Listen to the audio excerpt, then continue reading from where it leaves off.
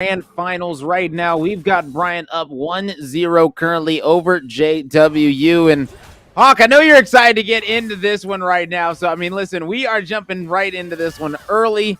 How are you feeling about this matchup right here? I am so excited. This draft is definitely spicy. There's volatile lanes across the board. We've got a Kennen. We've got a Flashless Seraphine. Speaking of which, Jarvan pathing down there. We'll have to keep our eyes on that. And most importantly, knock on wood, we finally have no more crashing PCs. Yeah. I wouldn't have done that if I were you. You're a bold man. But, going to go ahead and do that. And as you say, the Jarvan is going to be pathing down. Going to be going out and is going to be forcing out the flash. But guess what? The Flashless Seraphine is going to need to use that heal to get on out of there, and they are going to stay safe for now, but that's going to be no way to really get out. No, 2 flashes down and no heal as well. So I mean, this bot lane, they're going to be very susceptible to a gank yet again. Yeah, it's still worth for Fred the Ninja getting the flash off of Lolliday, but I think that's a misplay. You just aim your hook to the Seraphine as a guaranteed first blood every time. Maybe they thought they still had it with the Jarvan, but the heal meant that Hibiki was able to walk out and stay alive. No ignite either on the Nautilus. That is an exhaust Nautilus. I've never seen someone take exhaust on that champ. For the Zeri and for the Twitch, I mean, it makes sense. You get caught off guard. Yes. I mean, got a Jarvan. Bring the ignite. Get some kills, Yeah, that too, You're very right, but I mean, who knows? I just want to see how they're going to be able to use it late game, because, I mean, that exhaust late game is definitely going to be way better than Ignite late game, so. But they're not really a late game team. I feel like both these teams are like early game champ. Well, I guess, actually, at JWU, they actually scale pretty scarily. But, I mean, both teams can get off to an nice early lead for sure. Both teams have some pretty nice scaling. The big differentials, I think, for me, are the Jarvan versus the Zac in the mid. Obviously, the Zac's going to hyper out scale. But then in mid lane, you've got the Veigar against the Zeri. And I think Veigar scaling will just be stronger. But I agree with you. I feel like although there's a lot of scaling on both teams, I think one item is really where we're looking. That's when this Jarvan and this Kennen in particular, that combo will really come online. And if Bryant's able to press their R keys all over JWU, it gets scary. But on the other side, if you're not able to find the one-shots, the sustain of the Seraphine, of the Zac, of the Shen, might just be able to turn it around. Yeah, now that Zac is going to be looking for a little bit of a gank right now. As, I mean, Puppey did a great job in the last game, being all over the map, being a real nuisance, being a real, a real threat, honestly, all over the map against this Bryant roster. Yet again, trying to make something happen up top, but that is not going to be happening, and it looks like the Jarvan might be answering back right here. A little bit of counter ganking going to be going on as no. Looks like the Jarvan's going to be backing for now. Zac's already backed once, so Jarvan wants to match. Actually, no, the Zac hasn't backed, but either way, Puppy Cat's actually going to be clearing towards the bottom side. I think that was more or less just to cover the crash of the Shen from any potential Jarvan gank. Not so much to try to kill CJ, but CJ does a good job, uses the lightning rush, and gets out of dodge. In the bottom lane, though, while she's up a decent amount of CS, and he's going to be able to pick up a lot of these minions as well. So the Jinx definitely going to be feeling, again, good about the early lane, but it was later on in the 2v2 last game where we saw Lolliday and Hibiki start to take their advantage. Yeah, I mean, really, I want to see if this roster and Brian are gonna be able to. Oh, no flashes, remember? Yeah, no flashes on either one, and is Wasting going to be able to go in? It doesn't look like that's going to be the case. Just going to be clearing out these wards, understanding this is going to be our drag, and some solid plays right now just coming out of Bryant. They're really just keeping this team at bay. Definitely solid. I have to wonder if they maybe could have found a few more kills, at least one, with the advantages they had. Hibiki, both of his summoners are now back up, and Lolliday's flash is only a minute away from being off cooldown. Now, with the Jarvan being bot side, it does mean that the Twitch gets zoned off a couple of waves here, so it is still good, but we gotta fight in top. Yeah, and Kennen is going to be able to come out, slicing Maelstrom, just an auto, and that is going to be the first blood. Solo kill going to be heading over to the Kennen. Big play coming out of CJ. Big play indeed. We talked about how Kennen can just delete backlines during the draft. Well, if he gets ahead, that can be a huge problem later on. Ho-Ho, not knowing the damage thresholds, taunts in and goes down. Yeah, extremely unfortunate. And now Puppy gonna be poised to try to help out this bot lane roster in this Seraphine and Twitch. And I mean, right now, I don't really know if they're gonna be able to do that because I mean, I don't really know if this roster is really built to get ganked, honestly, at this point. Like right now. I mean, that's just being real. Like, honestly, like I don't really know if they're gonna be set up to get ganked at any point really in this early game. Definitely not. The lanes are so hard to gank for Bryant, and to your point, you've got virtually no setup. Maybe later on you can gank bottom lane with a Seraphine Encore, but as it stands, you don't have the gank potential. I agree. You're definitely waiting for Bryant to make plays. This is a reactive composition. You want to use the Stand United to counteract some of what's going on, but now that the flashes are both back up in bot and the Stand United's up, I don't think that Bryant should ever even look at the bottom lane anymore, unless it's a 5v5 around the dragon.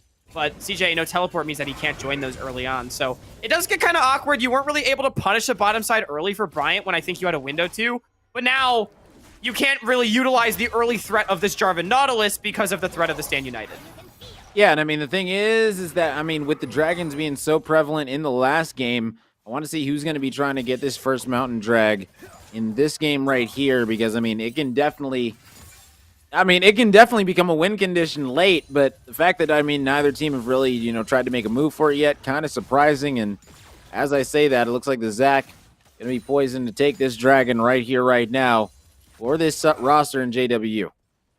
JWU, they're doing the exact same thing that Bryant tried to do last game where they just crash a bottom wave after a stack, and then they're going to rotate their bottom lane using that priority up to the dragon. They don't even need to rotate. They take it down. Now, Miner Dude does miss minions mid for it, so it doesn't come without a cost. However, Stand United, remember, could be available, but we have a proactive play. As Wasting is going to be able to come in, and Wasting also has the ultimate. Going to be shutting it down, and that's going to be Sakura dropping. Beautiful plays coming out right now from Bryant as they picked up their second kill of the game. That was quality League of Legends right there from Wasting. Flash follow on the Jarvan EQ knockup. That is not as easy to do as it looks, and he made it look effortless. Gets the knockup, follows the Cataclysm, easy kill. Stand United not being burned. I think they knew that Hibiki was dead anyway. They're saving it for a bigger play. So you've gotten Dragon, but you lose your support. That's a kill for the Jarvan. This top jungle 2v2 coming online. Lolade going in. Yeah, going in, and let's see what they're going to be able to make happen out of it. Is Walshy going to be going down pretty low right now? I don't think they're going to be able to get out. I think they're both going to be dropping as, yes, there's going to be two big kills going the way of the Twitch and the Zac, and evening this game up very, very quickly. And the Newton's balls start swinging back. At JWU, they ult the Shen down to the bottom side, and they find 2 kills. Miner Dude going in. And Zeri going to be flashing forward and is going to be able to take out Mr. Magic Sheep. A nice solo kill in the mid. And that could be an issue. I mean, if Zeri starts to beat out Veigar in mid, I mean, that should not happen. Definitely. And I want to give every mid laner out there a tip right now. If your bot lane has just died and your jungler has recalled, as Wasting had, you do not need to ward bottom river then. You're just going to die as we saw because you know that the enemy team's bottom lane. You're not getting value out of that ward. Instead, you're just putting yourself in position to get taken down. So credit to Miner Dude for baiting that one out. Mr. Magic Sheep not really respecting the opposing team's capabilities there. Yeah, and I mean, right now, I don't really know. I mean, you know, you look at the top lane and you got the Kennen still ahead, so you think, okay, the Kennen's winning right there. You look at the jungles. Yeah. And I mean, honestly, I would say the Zac is probably ahead for now just because of that drag lead. Look at Wasting Summoners. He has Unsealed Spellbook. Sorry, I yeah. just noticed that. That is wild. He has Teleport on Jarvan right now. I mean, listen. Smite TP, that's something that we haven't seen in a long time. They used to run it back in the day, and now it looks like this is going to be a caught Ho-Ho. As Ho-Ho is going to get taken down yet again. CJ starting to become a problem right here on this Kennen. Going to be slicing and dicing.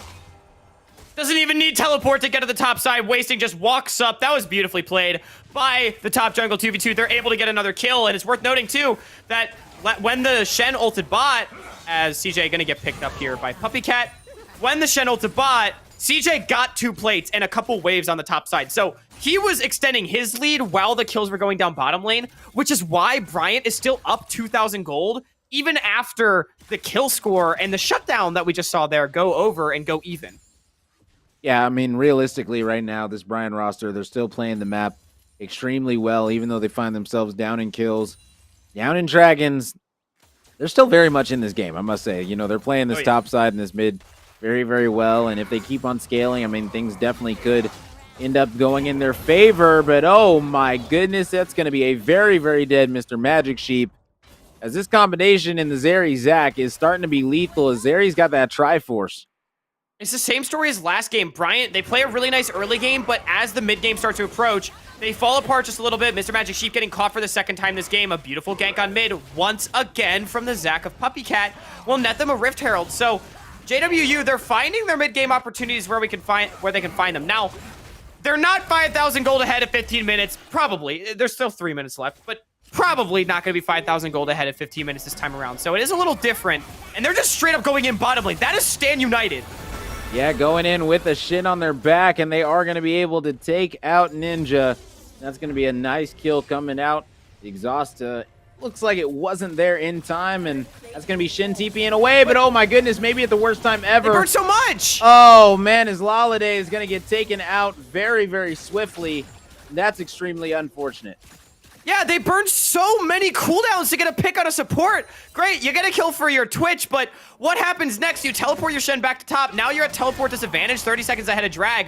Great counter punch for Bryant. They're still going.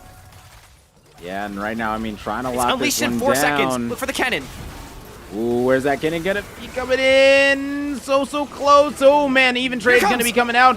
2v2, and that's going to be the TP, as you stated. It's going to be a big one coming in, and they're lining up for him perfectly. That's going to be Kinnan coming in. Oh, the Slicing Maelstrom. Is he going to be able to lock him up? Yes. And that's going to be a perfect double kill coming in for those two players in 7-7 situations now. Bryant starting to turn things in their favor as they're going to get this drag. What a beautiful fight from Bryant. They bait out so many cooldowns on the bottom side. Again, JWU, it looks good. Hey, we just got a kill, but they blew everything to get it, and Bryant, they recognized that. They said, hey, our opponents just blew everything to kill a Nautilus, so even though it's a 5v4 on the map, they are so vastly ahead in terms of power that they can just hard force in the river like that. They get the teleport advantage on the cannon, they spread their gold lead down to the bottom side. I think that was 4 kills answered back there, as well as the dragon, and that puts Bryant firmly in the lead in this game. As real quick, again, Rome, this is a Chemtech Jarvan. What the hell? Yeah, I mean, the problem. I mean, and you got the Ocean Soul that's going to be coming up, so I mean, this team is just going to be able to, you know, just sustain so much in these elongated fights later in the game. And as you stated, I mean, Bryant are just looking more and more poised to pull out a victory here, simply because, I mean, you look at this, I mean, they're starting to get a bounty on that Jinx, on that Jarvan. I mean, you got your Kennen to 3-1. You currently have the enemy Shin sitting at 0-2-3. I mean, things are looking very, very up for you, I must say, if you're Bryant. Absolutely. And, you know, to Ho-Ho's credit, falling behind on Shen is not the biggest deal, and I think he's doing sort of what his team's asking him to do, but unfortunately it's meant that he's paid the price so significantly, and he has fallen this far behind. And I think that now you're sort of looking at a situation where, you know, your Shen being behind is fine, but this Kennen is massively ahead. He's got Airy, he's poking down the Shen. Look at that. Just a couple little spells doing big damage, and it just gets to a really difficult situation where your side lanes are both losing, and even though mid lane is going wildly in your favor, it gets difficult to make plays because anytime you go for something, you're at risk of, you know, the enemy team just stat checking. Oh, yes, and this is going to be 4 in the bot lane coming in, trying to take out Fred, getting him extremely low. They are going to be able to taunt out the Jinx, and that is going to be a dead Jinx coming out as all 5 of these members, JW, are going to be in the bot lane. They're going to be popping the Rift First as turn well. topside, though. Yeah, oh, man, Kennen was able to get that. Now the question is, are they going to dive this straight up? As, oh, man, looks like they are. That's going to be a big kill coming in onto the Shin. Oh my goodness, and that's going to be a double kill, make it a triple kill. As this Jarvan is going big. Can he end up getting the Penta? I mean, honestly, he's set up for it. See if he's going to be able to get the 4th right here. He is going to be able to go in. He gets the Quadra. Now he's got to go for the Penta. I mean, you got to at this point, even if it's under the tower. I mean, just go. Flash. All of it. Make it happen. 600 bounty on the Jarvan's head. CJ is in the top lane. Going to be probably getting the tier 2. And they didn't even get the tier 1 down low in bot. Oh, man. It's a disaster for JWU. Again, they are way overforcing on this bottom side. 5 members to get a shutdown on the Jinx. Like, again, hey, you got a shutdown. Great. But Vagar TP's down to the bottom side. And even though he doesn't get any of the cleanup kills, he prevents the tower from going down. Jarvan cleans it up. And then all the while, Kennon's pushing on the top side. Bryant, they take everything. They're now 6,000 gold ahead at just 18 minutes. That is a huge gold lead, Rome. Dragon spawning in a minute 40. You have a 604 Jarvan. That is 2 items pre-20 minutes. Your carries are also starting to come online. You got 2 items on your Kennen. They'll have teleport available for the objective. Everything you could possibly want. We talked about this 1-item composition. Well, they are online and they are firing. Yeah, I mean, listen, that's the thing about this team is that they can get very, very scary very, very quickly. And I mean, right here, right now, I mean, they're starting to really turn it up. And if they can start to get these dragons in their favor as well, as this first one's going to be coming up in a minute, I mean, this snowball is just going to be going into even more effect. And the fact that the Jarvan is tanking up, he's got the frozen heart. That's what I want to see out of my Jarvan, is sustainability. Absolutely. They're stacking up their 2 most fed members on the same side of the map. This is exactly what you should do. Push this as far as you can. That way, JWU, they're forced to respond, and then you can swing pressure down to the mid where your Jinx is and attack that low health mid lane outer turret. Look, see, the Zeri gets pulled off the wave. That's just... Bryant, you just want to push in as far as you can. Get the vision control. Now, you are sacrificing a little bit of priority around this dragon spawning in 40 seconds, but I don't think it'll matter too much. Yeah, they want this tower. They definitely do. Oh, the Twitch. Are you going to really go in and be that ballsy? It looks like yes, he is, and he's going to pay the price. Good God almighty. Yeah, definitely going to get taken out. I mean, the Zeri doesn't have enough to take him down right now, as this team has so much tankiness right now coming out. I mean, Bryant are fine. Like, they have so much tankiness this early. Oh, man. And this is going to be a perfect play coming in. Doesn't matter. There's no follow. Yeah, I mean... Honestly, this team is still looking good, though. The Jinx is going to be able to take out 1. Are they going to be able to full kill the Zac? Looks like, yes, that is going to be the case, and that's going to be huge. And now, I mean, this should be Bryant absolutely wiping the floor with JWU, as Jinx is going to be taking him out left, right, and center. And this is going to be a free dragon heading over toward the side of Bryant, and this is going to be full control of game number 2. Oh, that's such a feels bad for Puppy Cat and Hibiki. You know, I said... when the engage goes through, it looks so nice. They hit like 4 members with their CC chain, but there isn't any damage left. Yeah. The Twitch was dead. The Zeri was chunked, and it's just all too easy for Bryant. They are team fighting beautifully. Turns out they don't need to play scaling to win the game. They don't need to go 44 minutes. Probably. They probably don't need to go 44 minutes to win. They can fight you early and look good. Wasting in CJ, they're popping off, and their Jinx is doing the damage over top. Yeah, I mean, right now, this Jinx is definitely coming online. I mean, your Jarvan 6-0-8. Anytime your jungler 6-0-8, I mean, listen, it's going to be a serious situation on the map. And then you got your Kennen as well, who's got a bounty. I mean, literally everyone you want with a bounty pretty much has one. I mean, listen, the Veigar would be great to have one, but really, you just need to lock people down with that cage, and you're good to go.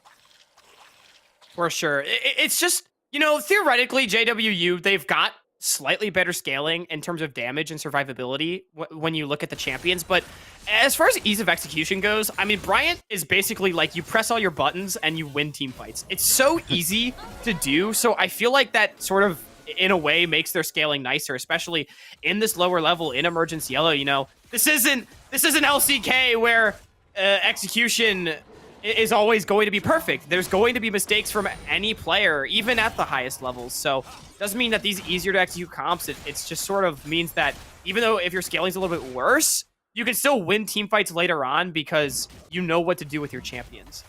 Yeah, precisely. And I mean, now with the Kraken Slayer, the Runins coming out on the Jinx, I mean, she's going to be just that much more volatile. She's officially ahead of the Twitch now as well. And I mean, look at the CS difference. I mean, she's got like 70 more CS coming in than the Twitch. And oh man, is Ho-Ho going to be getting taken out? I don't know what exactly Ho-Ho was doing right here in this situation, but looks like Ho-Ho is going to be dropping. And I mean, CJ is going to be feasting on that situation. As oh man, Ho-Ho just a little bit too far out of, I mean, they're giving mid.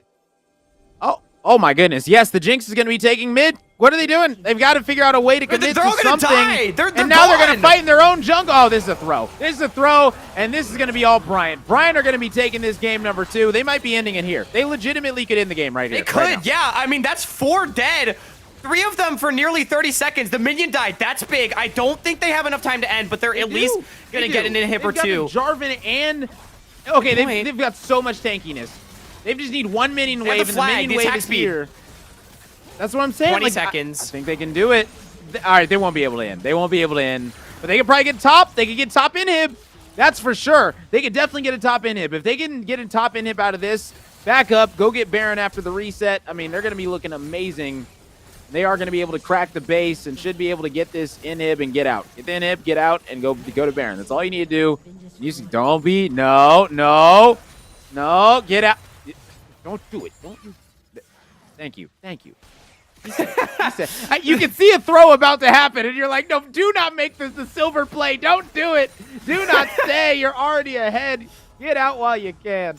Hey, don't worry, Rome. I think we already established last game that Bryant is allergic to staying for too long in the opposing base. So, yeah. They don't bite off more than they can chew. They do end up backing off. But, man, JWU, 4 members decide to walk past their ward line, and they give up a tower and 4 kills, and that leads to 2 more inhibitors. Goodness. Now, TJ's on the back. Yeah, and that's going to be Bryant coming in. That's going to be a big ult coming out. Oh, my goodness. Are they going to be able to lock down the Kinnan? No Jinx. Doesn't look like that's going to be the case, but Jarvan's going in. 1v4 goes Golden as well to buy time. Vigar's going to be coming in, giving a bunch of damage. No one's died for Bryant at all. I mean, they are just staying up. They're taking this. Is absolutely insane. The Kinnan's able to get out. It's a double kill for the Jinx. Is she going to be able to turn it into a quadra at least? I think that's going to be the case, as that's going to be a shutdown, but that's not going to be nearly enough, as that is going to be a huge triple kill coming in, and Bryant are going to be able to end it right here, 24-11. A great showing out of them, and they're going to be going up 2-0 in the series. What a different story from Game 1. Game 1 was the Newton's Cradle, back and forth, and in Game 2, Bryant, they come out the gate swinging. That's a sub-25-minute win. Yeah, an absolutely dominant performance coming out of Bryant over JWU, and I mean, they're going to have to go back to the drawing board after this one, because, I mean, the teamwork, it seemed like it just turned up and turned it turned on for this roster. I mean, I don't know what happened with Bryant, but it seemed like halfway through that game, they just figured it out. Seriously, you know, Game 1, I feel like was marred by missed lane assignments, miscommunications. This game, no, they were decisive. They were aggressive. I think the one misplay was that very first gank on bottom side when they didn't kill the flashless Seraphine. After that, that team said, we are not going to make any more mistakes. And, you know, JWU, I think it's back to the drawing board. I don't think they had the right idea on how to play that composition, unfortunately. Just way too hard committing on the bottom side. I get it. You got to Twitch in a Shen. You want to get him going. I understand. But what are you sacrificing to make those plays? And unfortunately, every positive play for them was answered in tenfold by Bryant. Yeah, precisely. I mean, listen, this Bryant roster, they are looking like they are very ready for this grand finals. I mean, the fact this is the grand finals and they put on such a dominant performance like that in game number 2, you know they're going to be looking to show it up with another one in game number 3. So listen, we will be finding out exactly how ready this team is when we come back from this very short break. So don't you guys go anywhere. We'll be right back.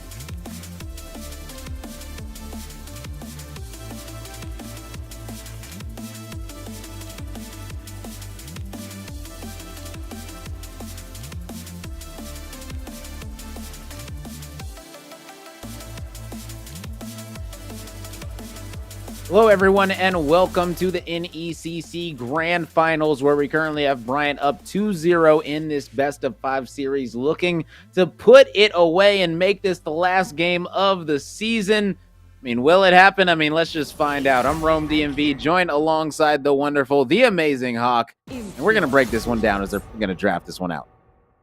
Break it down, we will. We're right underway in the draft already. Quick note, Bryant opts to stay, or I should say JWU opts to stay on the red side. They did have side selection as the losers of game 2. So they're clearly prioritizing that red side counter pick, even though it didn't work out for them last game.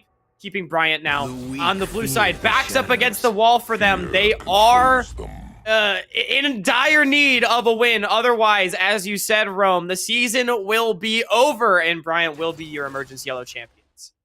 Yeah, and I mean, listen, I mean, honestly, that's what they're going to be looking to do is put this one away very, very quickly. And, you know, honestly, I want to see if this composition that they pick is going to be, you know, similar to the one that we saw last game, because, I mean, honestly, they found a lot of success with the Kinnan, and, I mean, that still isn't banned, so that's still on the table. So who knows really what we're going to see come out. Well, I can tell you right now, we're already going to see something different because that's Yone Olaf picked here for Bryant. This is their blue 4 and 5 rotation. The Yone going into the blind Mordekaiser, and the Olaf going to try to rumble up against that Lilia. So already volatility has been locked in here in game 3. I mean, for sure. Do you think that that's going to be, well, I guess it doesn't really have a choice, but to be Lily in the jungle? I mean, I guess you could flex the Mordekaiser technically, but most likely going to be in that top lane. Swain most likely going to be in that support or mid. They have a lot of flexibility on their team already. Absolutely. And the Olaf pick is really interesting because looking at the composition so far, I don't love Olaf. Olaf's kind of annoying into Lilia. There's no enablers locked in yet. The support option that Fred the Ninja will go for is going to be that Leona. So nothing to really enable is Olaf, and you're running into sort of a really hard to pin down comp. The Lilia is going to run away from you. The Caitlyn's long range, the Morgana can black shield people to deny you the slows. So even though you can immune a lot of that CC, it's not going to be very straightforward for wasting. Yeah, I mean, right now I do like the composition coming out. Ooh, man, and I guess that is going to be the mid lane. I was going to say, okay, if Swain was with the Caitlyn in the bot lane, I would have said that I probably have them winning it. But because it's the Morgana down there, honestly, even though the Morgana, Caitlyn, a lot of people say that it's a better duo, it's a better tandem. I don't know. I think this Ezreal Leona might be able to make something happen. What I will say is not only is Caitlyn Morgana an extremely strong 2v2 in a vacuum, but Morgana absolutely dunks on Leona. It was a first pick Leona, and this was the response. So I think that's part of the thought process. I mean, Fred the Ninja really has his work cut out for him this game to really make anything happen. And now you have a low damage AD carry and Ezreal up against two drain tanks in the Mordekaiser and Swain backed up by the Morg. So getting through all that survivability will be extremely difficult, especially if you're falling behind early on. Yeah. Not to mention the Olaf, the aforementioned difficulty in making plays it'll have. Yeah, I think really it's going to be all on the Yone, in my opinion, to make a bunch of plays for this roster. And Bryant, I think the Yone is going to really need to be big, go big, be the big damage dealer for this team. You know, at the end of these team fights, the Olaf is just going to need to get super tanky because, I mean, the way that this team is looking, the Lilia, the Swain, the Mord, running into that is not going to be easy to do whatsoever. But I mean, I will say the Olaf is a great play, you know, against the Caitlyn traps and things like that. You know, that ultimate can't be slowed. It's going to be very, very good because there's a lot of slowing things that come out on the side of JWU. So overall, I'm going to be honest. I like Bryant's draft straight up. I like it better. I think that they're going to be able to really win these team fights late game. How are you feeling about it? I got to be honest. I think I'm on the other side. I think this might be the first time we have a split desk. I think JWU has drafted themselves a nice composition. I think the Victor was less than impressive for Magic Sheep in game 1. So now the Swain for the side of Miner Dude could potentially start popping off and get going. I think the Ezreal's going to struggle in this game up against the Caitlyn. It's going to fall behind and struggle to get through these tanks. And, you know, Mordekaiser Swain, if they get going, the game might just end there because you know that Caitlyn Morgana, they're going to win their lane. And I think the scaling's not there for Bryant this time around to bail them out. Okay, well, hey, listen, it's only one way to find out. Listen, split deaths, that means we just got to see and wait and happens. Let's wait and see what happens. I mean, listen, I got Bryant coming out, getting the 3-0. It sounds like you've got this one going to a 2-1 after this game, at least for now. I don't know, is that your official prediction? You know what? Yeah, let's say it. JWU, I think they can pull this one back. Now, are they going to bring back the series? I don't know. But in this game, I like their draft. I think they've got some good tricks up their sleeve. It just comes down to whether or not they can weather the early game storm. Yeah, and I mean, really, whether or not they're going to be able to, I mean, put it together. This type of composition that they're running in JWU, I mean, you cannot make mistakes. I mean, if Mordekaiser sends the wrong person into the Shadow Realm, it could be GG's just like that. I mean, your mistake margin for error is so high. Like, you just can't make any mistakes on this team, or else your team fights can go drastically wrong. While on the other side, realistically, I mean, Leona can miss a roll. You know what I'm saying? I mean, it might not be the end of the world for you, realistically. So, I mean, I don't know. You still have a lot of ways to go in with the Yone, the Olaf. I don't know, man. It's going to be very interesting. Like I said, I clearly got like Brian's draft. You like JWU's draft. We just got to wait and see which one's going to be better. And I think if we can look towards this early game, you know, I talked about how Bryant, I want to see their composition get ahead. If Yone starts beating up on this Mordekaiser, this game all of a sudden looks a lot different, right? If Olaf gets going, this game looks a lot different, right? Like, I'm kind of assuming everyone's going to be even. And although I don't love the Olaf into Lilia matchup, Olaf beats Lilia in the one-on-one and in skirmishes at all stages of the game. Lilia is just kind of like obnoxious to deal with, you know? Yeah. But it's not going to beat you. So that does mean that wherever wasting goes, it should be a winning fight, particularly maybe a pre-6 Mordekaiser that doesn't have any escapes in the early game could be something that you bring under threat. Also, Swain, very gankable. And if you're able to land some CC on that bottom side through the Black Shield, you could go bottom lane as well. Neutral objective control as well favors the Olaf. So you do have a lot of options if you are wasting. And I think although his composition later on isn't really built to facilitate him and the Olaf will fall off massively, in this early game, if you're able to play intelligently and maybe not just play a stock standard full clear game, there is a lot of options for you to try to throw JWU's game plan off. Yeah, for sure. I mean, and I think with Bryant as well, they're going to be able to really get some nice drag control. Some early river control as well. So I want to see if they're going to be potentially be able to pick up this early dragon. I mean, I would like to see that. Honestly, just because the way the dragons came into play in game number 1, we saw at the end that soul mattered so much. And now, I mean, here we go. Game number 3.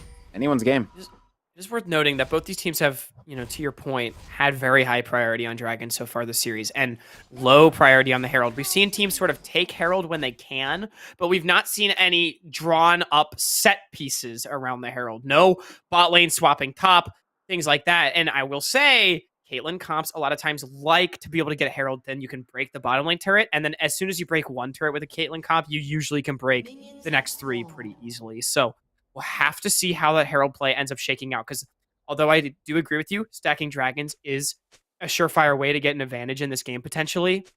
It's not the only way, and I think if Bryant ends up getting the Herald, it could really start to stifle some of JWU's early to mid game. Yeah, precisely. I mean, that would be huge if they could pick it up. And a little bit of trickery going to be coming out. It's Fred and Walshy are going to be playing a little bit aggro in this bush. It looks like they are just going to be trying to get this level 2. So I mean, I like it out of them, understanding that the level 2 coming out of the Kate Morg can be a problem to deal with. So I like I like it. It's a fake leash, I think, coming through from the bottom lane. I think that's a mistake from the bottom lane of JWU. I think bottom lane priority is massive in this lane when you're playing Caitlyn Morg. So let's see how that one ends up panning out. Because to your point, again, while she's in Fred the Ninja, they want that level 2, and Holiday is fighting a minion wave. Get the stun. Oh my goodness. Okay, that might have been a flash that they needed to come out if he would have landed that stun right there, because that's an ignite that he's going to be able to use. Ooh, man. Not only that, I think Fred the Ninja should have flashed forward. You probably don't kill the Caitlyn, but you at least force summoner heal, and if you throw that down the ignite, you get a ton of damage off on her, and she basically sacks the early lane. So I actually think Fred the Ninja could have pulled the trigger right there, maybe a little more aggressively, but either way, definitely, I mean, this is a cheater recall for an Ezreal Leona in a Caitlyn Morgana lane. I think that's a huge win for Bryant. Yeah, and I mean, right now, oh my goodness, the Swain is going to be able to get that stun. That's going to be a lot of damage, so was able to answer back nicely. I mean, I thought that at first, the Victor was getting the better of that trade, but, I mean, that's what Swain can do, and that's why I was waiting to see, I understood, yes, okay, you did pick the Morgana technically to go down there, but I was waiting to see if there was going to be a little bit of trickery to come out and if they were going to send that Morg mid against the Victor, because that would have been very interesting to say the least. That would have been spicy. Again, I think you want the Morg matchup down against the Leona, but man, how interesting would that have been? But either way, Miner Dude starting with tier and farming up pretty nicely, It is going to be first recall for Mr. Magic Sheep, so he's weathered the early game. And oh, hold up, Loladay, great flash. Yeah, I mean, great reaction time coming out for sure, but still going to be a summoner spell burn down there. And now, I mean, Wasting is just going to probably be hanging out, waiting for his time to come and wreak havoc down low again. Ooh, Wasting needs to get out of here. Yeah, gotta flash out of this one. Maybe he's going to have a choice. No, needs to get out. Not going to be giving up those buffs, and rightfully so. I like that a little bit. You beat the Lilia one-on-one, so maybe JWU misplays it, but it's a 4v1, and your bot lane is not in position to collapse, and your mid laner had base. So at the end of the day, it's flash for flash, but Loladay's flash being blown, I do think, is very impactful as this lane progresses. And I do want to just another sort of pro tip, if you will. If you do a cheater recall, please do not buy boots. You want to get that long sword so you can start to pressure the lane more. The boots, while it does feel nice, it's not usually what people end up going for, and that is a Shield of Daybreak into the Black Shield. Yeah, it is. Oh, He's man, dead. and you can't be oh, that's the perfect timing on the gank. And is this Lily going to be able to pick up Walshy as well? I don't think so. Walshy was almost able to turn that one around and pick up a kill. But still, I mean, this roster, finally able to pick up that first blood, and that's going to be a huge one at the perfect time. That is really big. We were talking about, the bot lane had been surprisingly volatile. Now, getting on top. Oh, it was out. And lots of damage down, though. So CJ going to be feeling good, but the bottom lane has been unexpectedly volatile. It's been so much more contested than I expected early on. But mistakes coming out from Bryant. Fred the Ninja going in and Shield of Daybreak into the Black Shield means that he's not able to find any CC, and then the Lilia coming down means that he dies, and then while she's after the Arcane Shift, auto-attacked the Morgue instead of the Lilia, meaning that there was no trade kill. So just a few misplays does result in a JWU advantage. I will say that right now, I mean, if you look at the farm down low in that bot lane, that Ezreal. That's a good point. Yeah. Farming a little bit better than the Kate. That's kind of surprising if you ask me, because Caitlyn's usually have a pretty easy time farming against Ezreals. I think it's safe to say that in general, this has been a surprising bottom lane so far this game. The cheater recall, the farm advantage, but the kill goes down for JWU anyway. It's definitely been a bit of a weird one, but that does not perturb Bryant too much, as Fred the Ninja getting that river vision down anyway after his quick recall, shall we say. Yeah, and I mean, now there's going to be nobody that's going to be going for this early drag, or at least setting up for it. Maybe this Olaf will roam over there with this Lilia currently topside, and I think they do know that they're up there. And yeah, I mean, this Yone can definitely do some damage before Ho-Ho gets to... not going to go in. Yeah, that's a lot of damage, though. I mean, a lot of CS as well is going to be in this top side, but it's going to be a wild puppy coming in, trying to make something happen, trying to lock up the Yone, but that is going to be much easier said than done. And now this Olaf is going to be coming in for the gank, and this is the great thing, is that the Black Shield, it can't stop the Leona from actually going to the ADC, so even though it stops the stun, still going to be coming out a lot of damage, and now that's going to be 2 kills going over to the bot lane. Beautiful plays coming out. And that's huge. You know, it was a nice gank from Puppycat on the top side there. Ho-Ho needed that. That lane was pretty doomed unless the Lilia goes for that play and forces out the Yone ult. So, nice play by the jungler of LWU, but they don't respect the counterpunch on the bottom side. We saw Wasting pathing down that way earlier. We talked about the river vision that had been established by Fred. So, the tandem effort of the jungle support of Bryant means that they're able to find a proactive play and get 2 kills. That's 1 onto the Olaf, 1 onto your Ezreal. And I was talking in draft like Ezreal would be behind. Well, shoot, Fred, Rome, he is ahead right now and feeling very good about his position in this game. Yeah, I mean, most definitely, you know, you look at it, he's going to be able to back. Let's see exactly what he's going to be able to get right here. Oh, yeah, definitely going to be well ahead of that Caitlyn for now. And, yeah, definitely going to be... He's chilling. Yeah, big chilling right now. And, I mean, really everyone on this entire team is big chilling. I mean, even if you look at the Victor in mid lane, gonna be vibing out against this Swain.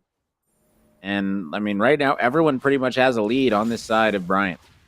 And importantly, no one is ahead on JWU. The lanes are not going as in favor of JWU as I expected in draft, which means that the 5v5 is still very realistic for Bryant. Now, you know, 40 minutes, it gets hard, right? And the Dragon being taken, that's nice for JWU. Good pickup by them. But again, we talked about that early. Herald being traded back. So 1-for-1 in objectives, I think, actually favors Bryant here. And to go back to my point about the 5v5, outside of super late in the game, you know, if we're talking about like the 15-minute, the 20-minute 5-on-5, no one on JW is ahead right now, which means that Bryant can still just run at you. The Olaf will still be a menace. The Yone will still be a menace. The Ezreal will still be a menace. And the Swain and the Caitlyn have not really come online the way I expected. Yeah, I mean, really, they probably won't until, you know, that mid-game scenario where they start to be able to really do some serious burst damage. And I mean, right now, I mean, the Victor's just going to be hanging out in mid, relaxing. It's really just going to be about the scale game, in my opinion, for this Bryant roster at this point. You can see right now, oh man, Mr. Magic Sheep is going to be caught out, and that is going to be extremely unfortunate. Mr. Magic Sheep is going to get taken down in the mid. That's going to be Minor Dude going to be able to pick up a big kill. 2-2 in the kill feed right now. This game is pretty even between these two squads. But that's huge. Swain needed that kill. His team needed him to get that kill. And Mr. Magic Sheep, twice in a row now, he's made that same play. Hold that thought. And this is going to be another kill potentially coming. Oh, my goodness. Puppy barely able to live, but is going to get taken out eventually. That Olaf is going to be trading away his life. The Minor Dude's going to be able to pick up another kill. Now, this is the problem. I mean, the Swain is 2-0 now. This is a Swain. I mean, we just talked about no one being ahead. Now you've got a massive Swain. That is exactly what JWU needed. Huge plays in the mid side. But again, as I was saying, Mr. Magic Sheep, we've seen this mistake twice in a row from him. His jungler is not playing towards the bottom side, and yet he tries to ward bottom anyway. Oh my goodness. And that is what happens when you go directly into a trap. And yeah, wow, good gravy. That was a lot of damage coming out from that Caitlyn Morgana, and that is just what can be so volatile about that duo, is that they can blow you up in a hurry and still be very, very defensive, as they turn that one around very, very quickly. But Ho-Ho, you might need to go away from here, because this, I mean, this Olaf is going to be trying to dive here. He's got the Rift Herald as well, and they're going to be getting all these plates, and I see no reason why you wouldn't dive this. I see zero reason. I agree. I think Olaf wins the one-on-one in the Death Realm, even with the turret there. They're going for it. Yeah, they are going to be going for it. Yone goes down. Oh, no. No way.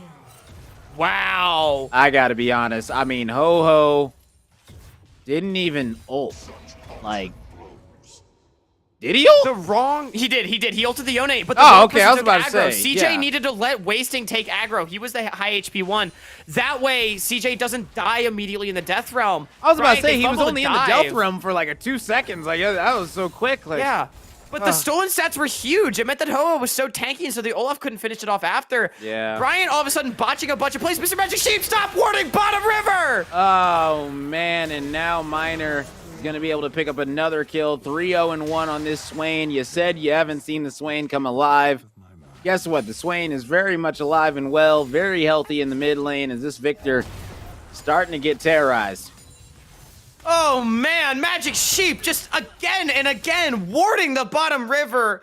Gets killed one more time. And Bryant, after a nice early game, again, they're really struggling around this 10-minute mark all 3 games. But, you know, to talk about what we talked about in draft, the scaling's not really there for them this time, I think. They have great scaling, but their composition is so awkward. This Olaf is going to fall off massively. And, you know, as soon as I said JWU didn't have anyone that was ahead, everyone has gotten kills on their team since then.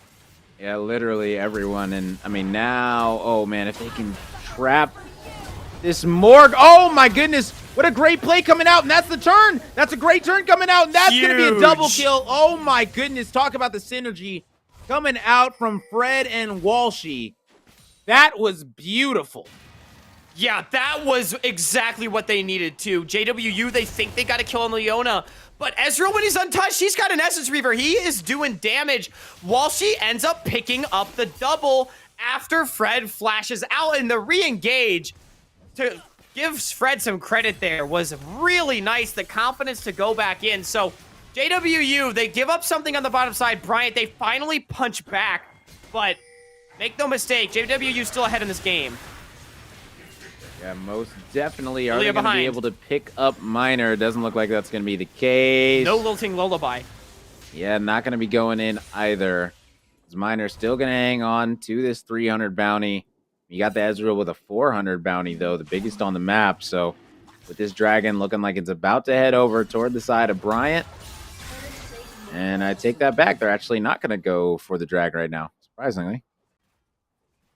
Oh, they're not, which is, I agree, surprising. They don't really have the most control, and I think it's because their bot lane reset that they end up not going for it. But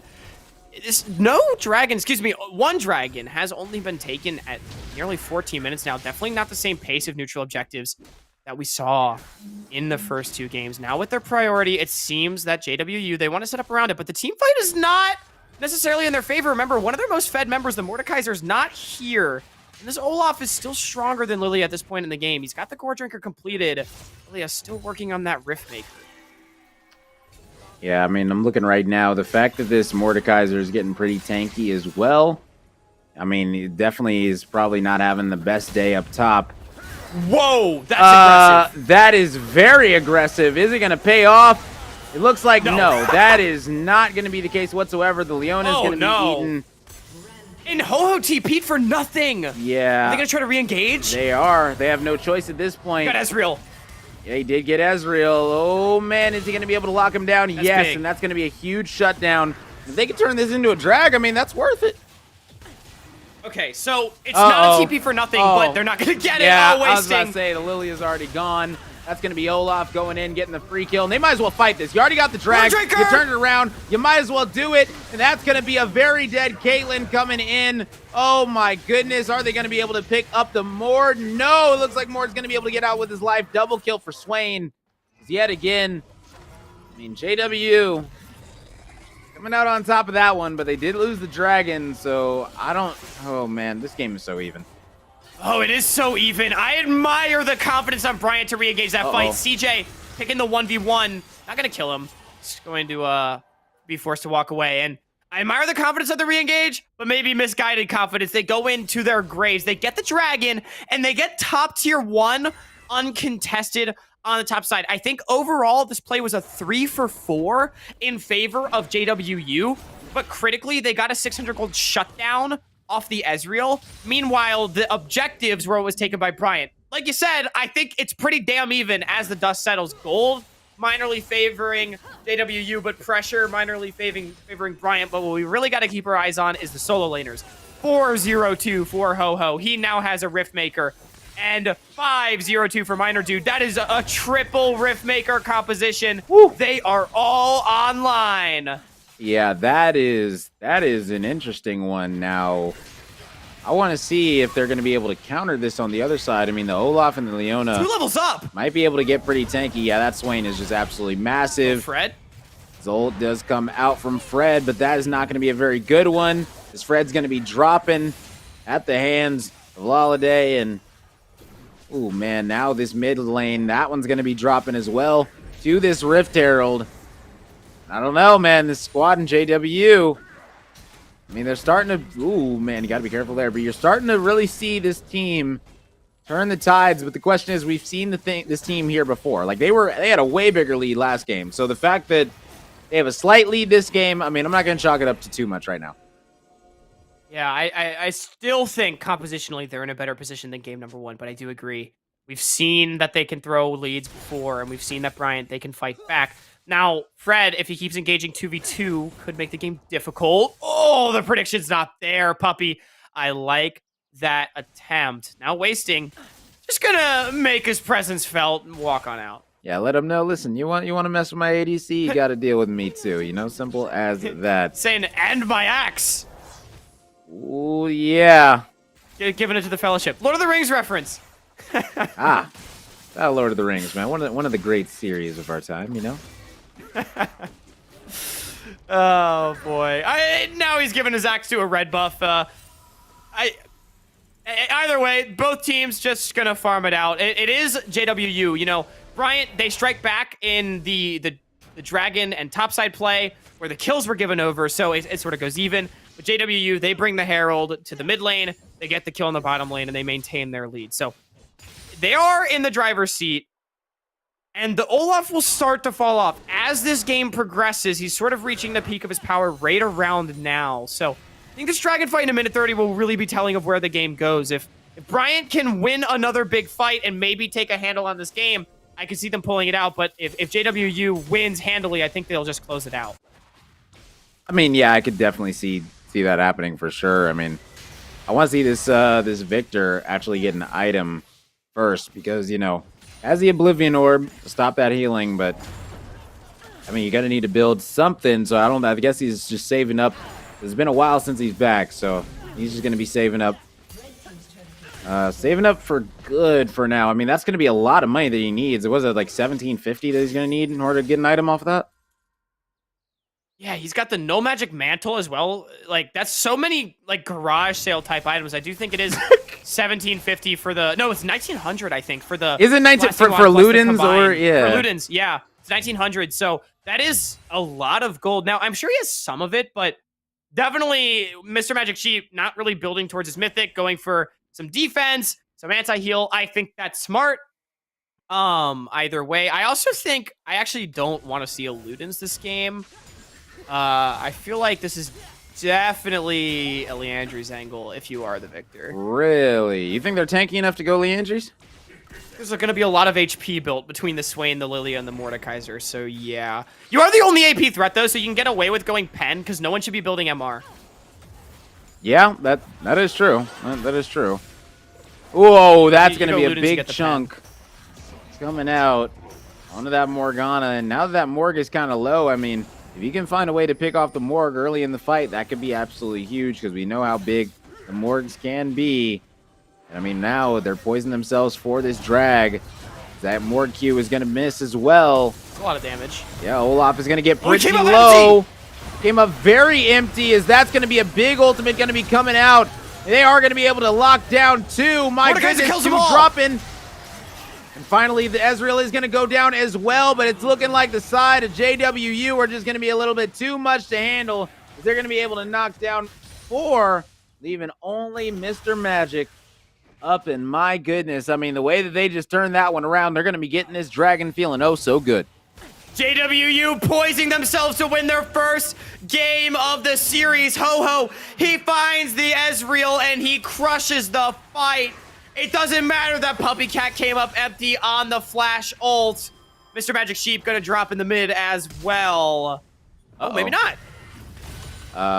Yeah, looks like not is definitely gonna be the case. I mean, shout out to Mr. Magic Sheep being able to get out of there.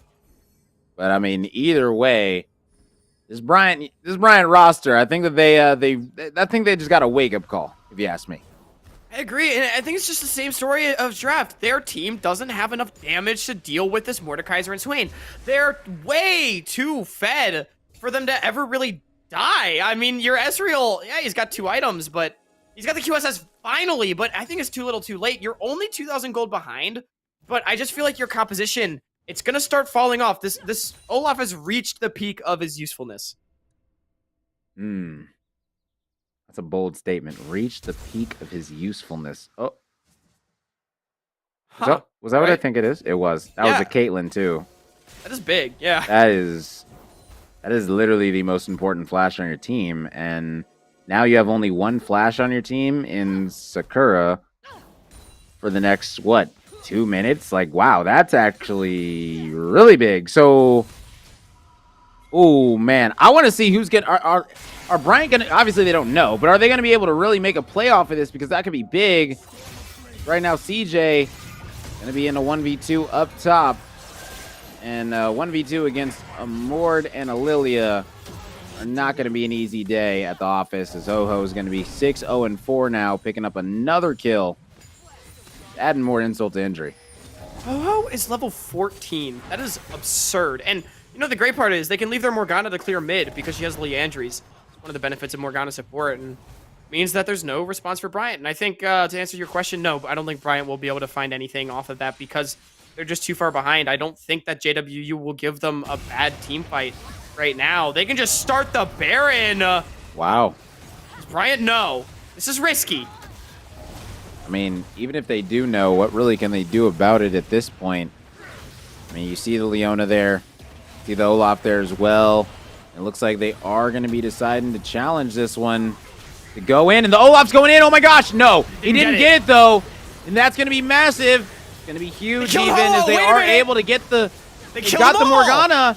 Oh my goodness. They're able to get the shutdown on the Swain as well.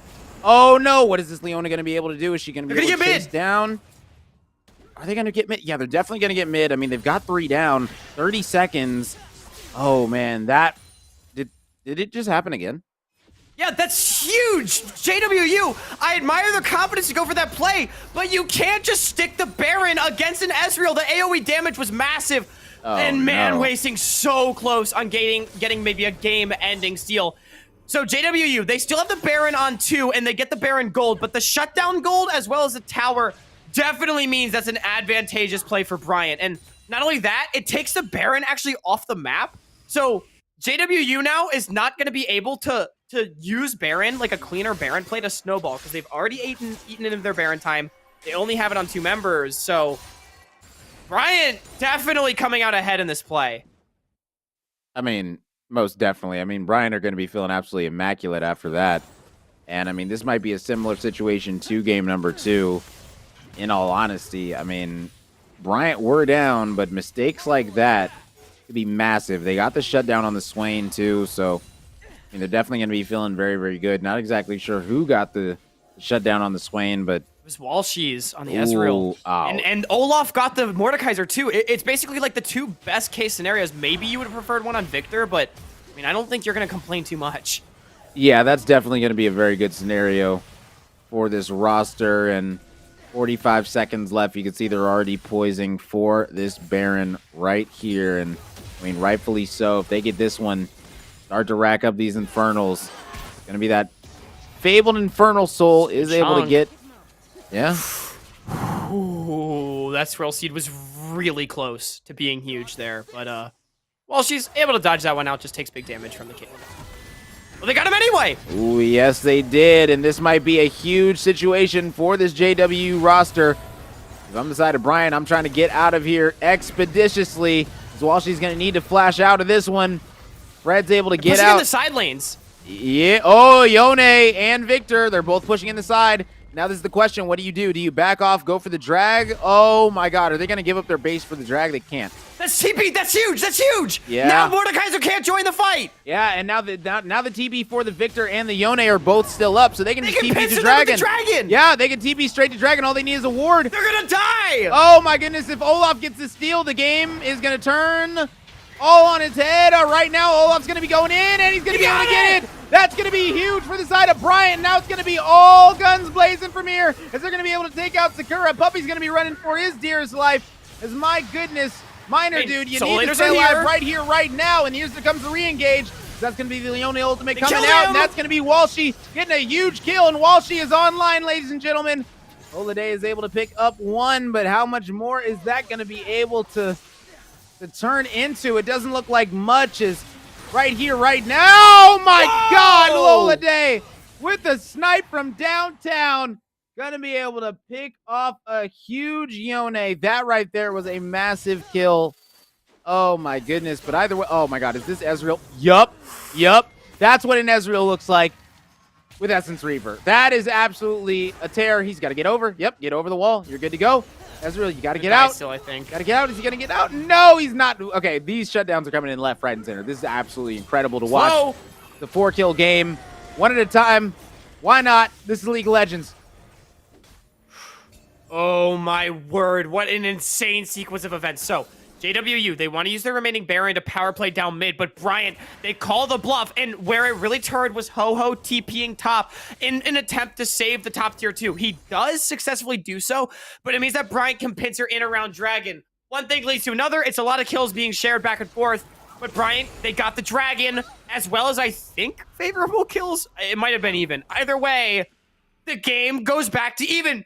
400 gold separates these two teams at 28 minutes. JWU, you have to win this game or you lose the series. Yeah, I mean, Baron now spawning in a minute 20. They are throwing haymakers at each other here in the NECC. Yeah, their season is literally on the line right here, right now. And if this Yone can spot out the Lily... no. Wasn't able to spot her. I was about to say, she had no mana. That would have been very troublesome, but good gravy. Look at Walshy. He is just farming up a storm. That is Sorelda's now? I mean, that is a turbo fed at ADC. Yeah, and I mean, right now, I don't think anything's going to be stopping him. It's risky. It's risky, but already getting a lot of damage out on Ho-Ho. And Ho-Ho might be dropping straight up. I mean, listen, that's going to be a nice stun coming out. And yeah, Ho-Ho does drop. And I mean, this team right now, they've got to deal with the Ezreal. If they can't lock down this Ezreal, they're going to all die. Straight up. They're going to all die, and that's going to be another dead Miner, dude. Sakura's dropping as well. Is that game? This game is over. They're going to end through the bot. Lola Day is going to be dropping. Bryant, you have just secured yourself a championship. This is the grand finals, and Bryant's got their name written all over it. Bryant, in the moment of truth, they just run down the solo laners in the side while she's doing the damage waste and cannot die. I said the Olaf had reached the peak of his usefulness, and you know what? I was damn wrong. They're pushing in the top. They're pushing in the bot. They're still dead for 20 seconds. I think Bryant might just be able to end this game. Yeah, maybe. I mean, listen, right now they are going to have the minions coming in. I mean, these players are going to be... They're just going to fight this. I was going to try.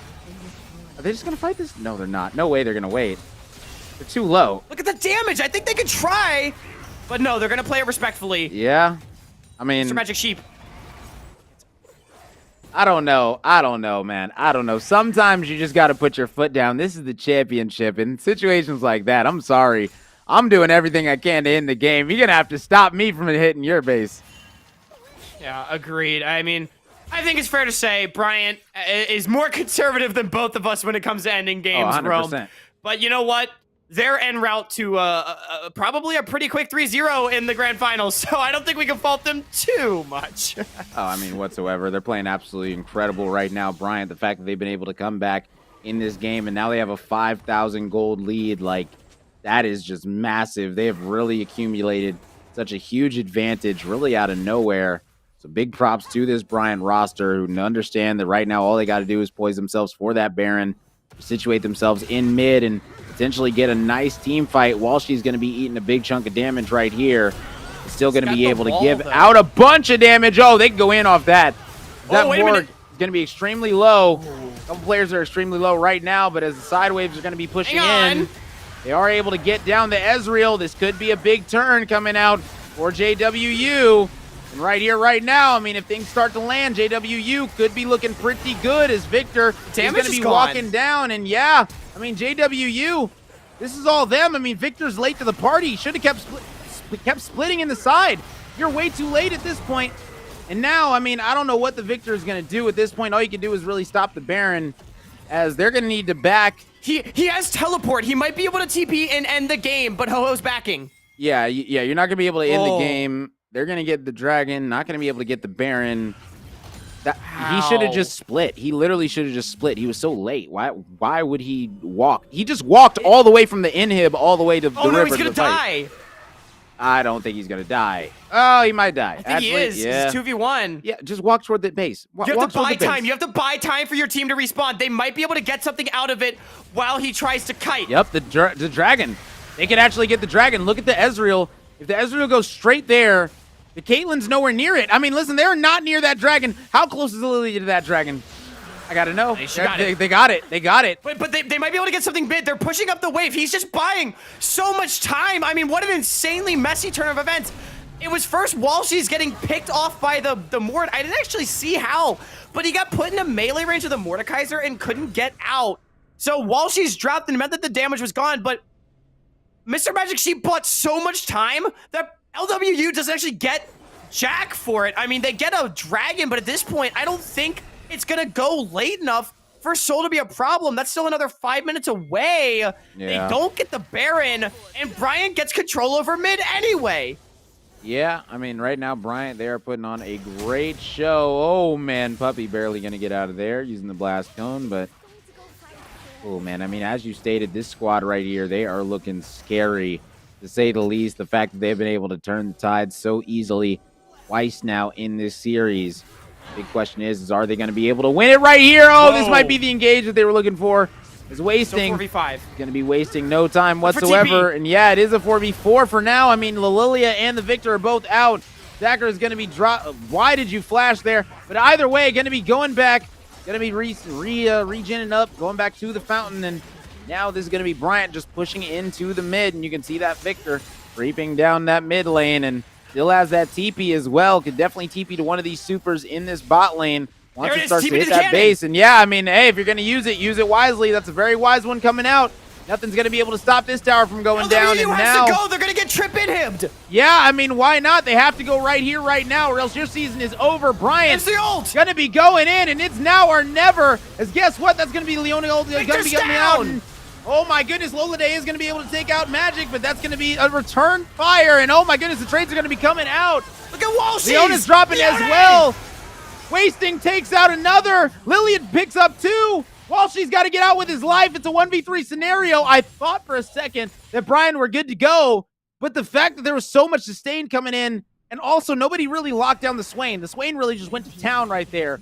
And anytime you don't have a Swain getting locked down, it's going to be an issue. Is this Ezreal going to stay? I mean, really you should. Like, really you should stay here and press the issue, in my opinion, and potentially try to get this inhib again. We'll see if that's going to be the case, but no, it looks like they are going to be contesting it. Unfortunate, because I really thought that this was the end. I thought Bryant were going to be doing it right there. I mean, Miner Dude was just untouched, as you say, in that fight, and then It was split. Victor got soloed out by Caitlyn on the side, which denied a huge amount of AoE damage. So even though CJ and Wasting were doing a lot in the middle of the team, they're not strong enough as just the two of them to win the fight on their own. And it does mean that LWU, they live to fight another day. While she's wasn't able to do quite enough in that one. 9, 4, and 6 on this Ezreal. He is his team's carry. Finally has his mythic item, Eclipse 4th item. He's doing so incredibly much. That is a complete Mercurial Scimitar. That is a full build as Soul now. I said it might not go the next 5 minutes. Well, we're almost there. A minute and a half until it spawns. Baron has been on the map for quite a few of those now. I don't know who's gonna 35 win. minutes in. Season on the line. I have no idea who's going to win right now. Like, I almost feel like a backdoor coming in from Bryant would be their best bet. But, like I don't know. Like, oh, no way. No way. If they get this pick, that's going to be huge. Mr. Magic Sheep, you can't get picked again. You've been the one getting picked all day long for this roster. Barely able to live, and no, he's going to drop. Finally, but is it going to be enough to finally bottleneck them all into this one area? The Ezreal's going crazy. Walshy's going huge. Walshy needs to keep this going. He needs to pick up another one. He is able to get a double kill. That's a double kill coming in for the Caitlyn as well. Can Walshy get another one? He got the triple. That's going to be huge. No, oh my goodness. Triple for triple. Missed his flash. He is going to be able to get out for now. Got to be able to heal up right here. Is going to be able to heal up with these autos. Is able to get out as well. And that's perfect Ezreal play coming out from Walshy. Incredible play, saving his team's season. Literally one play at a time. Oh my word, the two-shot barrage, no way. Okay. Where was that going? He's not gonna get anyone. Dragon in 30 seconds. Everybody's still dead for it. It means that it's probably gonna be LW's Dragon. Double TP is available for the side of Bryant as well as a TP for Miner, dude. These team fights, it literally comes down to can Walshy's hit. If Walshy's hits, Bryant wins. If he can't hit, then LWU wins. What an unbelievable turn of events that is unfolding. Game 3, Bryant, they're up 2-0. They just need one team fight. One team fight to win the grand finals, but LWU, they won't give it to them. I mean, right now, JW are absolutely just staying in this one right now. And now with this Dragon going down, are they going to be able to get it quickly? It's down to 50. Oh, no. Wasting's on it. And they get it now. Oh my goodness, are they going to be able to take him out? Yone going big, and that is a Yone problem on the map, as they're going to be able to take out 2. The Mord should be dropping as well, and this might be all she wrote, as they're going to be able to pick up 4, and the only person that's going to be left is Laladay, and Laladay, it's not going to be a holiday for you, as you're going to need to go back to the hotel, motel, Holiday Inn, and figure out a way to check out early, because right now it's going to be Bryant University looking to end your stay. Bryant Bulldogs in game 3. It was back and forth just like game 1, but they have won their fight. 30 seconds until anyone's alive. Can Laladay stall this one out? He gets 1. And he's able to get, oh my goodness, the damage coming out from Laladay. He's able to get 2. That's not going to be enough. I mean, listen, Sakura's going to be up in 6 seconds. Are they just going to focus down this tower? I think that's the best case. Focus it down, make sure Sakura isn't going to be able to get nothing, and no, it's not going to be the case. Just dodge the Q and you're good to go, and that's exactly what they're able to do. And they're able to focus it down, and Bryant are going to be your champions. What an insane series in the grand finals of Emergence Yellow in the NECC. The Bryant Bulldogs, they are the team that prevails at the end of the day. And you know, Rome, that may have been a 3-0. But damn, that did not feel like a 3-0. It didn't feel like it at all. Felt like a 3-2 that went the distance, man. Shout out to this squad in Bryant and JW. I mean, they both put on an absolute show today, but really it was just Bryant that just edged them out in every single game, just barely turned the tides in that mid game. And I mean, my goodness, the end of that game right there was absolutely phenomenal. It was just insane. What a crazy turn of events. I mean, we were both in agreement. We had no idea who was going to win that game. The fights were so close. You know, game 1 was back and forth because somebody would like completely smash a fight and then someone else would completely smash it. This game was close because every fight was like 3 for 4. Like everyone just wanted to die. Yeah.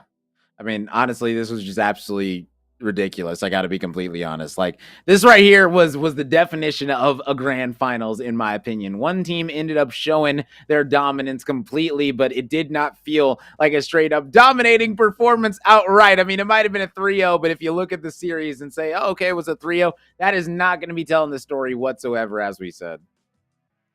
Definitely not. And you know, credit to the JWU. You came out and you played a great series. Game 2 didn't really go your way, but game 1 and 3, they were close. They were competitive.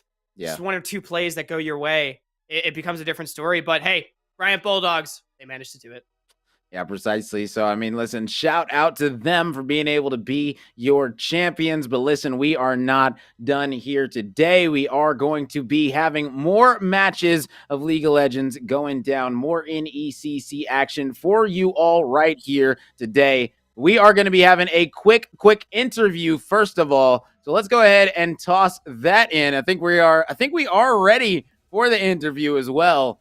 I think we are good to go. No. All right. We are almost good to go for the interview. So once we are good to go with that, then we will we'll go ahead and get that thing started.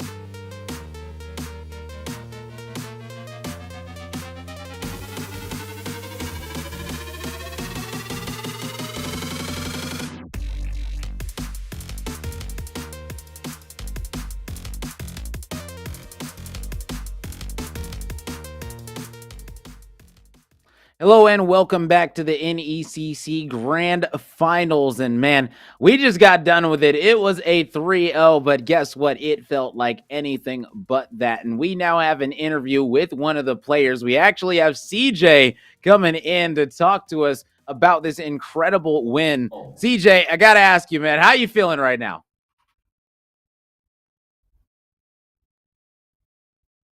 CJ, how are you feeling right now? I don't know if you can hear us right now for the Bulldogs. How are you feeling?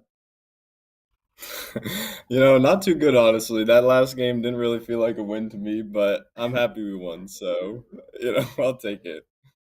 Okay, fair enough. I guess my question to you, is, after, you say you don't feel all that great. I mean, it's got to feel good, to wrap up this entire season, though, with a victory, getting that championship. So I guess how does it feel to be the champions of the whole season, if not just that game? I mean, it feels great. We've worked, a lot on this. So, definitely glad that it paid off and we didn't do this all for nothing. So, yeah.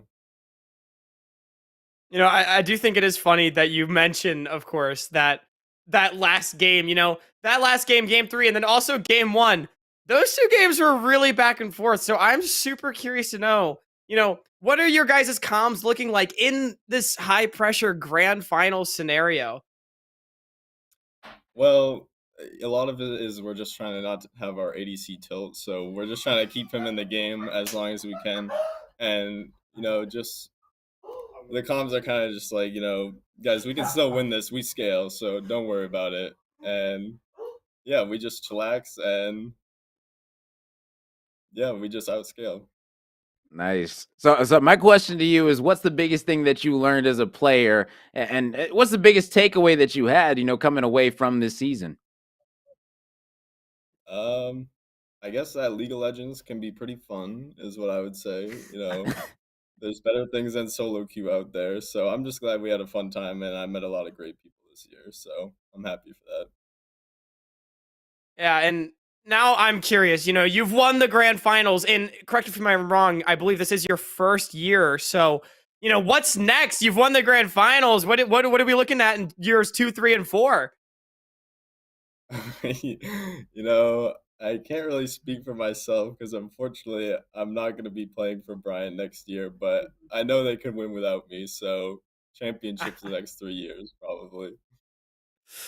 Oh, Fair enough. Fair beautiful. enough, man. Well, hey, listen, it was awesome chatting with you. Thank you so much for stopping by. Congratulations. Go enjoy yourself. You know what I'm saying? I don't know how old you are. I was about to say go pop something, but I don't know how old you are, so I'm not going to go say do that. You know what I'm saying? So listen, I hope you enjoy your night, regardless of whatever that looks like. You know what I'm saying? Go enjoy yourself.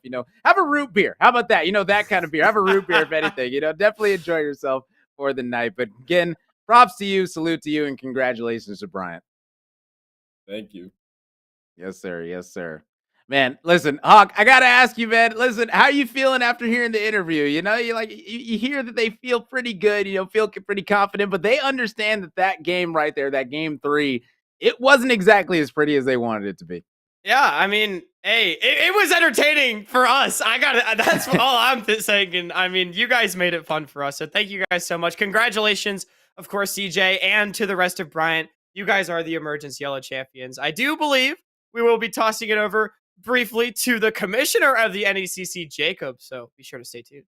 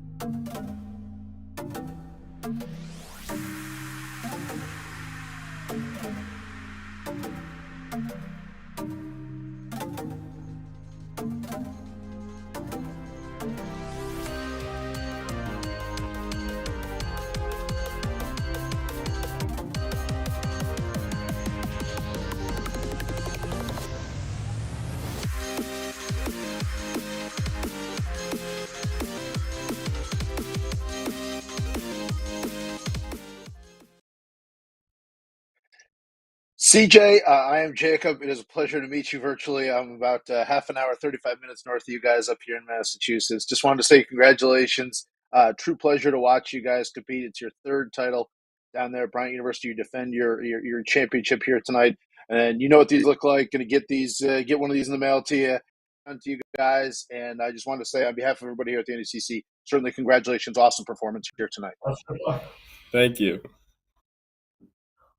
That's CJ. That's Bryant. Another title. They defend their championship here tonight in a impressive 3-0 victory, although they had to earn it, that's for sure. So we congratulate them.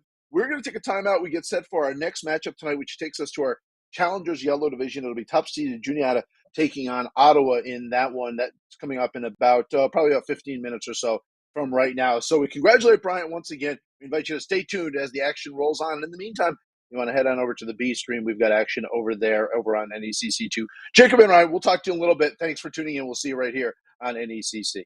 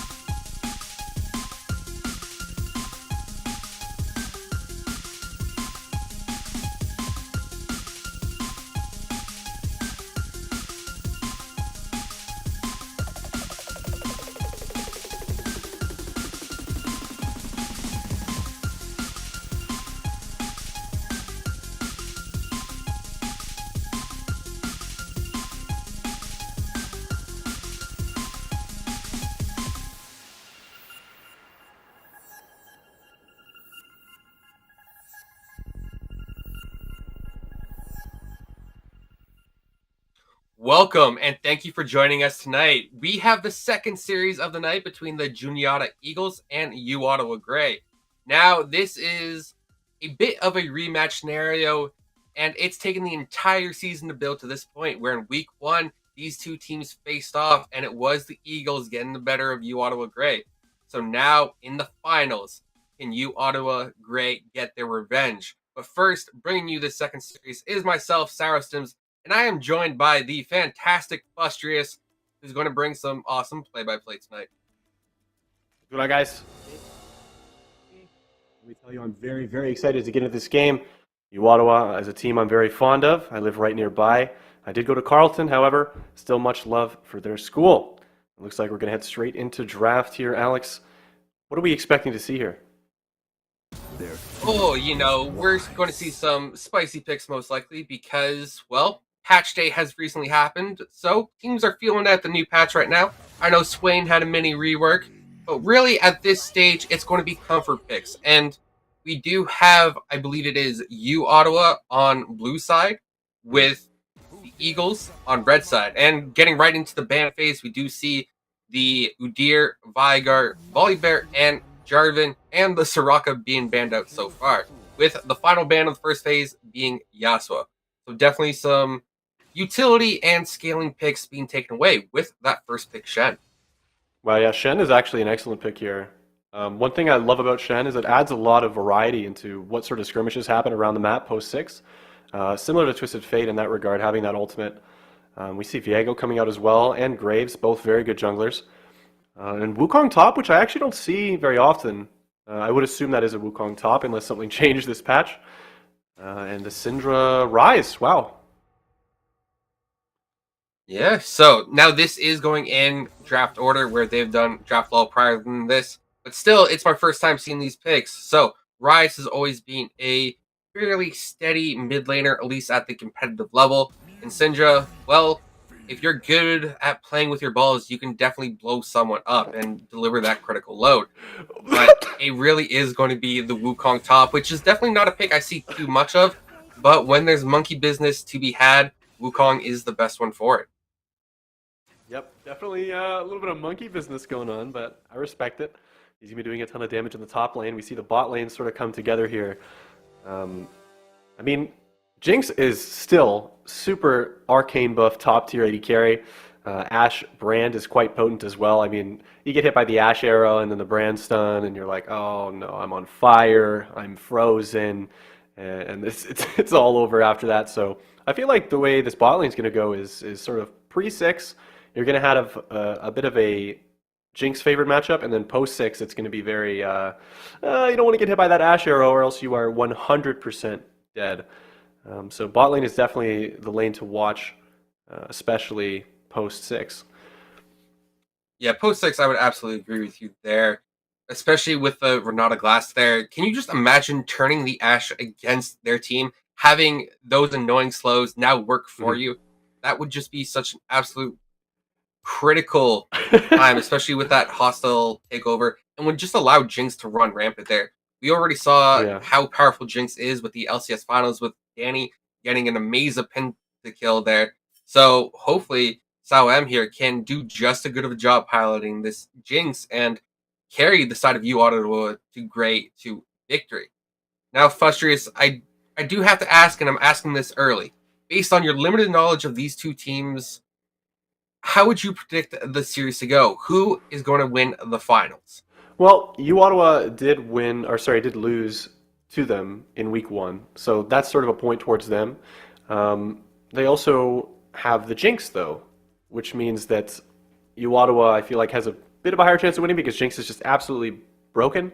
But then again, Ashe Brand is just really, really capable of shutting the Jinx down. Oh gosh, overall, I think it's in the overall in the draft. I think U Ottawa has the advantage just because they have the Syndra, which can give the Jinx the first reset, and after that happens, I mean, I don't think the Eagles have anything to really counter that. So I'm going to give this one. My prediction is U Ottawa wins this one. U Ottawa wins game 1. Okay. I can definitely get on board with that prediction as well, at least for game 1, because Well, it doesn't seem like there's many gap closers on the side of the Eagles right now. And so if Syndra lands Scout of the Week stud, Jinx has an easy follow-up, Super Mega Death Rocket. And also, when you don't have the dashes, the escapes, it's easy to be punished by any form of CC. And also, it feels like the Eagles have a little bit of a weaker front line overall. It depends if the Graves does more of a bruiser build, and if the Wukong builds more bruiser tanky. But normally, I see Wukongs opt into damage because they want to bop someone with the stick and hopefully bop them real good until they're 6 feet under. And one thing that's interesting, the Shen pick I think is fantastic because it really does counteract the potency of the Brand Ash combo, because the Shen shield is so massive that you can actually get your AD carry out of there and get those squishies out of there before they end up dying. And you can really turn a fight. I mean, as soon as those abilities are used where the Brand tries to follow up, but then, oh, here comes Shen, and then you have a nice counter stun from Syndra or something, the team fights are definitely in U Ottawa's favor. So I do love their draft so far. However, if U Ottawa gets caught out by that Ash arrow too many times, that's definitely what the win condition for the Eagles is going to be that Ash arrow. So just don't get caught out. I agree with you there. Not being caught out by CC is always critical, and being able to layer your CC on top of one another is absolutely wonderful as well. Now, Jinx was recently hit with nerfs in this patch as well, but that was aimed at the elite or pro level of play, so I don't quite know how that will affect this tier of gameplay, though it is still very competitive. We're not quite at the pro level. But that said, just looking at the drafts, it does feel like U Ottawa has a bit better of a cohesive team composition that they can play into. A little bit clearer win conditions. And the Shen actually was last rotation on blue side, so there was virtually no way for the Eagles to counterpick it. Because normally we do see the Nocturne come out, which can just shut off the lights. If Shen can't see his target, he can't ult save them. So Shen should have a fairly easy time, because the only way that he gets knocked out of his ultimate is with a Wukong ultimate. And I think that will be a very close interaction to watch. But we're going to have to wait until we get into the game to actually see how it goes. I'm actually very curious how that lane matchup goes topside. I feel like Shen, if he can time his immunity to auto attacks correctly, and he dodges the pull from Wukong, or the pull from Wukong, I should say, he does win the trade. But if he doesn't time it properly, or Wukong some way psychs him out, I feel like the trade can really go into Wukong's favor. And when Wukong gets ahead, oh me, oh my, especially with Divine Sunderer, it's like, man, this one dangerous monkey, that's for sure. He's more of a gorilla at that point. Just 200 pounds of pure muscle. Yep. When Wukong gets rolling, he definitely does get rolling. So I know we are going to be getting into the game quickly here, but honestly, it's just shaping up to be an exciting match because, as I mentioned, these teams faced off week 1. This is a rematch that's been the entire season in the making. Both teams had to advance all the way through the playoffs to get to here, to get to this rematch. And I know that neither of these teams will leave anything out. They will throw it all on the rift here. And as I say that, we are getting into game 1 here between the Juniata Eagles and the U Ottawa Grey. So, Fustrious, it seems to be a fairly regular start to kick this one off. Oh yeah, looks like a typical 5-point from both teams here. No cheeky invades. We don't have a Nautilus, Thresh, Blitzcrank or anything, so it definitely makes sense that both teams are just chilling out for now. I think bot lane's going to be a little bit oppressive, actually, on the side of the Eagles. Having that Ashe Brand poke in the early game is going to be kind of crazy, especially into a support like Renata that doesn't really have much heal utility. So that's Jinx is going to have a bit of a hard time in the early game as well. I think that's actually one thing they definitely drafted on the side of the Eagles is like a winning bot lane. And their only saving grace on the side of U Ottawa is going to be that Shen ultimate coming into the bot lane. Yeah, well, you mentioned the winning bot lane, but also just take a look at the summoners on the side of the Eagles. They have the Exhaust Ignite bot lane, where on the side of Ottawa, it's the Cleanse and Heal. So one is very defensive, and the other is very, very aggressive. Yeah. So I think if U Ottawa can make it out of this early game, they should be okay. But if they get further and further behind, I think the Eagles can win just straight through bot lane.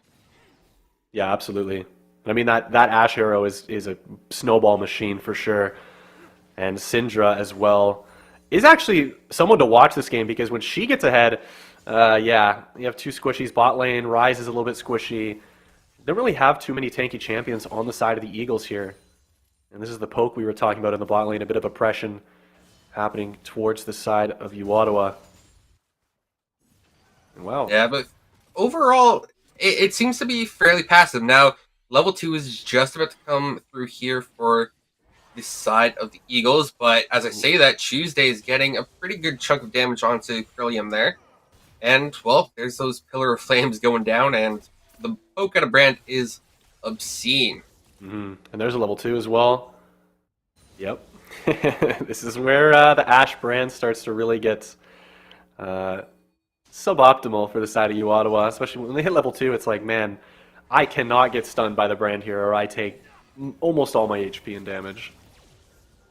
And actually, he took his E second, so he's just going to be opting in for more poke. And I mean, this is what I'm saying. And Ashe is just oh my gosh, Xiao M is just not feeling himself right now. But as I say that, so they do know that Diego's here. And there's the jump in from Viego. The follow up is going to be the flash away from Crimson. Very well done. But overall, that's an excellent gank there. You get 2 summoners and you just showed your face. That's all he had to do. But he's waiting here. He's not done yet. Brand.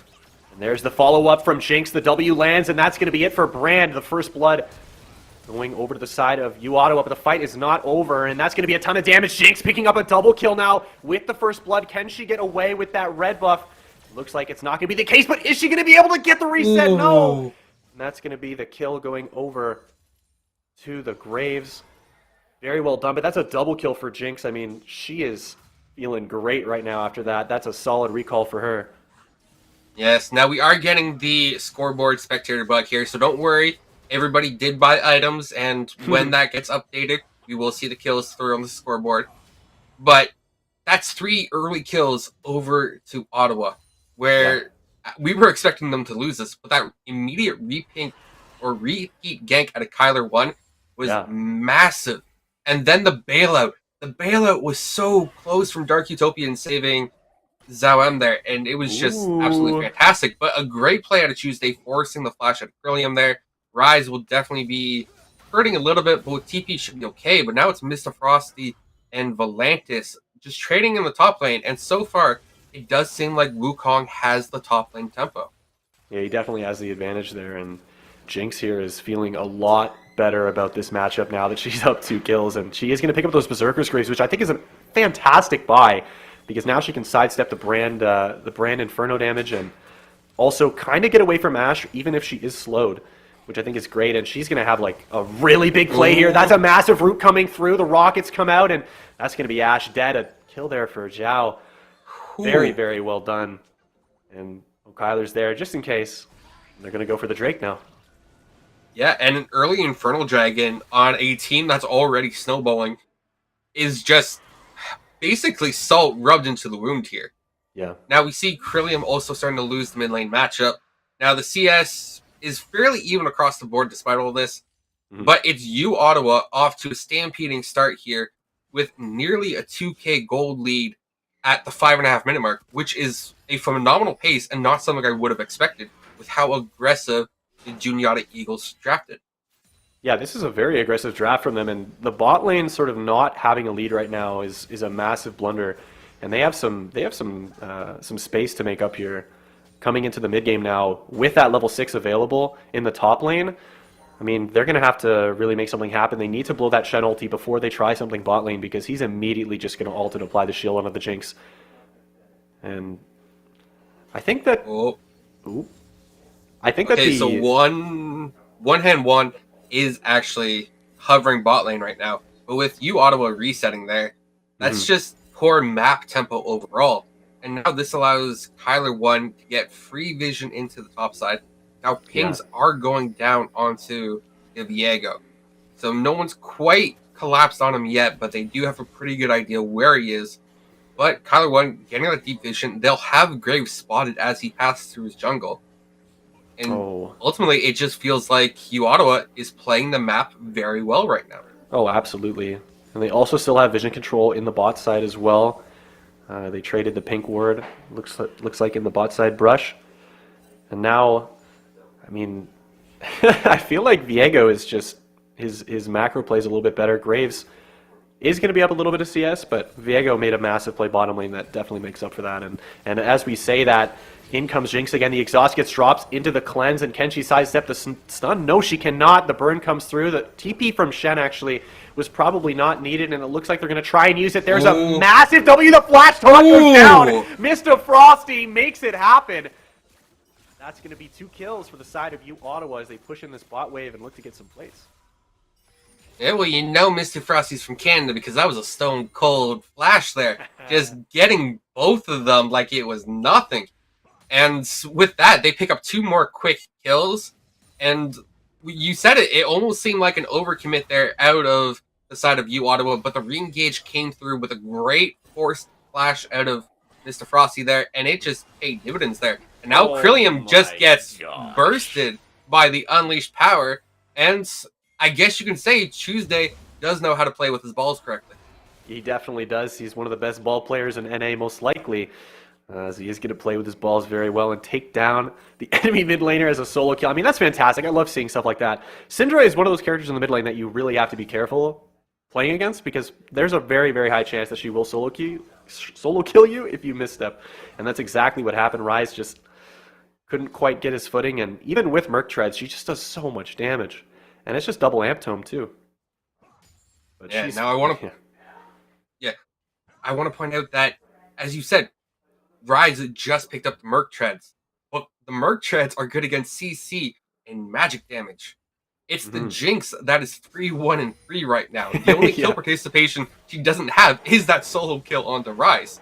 So once you get out of the laning phase, this Ryze is still going to be squishy. It's still going to be weak to the fed AD carry.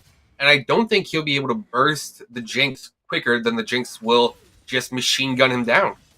Yeah, that's the one great thing about Jinx, and Jinx also has the range, but as I say that, there's going to be a play happening right now, the flash forward from Renata, and I mean, it's actually not quite enough damage to get the reset off for Jinx, and he has to throw down the chompers here. There's a lot of damage happening. Lethal Tempo is procced, and oh, in comes the mid laner. Tuesday's looking to make something happen. One-on-one here. He's going to dodge the stun, and that's going to be a kill for Tuesday. Again, he's looking for more. The red buff gets applied to Krillium. And again, he's looking to do some damage, but looks like that's actually going to be it for that skirmish there. And honestly, not too poorly executed on the side of U Ottawa, but they are only going to end up grabbing 1 kill, I believe. I think overall is a 1-for-1 trade, which actually works out in their benefit because they were able to stall out that fight and then get something back because they had overcommitted first, as it was the Juniata Eagles who collapsed first, had more members there. But the reinforcements in Tuesday came through. They're able to pick up another kill, which did go on to the Syndra. So now the Syndra is going to be even stronger than before. And Tuesday, with this red buff, will just harass this Ryze into oblivion now. The Kyler one is there for backup, but as you see, that damage is already massive. Yeah. That's crazy. And once Syndra gets her fully evolved or leveled up Q, her balls, she'll get a buff that's going to just let her do 15% more damage with them. So that's also something to watch out for. I believe that happens level 10 or maybe level 9. Maybe that happened level 9. I think it's level 9 if you do a Q max first. But you can already see Ryze is just sitting under tower and still getting poked down just from that Q range. And that is the second dragon going over to U Ottawa. So U Ottawa does have a very quick dragon win condition lined up for themselves. However, it is being traded for the Rift Herald, and now Graves just gets bursted down by the Unleashed Power, has to smite for the health, but it doesn't matter as Mr. Frosty, and they're trying to get the kills. They will get 2 kills there. Kyler 1 picks up a 3rd kill on the Ryze. Now, fortunately, the Eagles just managed to get the Rift Herald there, but that doesn't matter. The Jinx with the gold bounty dodges 1 stun, cleanses another. Doesn't quite get it, but will trade back here gonna be it. with the Flame Chompers there. But either way, that will be the shutdown onto the Ashe. But a great heads-up play by Jinx there to get the return kill. And so across the map, 4 kills for U Ottawa. Yeah, that was definitely very well done by the Jinx to throw down the Chompers exactly where she needed to finish off the Ashe. And, I mean, overall, that's a ton of resources going over to Ottawa, but the Rift Herald is still going to go over to the Eagles. And ooh, there's a bit of a dance happening here as Tuesday throws some damage over at the Rise, but there's going to be no objective to get here on the side of the Eagles. So they're going to be a little bit of a bitter taste in their mouth after that skirmish. But I definitely think Tuesday, with his advantage right now, 2-0-2, and up 30 CS as well, he's definitely feeling good at this point in the game, especially having an 80 carry like Jinx on his team. And the biggest CS discrepancy that we're seeing is in the top lane right now, and it's just below 40, so it's about 38 right now. But that's negated by the fact that Shen has 3 kills to his name. Yeah. And not only that, Shen has been making plays around the map as well. Being 3-0-1, having that high kill participation is quite good. And we could actually see a dive here, or maybe Graves is just going to take the jungle camps. But yeah, diving a Shen maybe isn't the most optimal play, and I think the Eagles do realize that. So they are just going to be looking to take this blue buff here, and the smite goes down. 1-on-1 takes it. And yeah, that's going to be it. A nice buff steal from the side of the Eagles as Mr. Frosty pushes up the top lane. It's something that the Eagles need to do. They need these small victories if they want to stay in this series and be competitive. They really do need these small victories so that they can snowball them and stack them up into hopefully larger victories, because right now, I don't think they have any lane that can completely go toe-to-toe to their counterpart. The closest would be Wukong against Shen, but Shen can almost indefinitely hold the wave. Yeah. It's very hard for Wukong to actually get a solo kill onto the Shen at this point in the game. Now that he has his steel caps and he has the damage to sort of retaliate, and oh my gosh, that's going to be a massive play from Tuesday and O'Kyler 1 to pick up that kill onto 1-on-1, and the waves getting... I mean, this is a lot of pressure happening from Ottawa right now as they push up this lane in the bot lane, as well as mid lane is going to happen very, very quickly with Syndra. And I mean, Viego's just going to be there to take camps. And we could actually see Rise, sort of zoned off the wave. I mean, yeah, he can't really do much against this Syndra right now, being as fed as she is, and she will have her mythic item on this back as well, which will be very, very strong. Not to mention that, but Drake is up in a minute 35, so they're going to be looking at position for that as well. Ottawa, already having the 2 Drakes, is going to be looking to get onto soul points. So it's definitely the place to watch over the next minute and a half. And again, this is what we were talking about. It's very hard for Wukong to get this solo kill.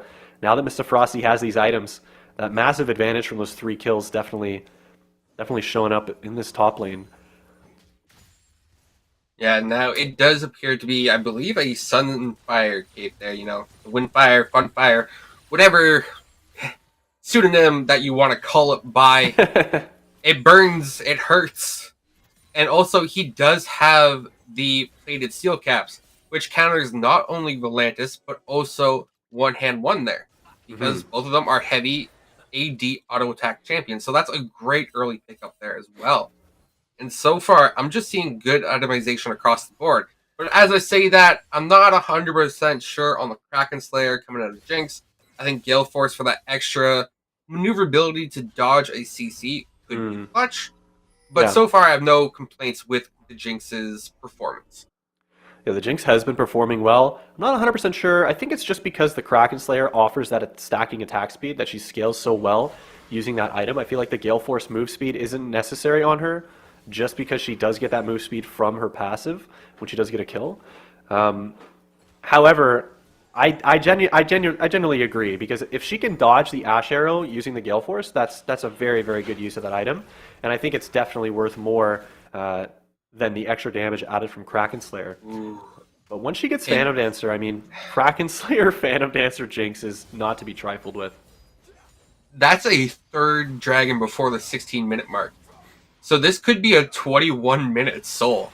Yeah. Now, that is extremely early, but as I say that, it just seems like Krillium's going to get bursted down here by the Unleashed Power. It's not quite enough. One more auto can do it. The Shen Ultimate's coming through onto Tuesday here, and somehow Krillium stays alive with that sliver of HP. Yeah. Cool, that was a close one. That was definitely a close one. The Ashe Arrow came up towards the mid lane here, landing on the Jinx, but Viego's going to be here, not really looking for a fight. And wow, he's getting chunked out, that's for sure, as he jumps away. He definitely would have died if he didn't ult there. Very well done from him. And Ashe has that Kraken Slayer completed as well. But it looks like the bottom lane is here to pick up this bot wave. And everything's sort of reset to normal as Ryze is going to lose some minions in the mid wave there. After getting his recall force from being chunked out. Pretty standard stuff though all around. Mr. Frosty still just playing the game the way he's supposed to anytime he can TP. Him not having lost his tower already while having this much kill participation is definitely a feat within itself. And he's definitely doing very well. And you say that, but that's also with the Rift Herald being dropped top as well. So Mr. Frosty's done a great job of managing his waves, managing his tower. But now it's Ashe under fire here, who does have to flash out to under tower. Now we are going to see a bit of a fight here. Volantis is getting attacked right now. Kyler, a massive double knock up there from Volantis, but a double taunt coming in from Mr. Frosty. They know they can't fight this. It's a 3v2. Tuesday coming in a little bit too late here as one-on-one begins to go after the jungler. It looks like they're going to be looking to take this top tower as Brand is alone by himself in the bot lane. And it looks like they're just going to give it over here as the Eagles take the top side. Bot side is just getting absolutely ravaged. And that's going to be it for the bot tower as well. They're going to trade towers here, it looks like, as Jinx clears the bottom wave a little bit further up. Ooh. So right now they're denying an extra wave of minions to this tower. And by doing so, that's at least 150 gold. Now the Ashe Arrow does try and find Tuesday, but Tuesday's able to walk it out so far, but oh my, he's in a 1v4. Cinder dip, cinder dip, cinder dip. 80 carry, by the way. Oh no! Gosh! Oh no! Oh no! Jinx wants more. She's hungry. Oh my gosh! That Syndra damage. That was a Dark Sphere, Unleash Power, auto attack, and that Ashe was dead. Absolutely dead. Yep. Oh my word! And to start it off, that Syndra was in a 1v4 situation, picks up the solo kill, which scares off the two trailing members of the Eagles, and then we see the reinforcements come through, and Tuesday's like, no, you're locked in here with me now, and immediately turns it onto Krillium, gets the second kill there, and now we're looking at Syndra, who's 4-0-3, up 45 CS, has the mid tower down already, and so overall, the U Auto Grade, they find themselves with a 6,500 gold lead, just over 19 minutes, with the second Rift Herald in their back pocket as well. Yeah. And dare I say, this game is theirs to lose. Oh, 100%. I feel like Syndra here needs to get caught out if they have any chance of losing here, but with the comp on the side of the Eagles, it is very, very possible that that happens. I mean, you have a great follow-up from Ryze, great follow-up from Brand, and all it takes is one Ashe Arrow on a carry, and, well, now it's a 4v5. And when Tuesday is dead, or when Jinx is dead, it's going to be a very, very complicated 4v5 for the side of U Ottawa. And it's going to be hard for them to come back from that in a 5v5. Okay, but let me ask you this. Does it matter who they pick with the Ashe Arrow if everyone on the side of U Ottawa is fed and can carry? Well, I mean, that's definitely a side effect of being down 6,500 gold is it doesn't really matter what you do. Sometimes you're going to have problems to deal with regardless. Even if you make an excellent play, there is going to be, like, still a chance that you fail.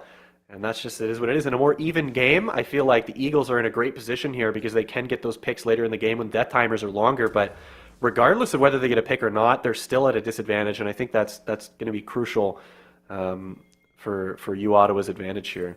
Is even though if they are down a member, they are still stronger than the side of the Eagles at this point. So it's going to take a massive outplay, I think. And we could see that in a 5v5 for this soul point. Yeah, Tuesday's TP bot, it does seem like the U Ottawa team has first move into the river. They are clearing out vision. They don't have the scuttle. The Ashe Arrow misses, but the Realm Warp comes through. There's the engage. The Realm Warp comes through, and there's a massive stun from Syndra and a follow-up from Jinx as well. That's a ton of damage. And again, the flash forward from O'Kyler is going to get taken down by Ashe, but very quickly reprimanded. Tuesday picks up that kill, and Atlantis barely getting away here. The red buff is going to be there to chase him down, but looks like the rest of U Ottawa are going to be there, ready to pick up that Drake, pick up that Infernal Soul. And, I mean, I don't know about you, but it's looking quite grim, but Zhao is actually overextending here quite a bit, and that's going to be Wukong to take her down. I mean, that's just the Wukong, honestly. If I'm an AD carry, I'm not trying to fight that ever. definitely a little bit greedy. Once Wukong does have his invisibility up, it's very, very hard to challenge that as an AD carry. And that shutdown going over to him is going to be quite nice, but man, oh man. Okay. Where's Echo when you need it? Because I want to go back in time and watch that fight again. Because it seemed like Leo there had the Ash Arrow Prime, the Enchanted Crystal Arrow, fires it off, missed it, Yep. and then all of a sudden they still tried to force it with the Warp coming out of Krillium. Yeah. But then Tuesday, he chose today to make a statement, and a huge Scout of the Week into the Super Mega Death Rocket had a nearly instant reset for the Jinx, who comes charging in, and then the remaining members out of the Eagles just scatter and die. Sure, Volantis on one hand made it out, but at what cost? They already lost 3. They lost the Soul Dragon. U Ottawa is now up 7,000. Wow. I mean, that's just the scatter of the week. I mean, that's literally what he did. He scattered the week, made their screen turn gray, and I guess that's where U Ottawa gets their name from. And I mean, we love to see it. These massive, big team fights, and look, we see it. The Eagles. They're trying to get something cheesy right now. They're in this bush. They're like, all right, listen, we need to get a pick here, like right now. And I think they're realizing very quickly that U Ottawa is not falling for it. We have Shen and bot side here is definitely the play for the side of U Ottawa, having that TP available. I mean, actually, well, not quite actually. It's going to be up in about 10 seconds or so, but yeah, the Eagles are really on the back foot here. Well, the thing is, they're getting pushed in both mid and top. Top T2 is almost down. Mm-hmm. And if they go to clear these waves, there's enough damage on the side of U Ottawa right now, with how fed they are, to just rip through the Baron. Because now the Kraken Slayer will have absolute value against the Baron.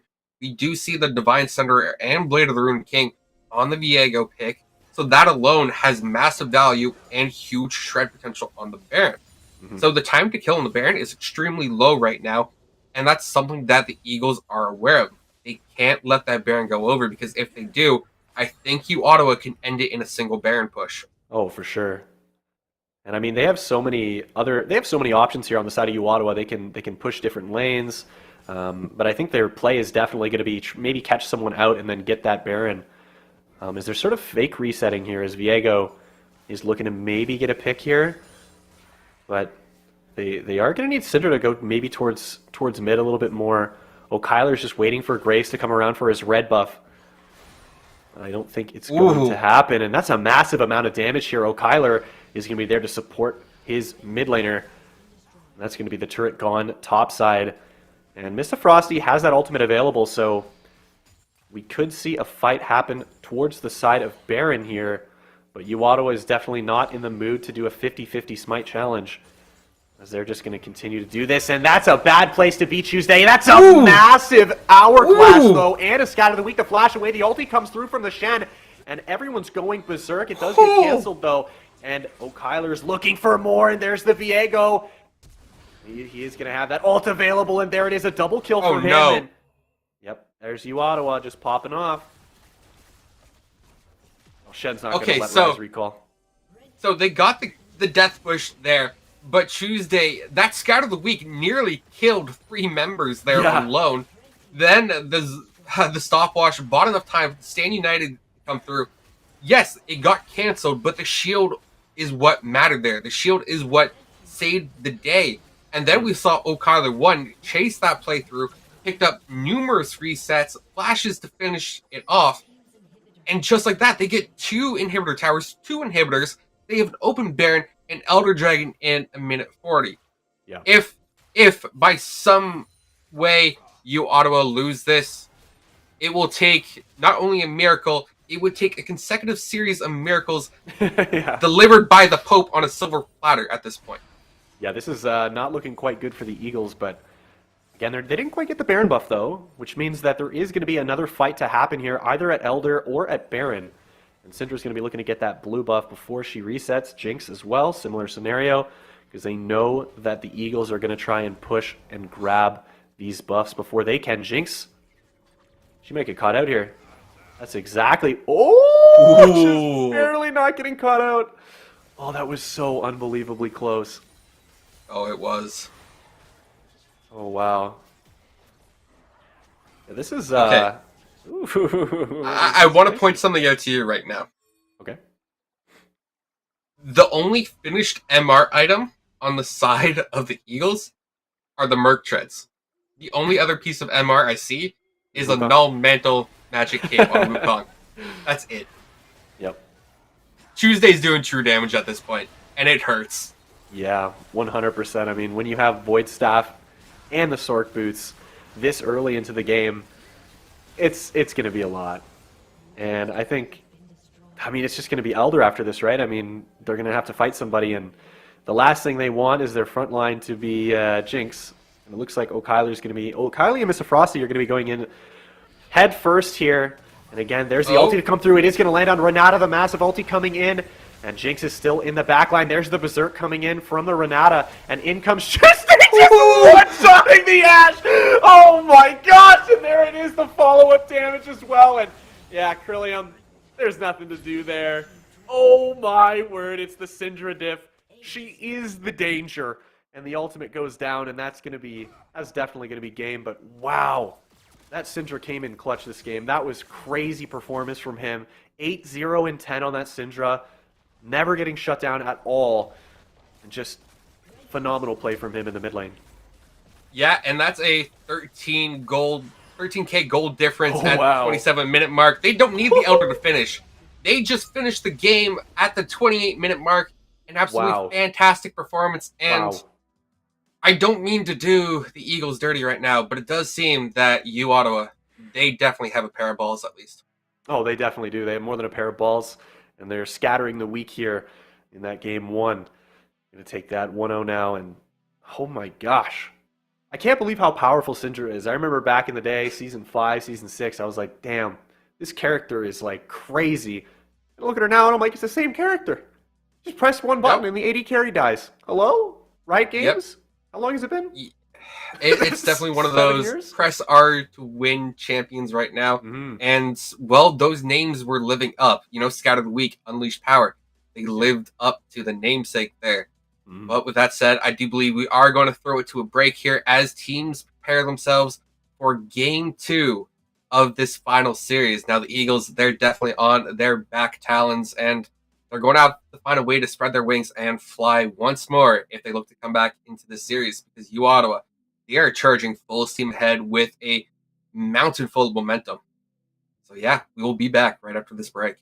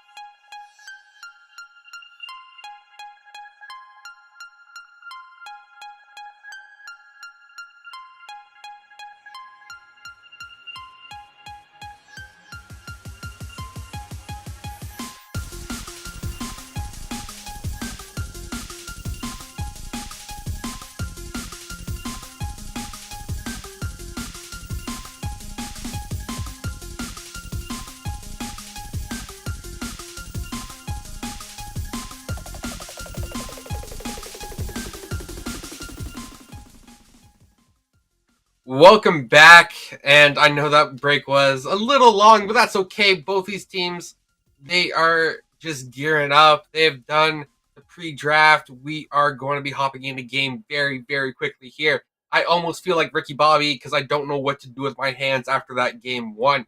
That game one was explosive on the side of U Ottawa, and there was just too much going on. U Ottawa played that first game phenomenally well. Almost every lane won in one format or another. I think it was Volantis with the top lane Wukong that went roughly close to parity. And even that's only because he had a CS lead, but that was negated by the fact that Shen had 3 kills early on.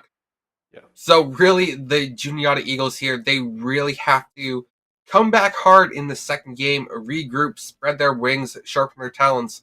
They look to stay competitive in this best-of-5 series because Game 1 has already gone over to Ottawa, and they are looking to get Game 2 over and done with and potentially sweep the Eagles, like what happened in Week 1 when they were swept by the Eagles.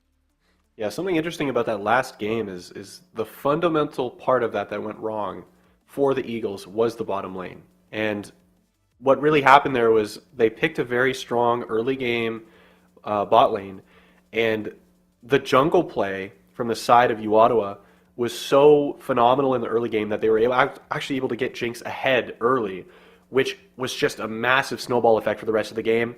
And in addition to that, mid lane Syndra was just an absolute monster, and she was able to snowball, bringing herself to 8-0 and 10, which is just absolutely bonkers, not going down even once to the Eagles. So, yeah, the Eagles have a lot of work to do if they want to take this game too, but it's definitely possible, and they're definitely going to switch up the draft this time.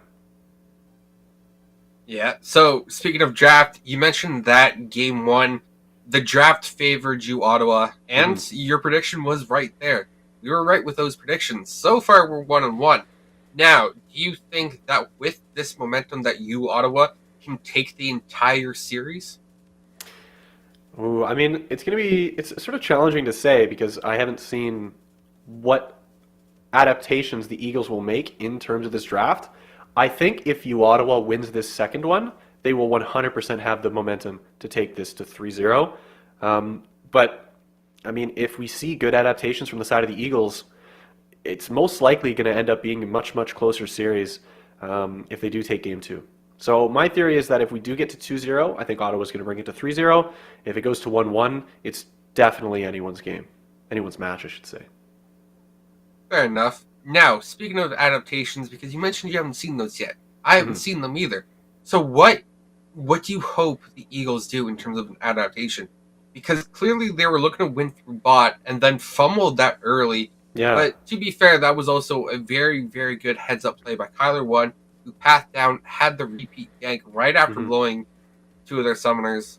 So do you think that they go back to an offensive bot lane, or do they perhaps play it a little bit safer, a little bit more scaling, give themselves more options rather than having to win it early? You know, I think we could see more of an early game jungle pick coming out of the Eagles, and I think that would maybe put them on the map more in the early game if they do decide to pick that aggressive, strong early bottom. But, I mean, realistically, I feel like Ryze is just not the play at all in a comp like that. I feel like you need something like, if they had Syndra, for example, and Ryze was on the other team, that would have been a completely different game. So I think they need either a more aggressive early game mid laner or a more aggressive early game jungler if they do want to win early on that bot side. So that's sort of my adaptation I could see. Is it either a more early game jungle or a more early game mid laner? Okay, I can see that. Though I do want to counter you that I think they need a more solid form of engage, a bit safer, bit of a tankier front line. Yeah. Like, if you combined a Leona or a Nautilus with the Ashe CC, that alone would be just as devastating as the damage output that coming out of Brand.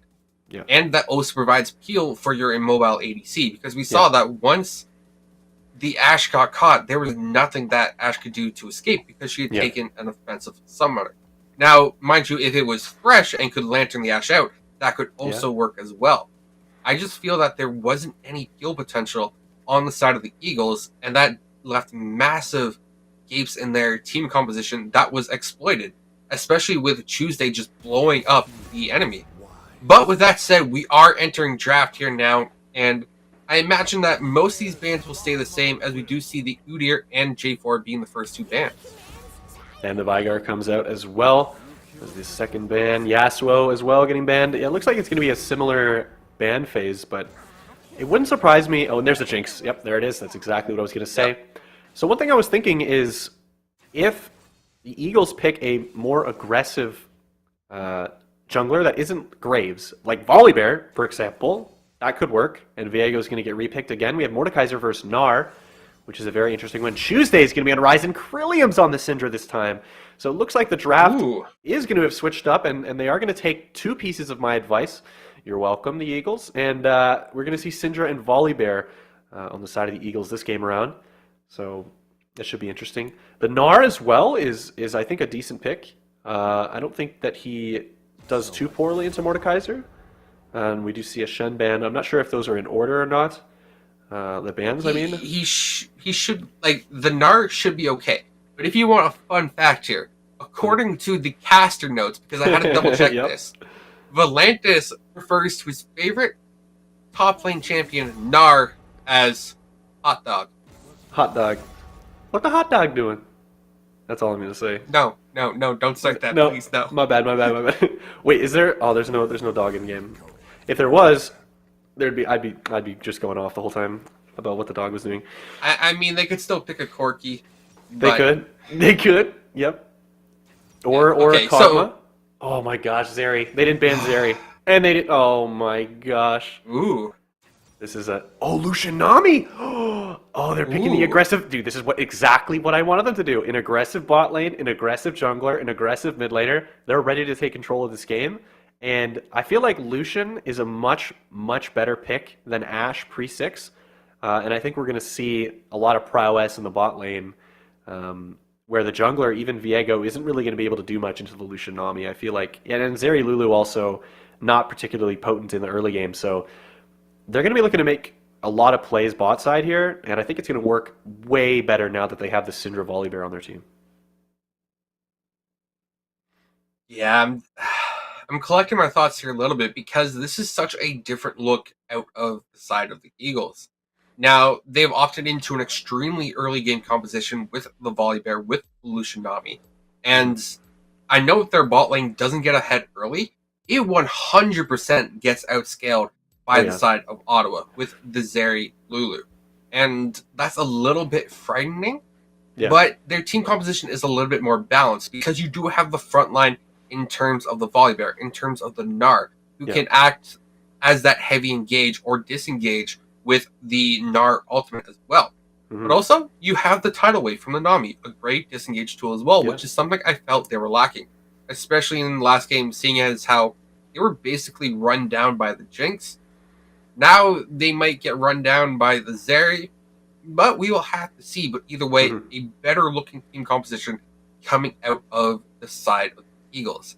Now for Ottawa, I do like their composition as well, and I do feel it is a lot more balanced than the Eagles comp last time. And the reason why I'm referencing it back to the Eagles is because of the top lane, where they had the Wukong, Graves, then Ryze.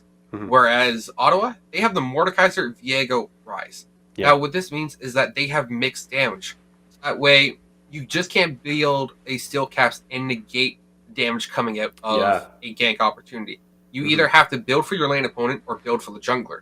Yeah. It definitely allows more offensive opportunities for Ottawa, and that damage profile definitely helps them in terms of fighting and forcing the enemy to build different itemization. But honestly, the Eagles do have to itemize better. You can't just have a super fed Syndra and not build some form of MR against it. That's definitely true. And I think that's going to be the lane to watch this game around, assuming bot lane is played correctly by the side of U Ottawa, where they play a lot safer.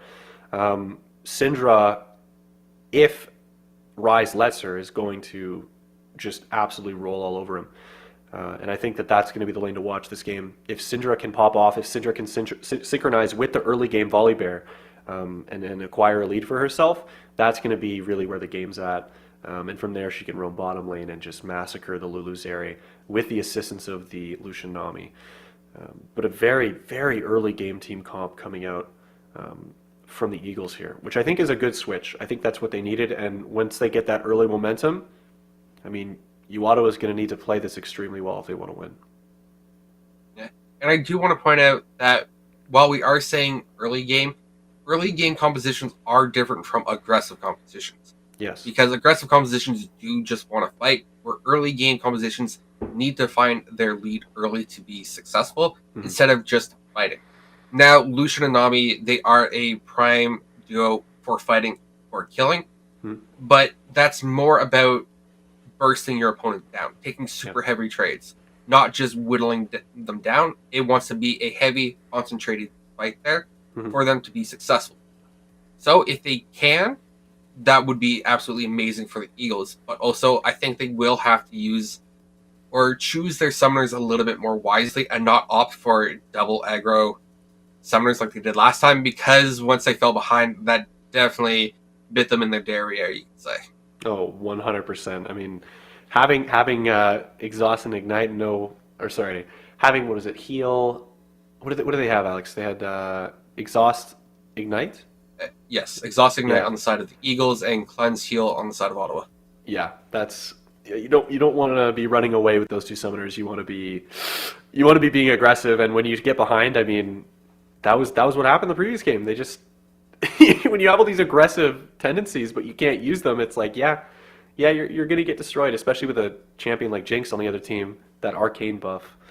That's a little bit scary. But I think the switch out, the biggest switch out for me actually is switching out the Graves for the Volibear. I think that's like probably the best decision they made for this draft. And I think that's going to be the biggest component coming into this game. Yes, and as you say, coming into this game, well, we are into game 2 officially now between the side of Ottawa and the Eagles. Now, of course, Riot being Riot, their latest patch always tends to break some aspect of Spectator. We just get used to it and run with it. So while the Dragon Timer is ticking down, I do believe that is a Hextech Dragon that will be up first. So it should be interesting to see which soul we get, especially with how early Ottawa got their soul last game, because they just absolutely popped off with the 21-minute soul. Yeah, that was very, very well done from them, having that Dragon priority. And having the less aggressive mid laner is going to help out, or is going to be way better for the side of the Eagles this game around, but these mid laners are just... these guys are just... trading Tuesday's around. already winning this. He's winning the skill matchup. He's saying, "Hey, I will opt into the reverse, and I'll beat you." Oh my! And that is terrifying that he's already able to do this. Oh, he's a psychopath. Trillium's definitely going to be feeling the pressure this match. Oh yeah, for sure. Oh my gosh, he's just unbeatable. Oh, but this is actually not the most optimal trade for Tuesday. Actually, it looks like the lead that he did have is completely erased by that horrible trade. But yeah, again, this is a lane to watch. Look at them. They're skilling on each other. That's the plan. And Tuesday has the momentum from the previous game on that Syndra. And wow, it looks like the wave is definitely the advantage Tuesday's that favor. Trillium has is that Syndra can move while casting, where Rise will stop while the cast is initiated. So it's easier to land the Dark Spheres. But so far, Tuesday's done very well at dodging the Dark Spheres, and even hits level 2 first. Probably stacked a few minions in order to do it, but I think being ahead of the tempo will help Tuesday a lot, as he's basically forcing Trillium off the wave here. Oh, didn't quite sidestep that, but yeah, these are decent trades coming out. And it looks like that's going to be all the charges of the Corrupting Potion are going to be used up here. And top lane is just chilling at Tuesday, saying, nope, sorry, I'm going to sidestep your Scatter of the Week. And now he's level 3. Oh my, he knows exactly when to dodge. This guy's bonkers. And actually, Littler's a pretty decent pick into the Lucianami just for that interaction we just saw there. Oh, no way. Ooh! Oh, no way. Oh, no. Oh, okay. Oh You got my it! gosh! The minion came through! Tuesday! There's blood! Oh, he's a monster! Oh my gosh, this guy is so good! I can't believe what I'm watching! That was such a good solo kill from him. He played that so well. He sidestepped pretty much everything, that entire laning phase, and then eventually just skilled on him with the flash auto, and the minions finished him off. Very, very well done from him. I mean, Ottawa's just showing they got really great players on their team. I think the only reason that happened was because Krillium threw an auto attack onto Tuesday. If Krillium didn't throw an auto attack on the Tuesday to aggro the minions, I think Syndra may have lived there because the minions were already under tower and getting the tower aggro. Yeah. But still, that's just a fantastic play to Tuesday, realizing that he was at the threshold to get an early kill and then running with it. Now the wave's crashing back into him, so he's going to have a CS lead as soon as he picks this up. Tuesday is setting himself up to be the MVP of Game 2 already. Mm-hmm. Yeah, this is very, very well done, Tuesday here.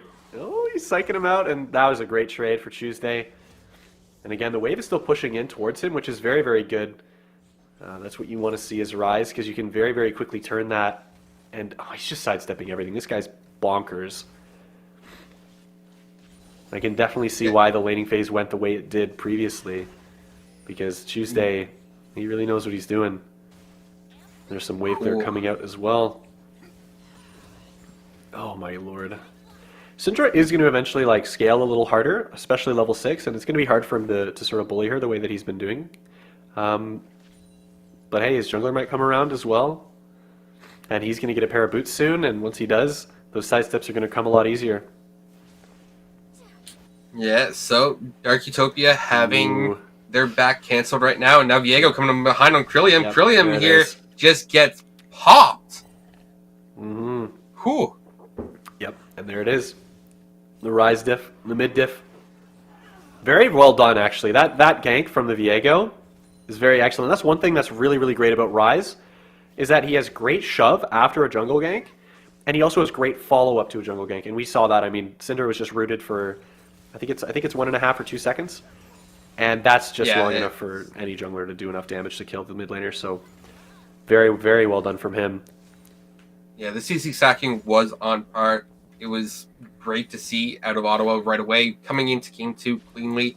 Now, they don't have the same Dragon priority as last game, but they already have 2 kills towards their mid laner right now. One of them did go over to the jungler, but still, that's Krillium with 2 deaths already, and a fairly decent gold swing over to Tuesday, who's already level 6, and is just going to be able to come around blast again. Krillium here.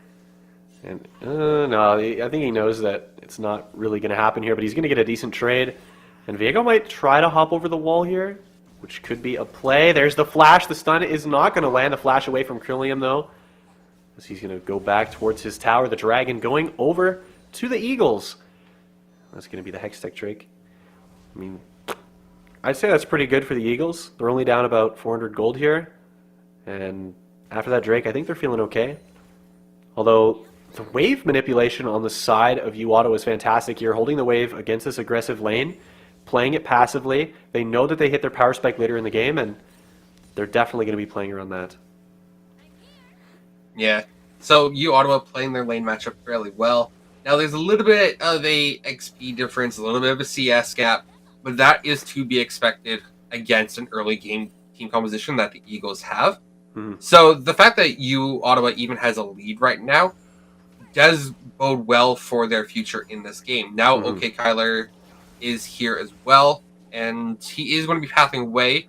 So I'm not expecting anything much, because really, Zeri just needs to play safe.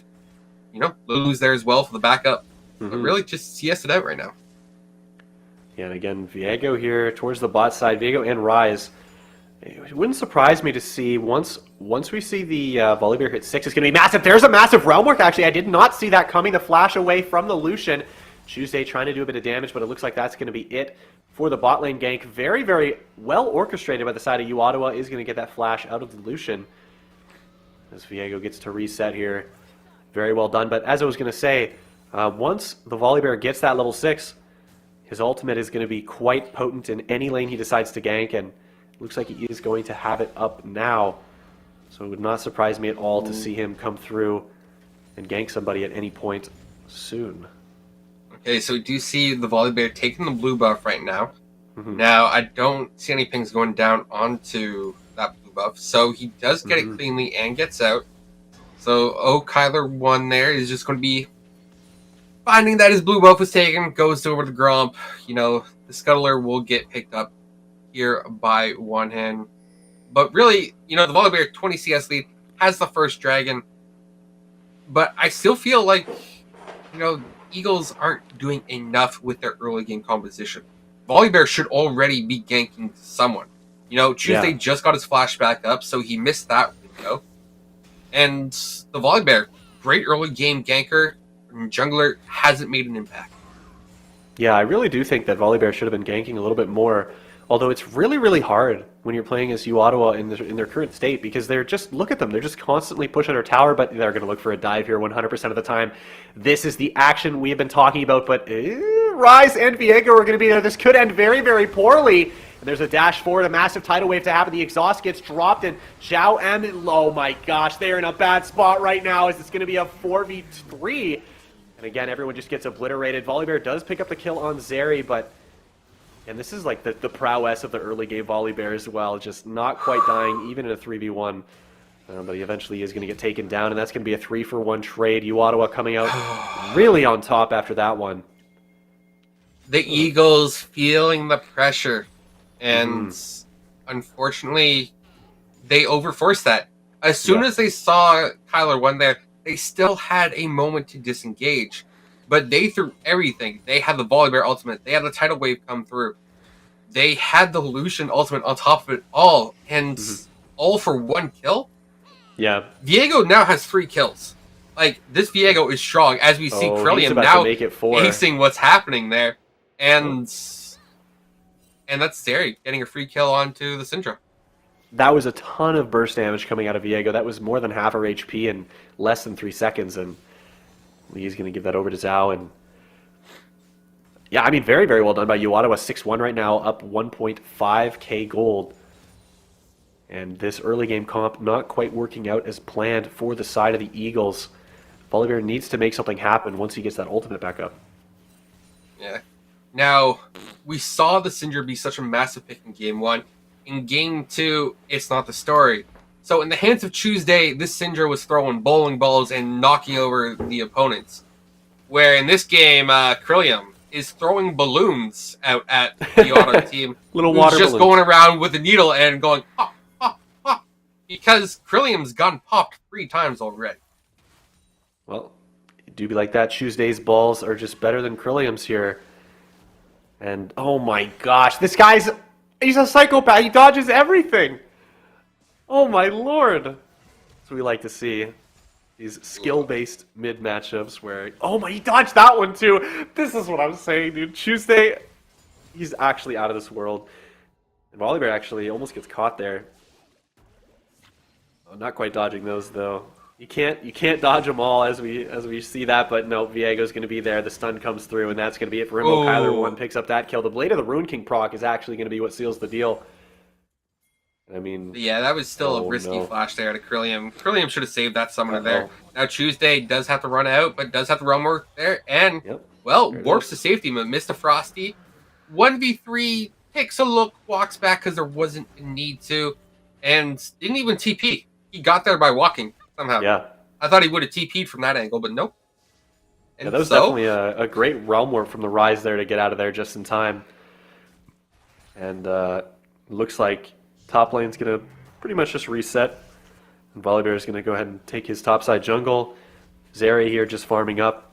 Almost at her Triforce, which is going to be an insane power spike for her. And after that, I would assume it's going to be... what does she build? Runons or...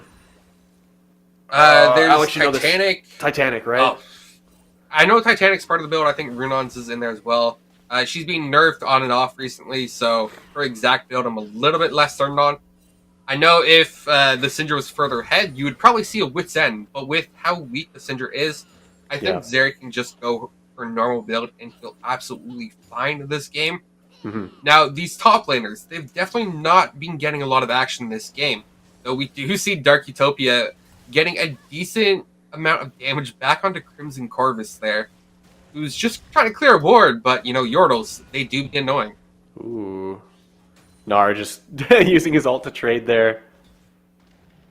Well, he can. That's actually a lot of damage coming in from the Gnar. The boulder.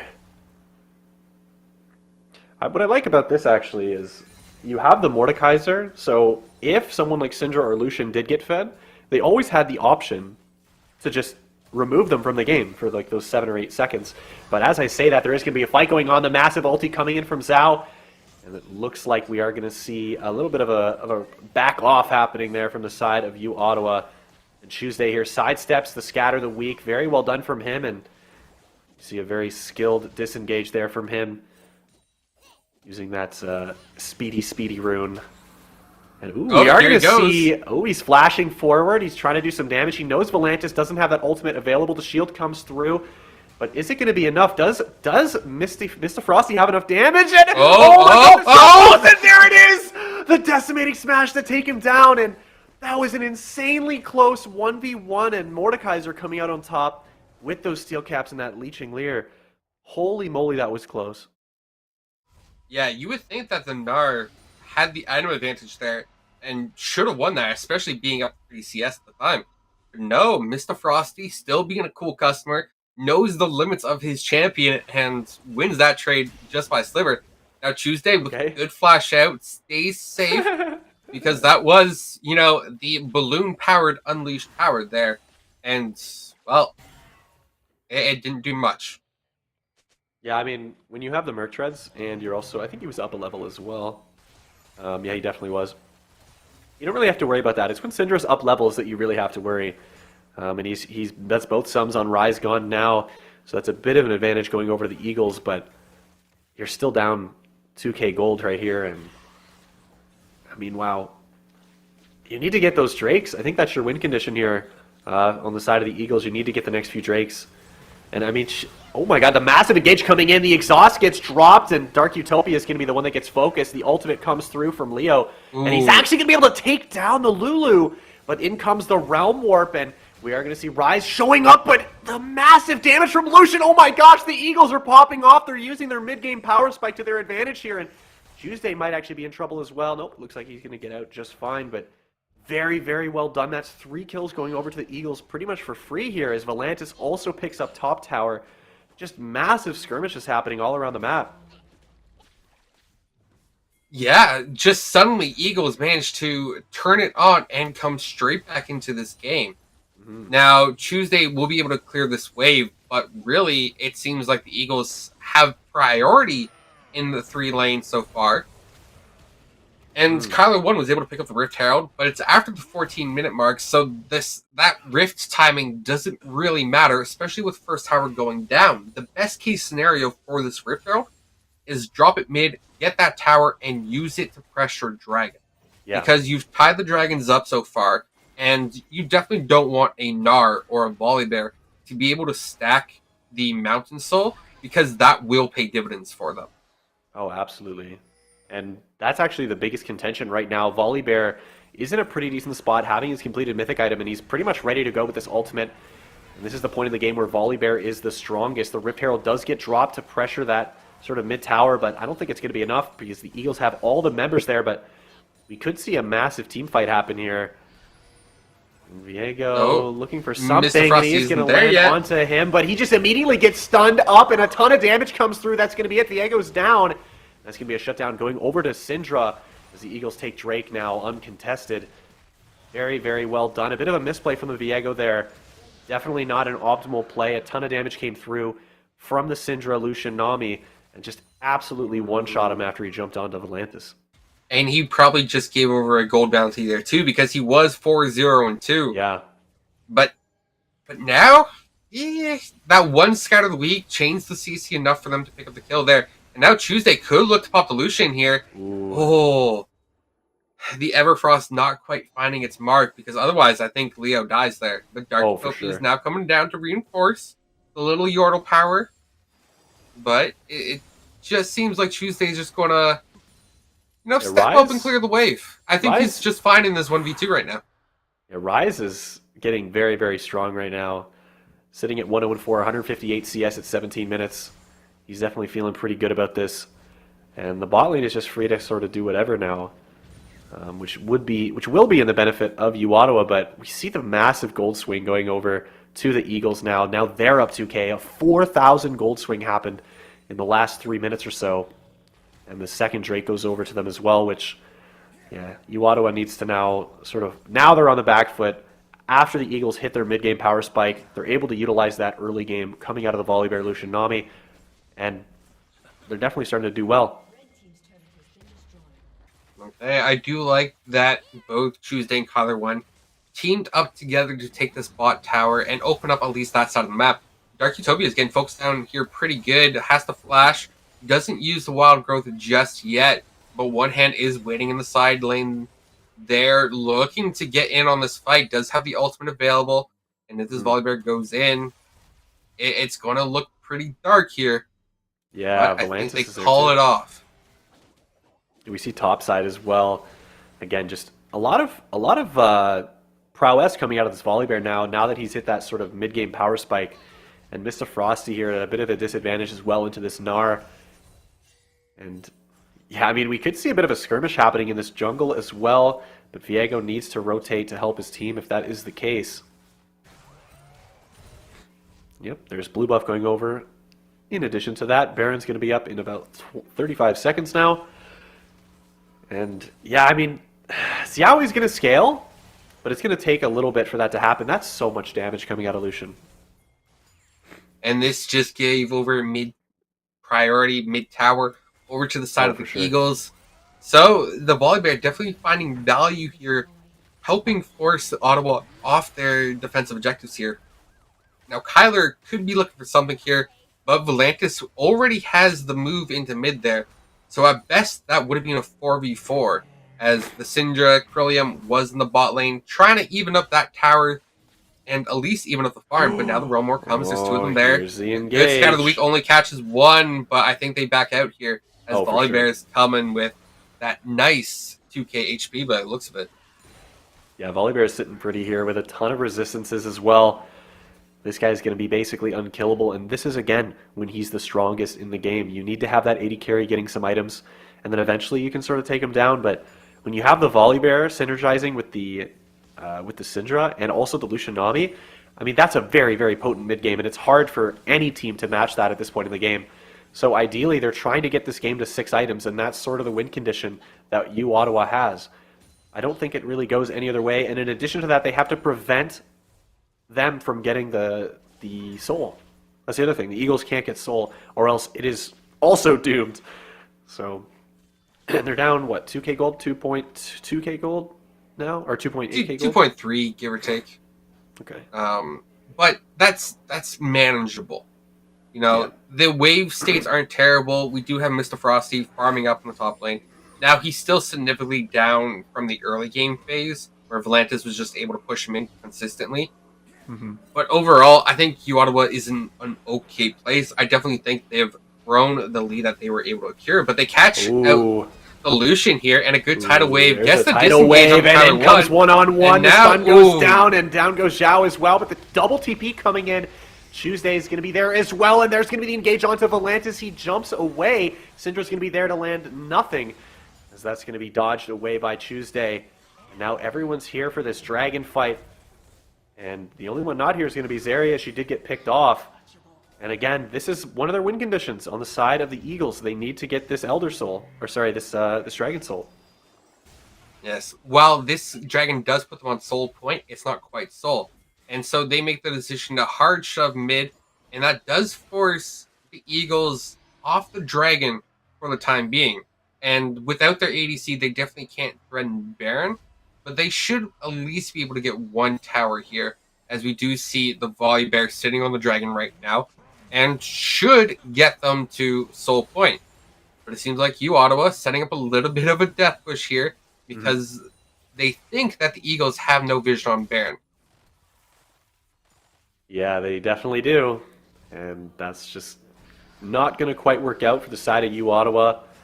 And that's another advantage going over to the Eagles that they definitely didn't want to see as they pick up that third dragon. Double Mountain is nothing to be trifled with. And it looks like the Baron is actually going to be the next target here, so we are going to probably see a fight here. This plant is going to spot them out. One-on-one is going to be coming in as well. They're going to immediately go and focus on Volantis.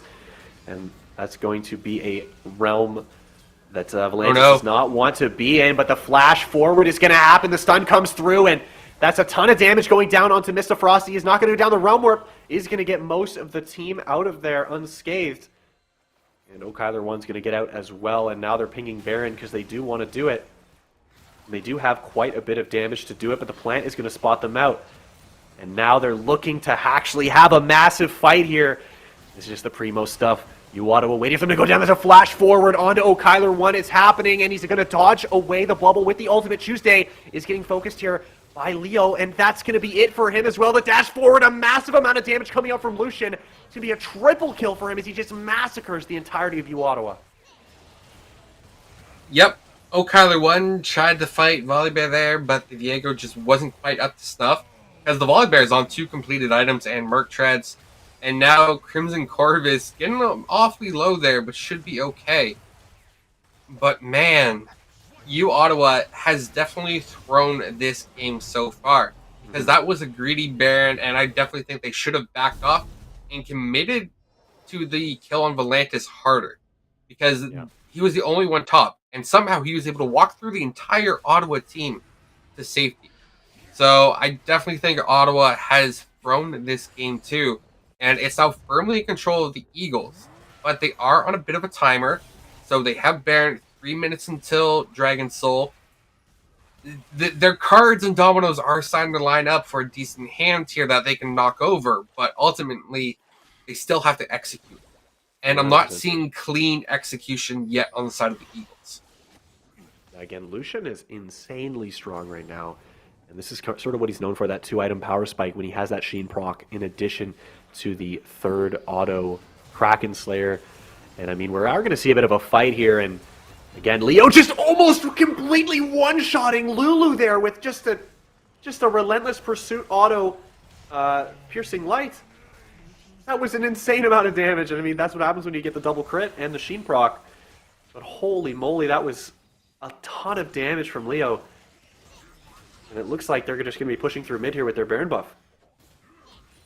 Yeah, and at this point, Dark Utopia is starting to get picked what feels like a lot. And the Lulu is squishy. You need to position better. You know the Lucian can just dive onto you. And so you have to stand a little bit further back. You can't poke the enemy. You're purely defensive utility right now. And at this point, 1-3-3 on a Lulu is definitely not the scoreline or KDA that anyone admires or aspires to. So I'm going to say Dark Utopia has to position better, has to position both behind his front line, behind his carries, in order to keep them safe and not have to blow his own defensive abilities on himself.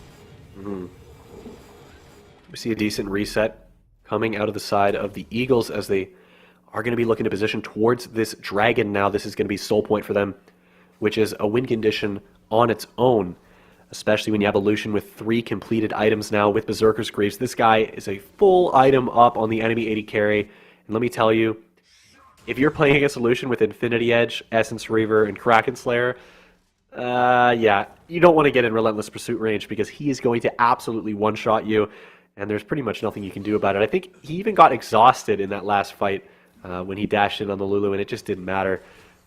I mean, look at that damage. Oh, my word. Not to mention, if he does get the Nami bubbles as well, that's just going to be absolutely bonkers. Fortunately, though, Zeri does have that Titanic Hydra, giving her a bit more effective HP, so she is most likely not in danger of being one-shot. The Realm War coming up, though. Galantis is sort of in a bit of trouble here, and it looks like the Stair Gauge is going to pop. And we are going to see a lot of damage. He's just going to get chased down. Actually, he gets a bit of a movement speed, but have to flash forward, though, and that's going to be it for him as Kyler 1 picks up that kill as they move towards the top side of the map once again. And the Eagles here need to make something happen. I mean, their top laner's dead. Dragon's up soon in about 17 seconds, it looks like. That's actually a very good pick onto the Gnar. Yes, Kyler did have to blow his flash for it and his ultimate, but they got everything out of the Gnar there.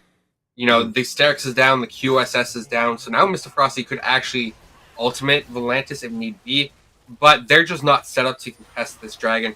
So this will be a Mountain Soul going over to the Juniata Eagles right now. And the Eagles, they are still a definitive 5,000 in the lead right now.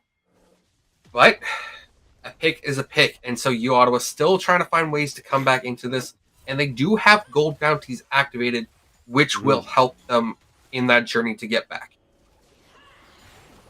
Ooh, that was a bit of a misplay from Tuesday. It looks like he's probably not going to get the tower either as he tries to run away, but one-on-one he's going to be fast approaching. Same with Crimson Corvus. He's going to sidestep the bubble to flash away. It's not going to be enough, though. And that's going to be it as Krillium picks up that kill. That's not good at all for the side of U Ottawa, as that's a decent amount of gold going over to the side of the Eagles, and they're going to need to make something happen here if they do want to win this game. But, man, the Eagles are just... They're playing so... What's the word? They're being very oppressive right now. They're really making sure that U Ottawa doesn't have many options, and I think Zeri is feeling the brunt of it here as she's reaching a point now where she's useful, but at this point in the game, when they have Dragon Soul, it's so hard to come back. Yeah, she's still at least half an item behind, if not more than that. And right now, we're just seeing the gold values really start coming into effect here, especially the CS differences as well. Those are now being impactful. They are hurting. Early game, they're a little bit less noticeable, but right now, when the enemy team only has 2 more kills than you, the difference is nearly 100% in the CS differences here. Because that's a 60 CS gap in the top lane, 40 jungle, another 20 in the mid, but in favor of Ottawa, and then another 30 in favor of Lucian. Like, these are significant gaps across the board. But Volantis, with a good QSS, gets over the wall here and should be okay. That's weird. I've never seen a Gnar build QSS before. It's definitely a very interesting buy. I'm sure there's a good reason for it. It's purely to escape the death realm out of the Mordekaiser. Ah, okay. That makes sense. Oh, no. Oh, no. Oh, no. Oh, no. And there's the flash forward from Volibear, immediately getting the chain stun onto Tuesday, and he's going to go down almost immediately. Crimson Corvus was getting focused initially, but Krillium's going to be able to take down Kyler 1. One-on-one takes down Zhao. Darktopia is going to be the next one. And that's going to be it for U Ottawa. All 5 members dead. That's the ace. And I mean, that Death Bush, just super duper potent. And it looks like that's and these are 30-second timers as well. So I think the Eagles, they push for the Game 2 victory here right now. It's roughly a 10k gold gap. They took a few extra minutes to close this game out, but it was still an impressive victory here for the Eagles. And so this series will be tied at 1 apiece as we start looking at Game 3. So series tied. It's now effectively a best of 3. Now, both these teams, they have won these games convincingly and lost these games convincingly as well. Now, in Game 2, we did see that U Ottawa was the one who had a lead early, and they did throw it. But credit where credit is due. The Eagles, they played their early composition well. They got the early Dragon. They got early CS leads, and that is what carried them through. Solid fundamentals here, because if you can't CS, you are losing out on the most basic form of gold income in the game. And this was... It hurt Ottawa not being able to CS this game. So now Ottawa, while I like their comp, it just couldn't match up to what the Eagles were doing. And Dark Utopia on the Lulu, got focused one too many times, and especially in that early mid game where the Lucian is spiking, I think just getting popped like that isn't going to be beneficial to your team. But Tuesday was winning his lane, was winning it throughout the entire game, and so I would like to see more priority onto Tuesday, get him onto a carry other than Rise.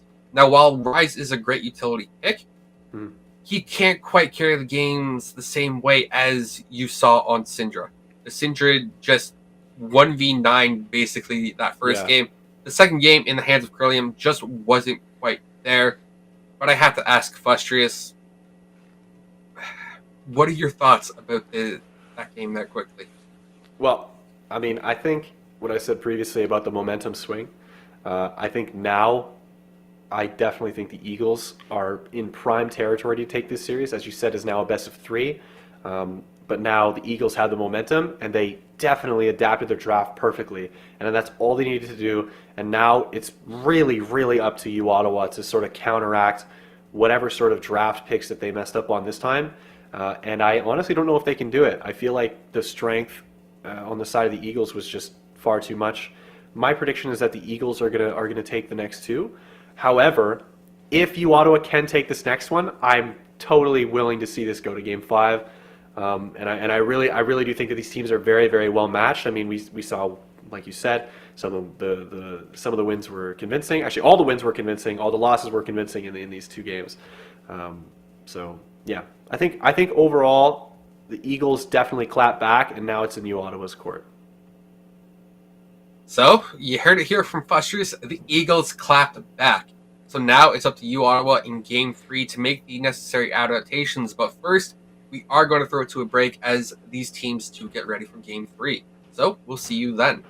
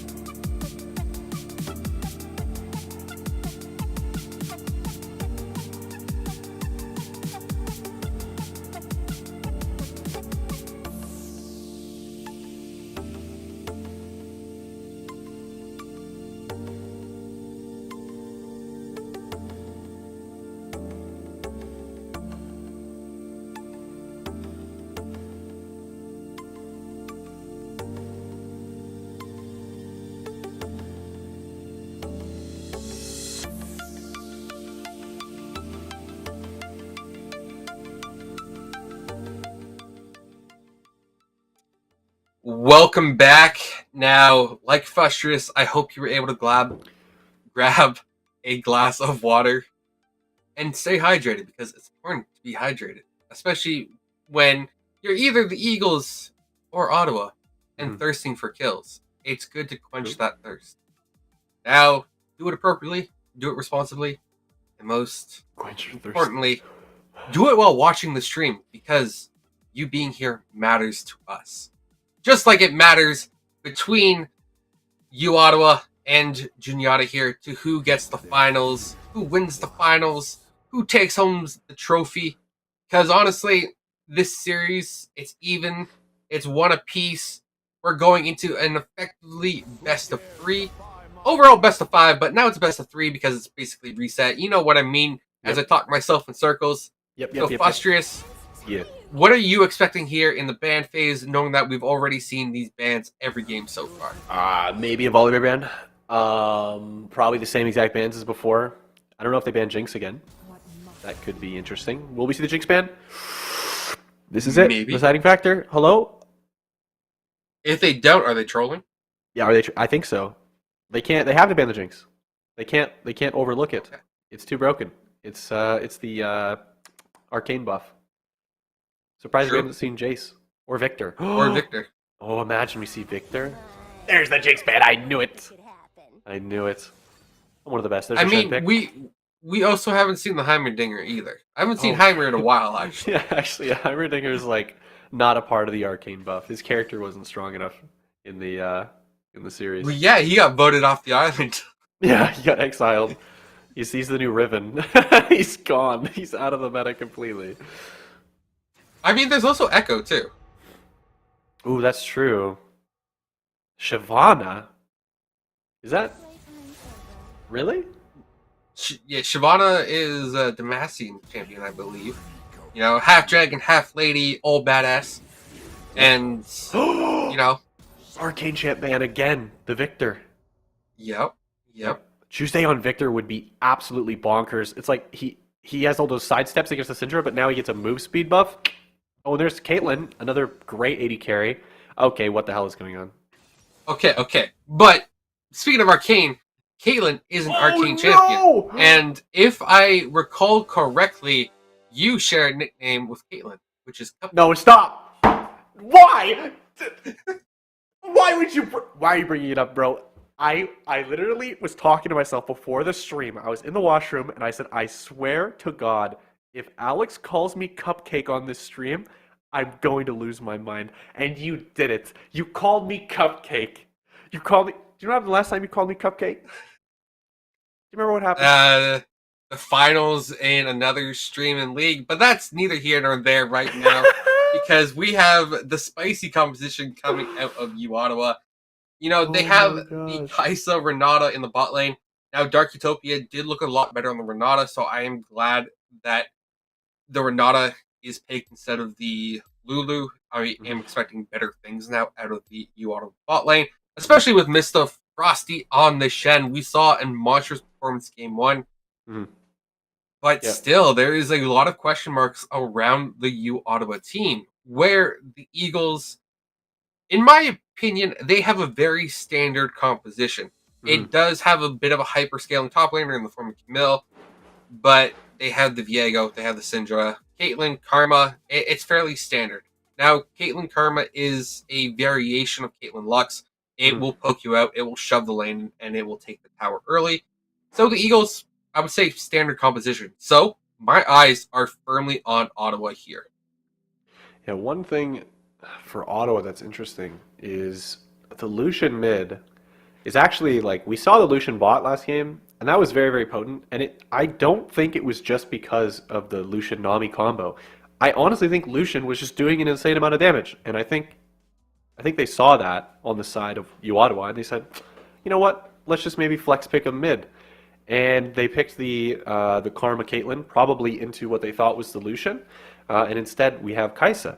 And now Kaisa is sort of the most likely going to be building AP, and she is going to scale really, really well. Lucian is going to be able to sort of carry the early game with his insane mid lane pressure, because he's a crazy solo laner when you get him solo lanes. Yeah. And we have of course the defensive side as well from the Shen. Should be able to sort of circumvent any aggression coming out of the Eagles in the mid game. So I think U Ottawa's comp actually makes sense. It's just sort of weird to see two 80 carry champions being played when we know that these, sort of bruiser and assassin characters are so strong and prevalent in the meta right now. Yeah, now, for me, we've seen enough Lucian being a flex pick that I'm okay with it being picked. I have faith in Tuesday's ability so far that he will do well. And Lucian into Syndra, it sounds like a recipe for disaster for the side of the Eagles. Because Lucian, he has the Relentless Pursuit. He will be able to close the distance, pop the Syndra, and relatively get out okay. Yeah. But for me, what's interesting is the Shyvana pick. Yeah. Because it hasn't been a meta champion for quite a while now. It's been relatively strong depending on how you build it. Now, there are numerous forms or numerous ways to build it. One way is AD on hit. There's AP on hit. There's AP burst. There's pure tank as well. So there is at least 4 or 5 different build paths that one can choose. And I do think that they need a little bit more pure AP. So I'm looking towards a AP on hit, maybe an AP burst, because the Eagles are squishy. True. The only one who might be able to survive the burst would be a Camille, who can either immune it or has the adaptive shield if she can proc it. But I think an AP Shyvana could work here if she gets ahead with a farm in CS. Yeah. But it's something I have to keep my eyes on. And I'm a little bit concerned about it because it's not meta. It's not something you usually see. But it is a spicy pick. Yeah. I think the Lucian as well is a very spicy pick. And one thing that they synergize well together is the amount of burst they have, especially when you have the AP Shyvana. I mean, Shyvana's one Dragon's Breath will literally chunk you to half HP. Lucian's Relentless Pursuit, auto attack, Piercing Light auto attack will deal the rest of the damage needed to kill you in the mid lane. So that all happens very, very quickly, and Syndra is going to need to watch out for that combo, and it's really hard to itemize against that combo because, again, half your damage is going to be taken from the Shyvana Flame, and half your damage is going to be taken from the Relentless Pursuit Piercing Light. And so it's going to be up to the synergy between the U Ottawa jungler and the U Ottawa mid laner to sort of take their burst damage and get those cheeky picks with it. And Lucian's going to have to do some major wave manipulation, I think, in order to capitalize on that. However, the bottom lane, I've seen it happen in other tournaments where the Caitlyn Karma is just so potent. It's almost impossible to play against. And Kai'Sa Renata not having any real sustain in that lane, it's going to be very, very difficult for them to survive, I think. And so that's also a lane to watch. It's going to be very dominant from Leo. We saw him playing last game, an exceptional AD carry game. And I think he's going to try and carry that momentum over to this game as we have a bit of a cheeky layout instead of the normal 5-point, with Karma actually everyone being relatively close, and Dark Utopia is actually just going to get chunked out here, nothing more. She's probably going to be forced to recall. Yeah, right now it's safe enough and early enough that Lornata could get a recall off, but as that timer starts ticking up, it's now a little too late. But they will have vision of where Kyler 1 is going to be starting on the Shyvana. And with it being the Ember Knife, I'm going to say that's more of an 80 build, because that will get the damage reduction and also on hit burn that you get as well. So I'm definitely already predicting an on hit, especially with Press the Attack or the Rune Choice or Keystone. 100% on hit Shyvana with the Ghost as well. She will look to run you down. Now it's just a matter of... We are going to see a fight here. This is what I'm saying. That's all it's going to be. Sorry. Continue. Okay. So, with the Ghost, and now the only question left is it going to be an AD or AP on hit? I think they need an AP on hit right now just to balance out their damage profile a little bit. But really, I don't think it will matter too much. The Shyvana will still do plenty of work if she can stick to her targets. Now, luckily, Caitlyn, Syndra, they don't have a lot of disengaged tools or tools to help them run. As Tuesday just chunks down Krillium so hard, and once again, First Blood gets out too, And now one hand is in the Raptor pit, but I think it won't matter. But either way, Tuesday once more with first blood. Yep. We love to see those kind of solo kills in the mid lane. And again, Lucian, like I said, one of the most potent solo laners you can really have. And Mr. Frosty here goes in for a very interesting trade, but I think the trade is actually going to be in the favor of Volantis there as he gets the full Q combo with Grasp off. And again, this bot lane, very, very oppressive, but seems as though Zhao isn't doing too bad. But once they hit level 3, there's no chance you can fight that, and they're going to be under tower for most of this game, it feels like. And Yep. oh, I would agree with you double there. longsword this early as well is not going to be fun for this Syndra. Yeah. Now, the important thing is that Syndra does have TP, so she won't lose any wave pressure right now. But if Tuesday is able to chain these kills together, then that can be very, very dangerous for Krillium here in just trying to maintain tempo and CS. But right now, we do see that the Eagles are favoring the bot side of the map. They've pathed down towards it. They've gotten deep towards it. And so overall, it does feel like once more the Eagles are playing towards their bot side, and Volantis should be okay top. Already has a 7 CS lead. And I think Mr. Frosty's just in this 5. Ooh, and there's a flash forward, a massive stun from him. Tuesday is going to go down as he does not have flash. And Kyler actually doing quite a bit of damage, but not quite enough. Ooh. As he is going to go down to the Viego. Very, very well done from the side of the Eagles. Now up a full 1,000 gold as the CS lead in topside is very prevalent. Hey, And- double ruby crystals on the Shyvana, so definitely more of a tank build there. Or bruiser build, I should say. Probably could be Chem Tank, could be the, Frostfire Gauntlet there. For Yep. the extra slow on hit, which I think is absolutely valuable, having that slow on Shyvana, who doesn't have a lot of CC in her hit.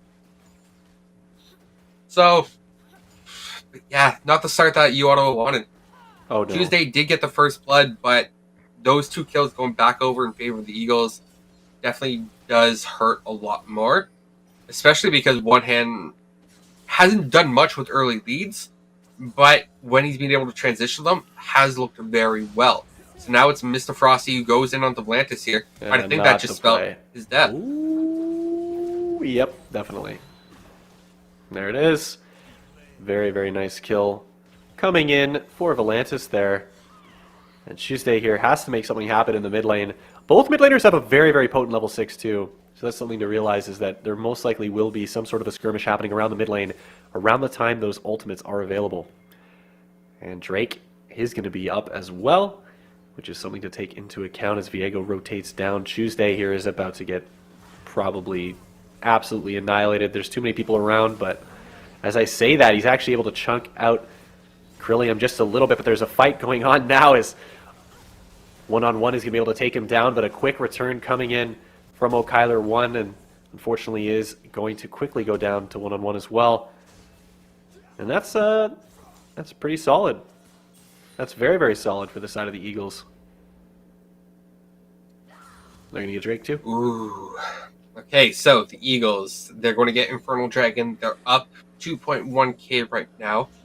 And I do think that this game is already going maybe too far in favor of the Eagles too early. And this doesn't bode well for you, Ottawa. Now, I was rooting for Dragon, but at this point, I don't think you Ottawa quite has it in them to fight back. Now, this game is done and over with already, but you Ottawa, they gotta be better. They gotta outplay on the next level if they want to be competitive this match. Yeah, there's got to be some massive plays. I mean, Zhao has to scale into the late game on that Kaisa, and once that happens, there is a solid chance. But the issue is Volantis is just destroying top lane right now, and Kyler 1 is, he's gonna get spotted on that ward and have to clear it, and nothing you can really do. And now he has to go towards his Gromp, and we are going to see maybe a dive happening bot lane as one-on-one rotates down. He's probably going to get red buff first, but Dark Utopia is going to be in a very, very suboptimal situation. The trap goes down, but that's going to be Zhao with a massive play, taking him down, and in comes Mr. Frosty with that ultimate ability available. And he's just That was give a it massive steal. huge bailout. That bailout on top of the Stain United from Mr. Frosty kept Dark Utopia alive, preventing that gold from going over. And so while that was a lot invested, they needed to do that. Now Kyler won his here and misses the ultimate and then the E as well. Absolutely devastating there. And yeah, that's a bit rough. In comes Camille. Tuesday's gonna be the first target, but yep, that's gonna be it. As 1,500 gold lead on the side of the Eagles now. Definitely having that prowess as they look to go towards this Rift Herald now. I mean, yeah, everything pretty much missed on the side of you, Ottawa. Not quite the way you want it to go. And that's going to be Rift as well. Bada bing, bada boom. And the Shyvana pick, not really coming in clutch right now, but she is sort of a scaling champion as well. So I can assume she will be doing slightly better towards the mid game. Same with Lucian. Once he gets those 2 items, he's very, very strong. But Syndra being ahead is not something you want to see. Now, I also had to double check this, but Shyvana was picked in the last rotation on blue side, which means that they already knew who they were going up against, but they didn't draft a winning bot side to chain the early dragons together for the Shyvana scaling, because Shyvana specifically scales off the dragon kills. Extra armor, extra MR, and I believe maybe some offensive stats, but I know defensive stats for sure.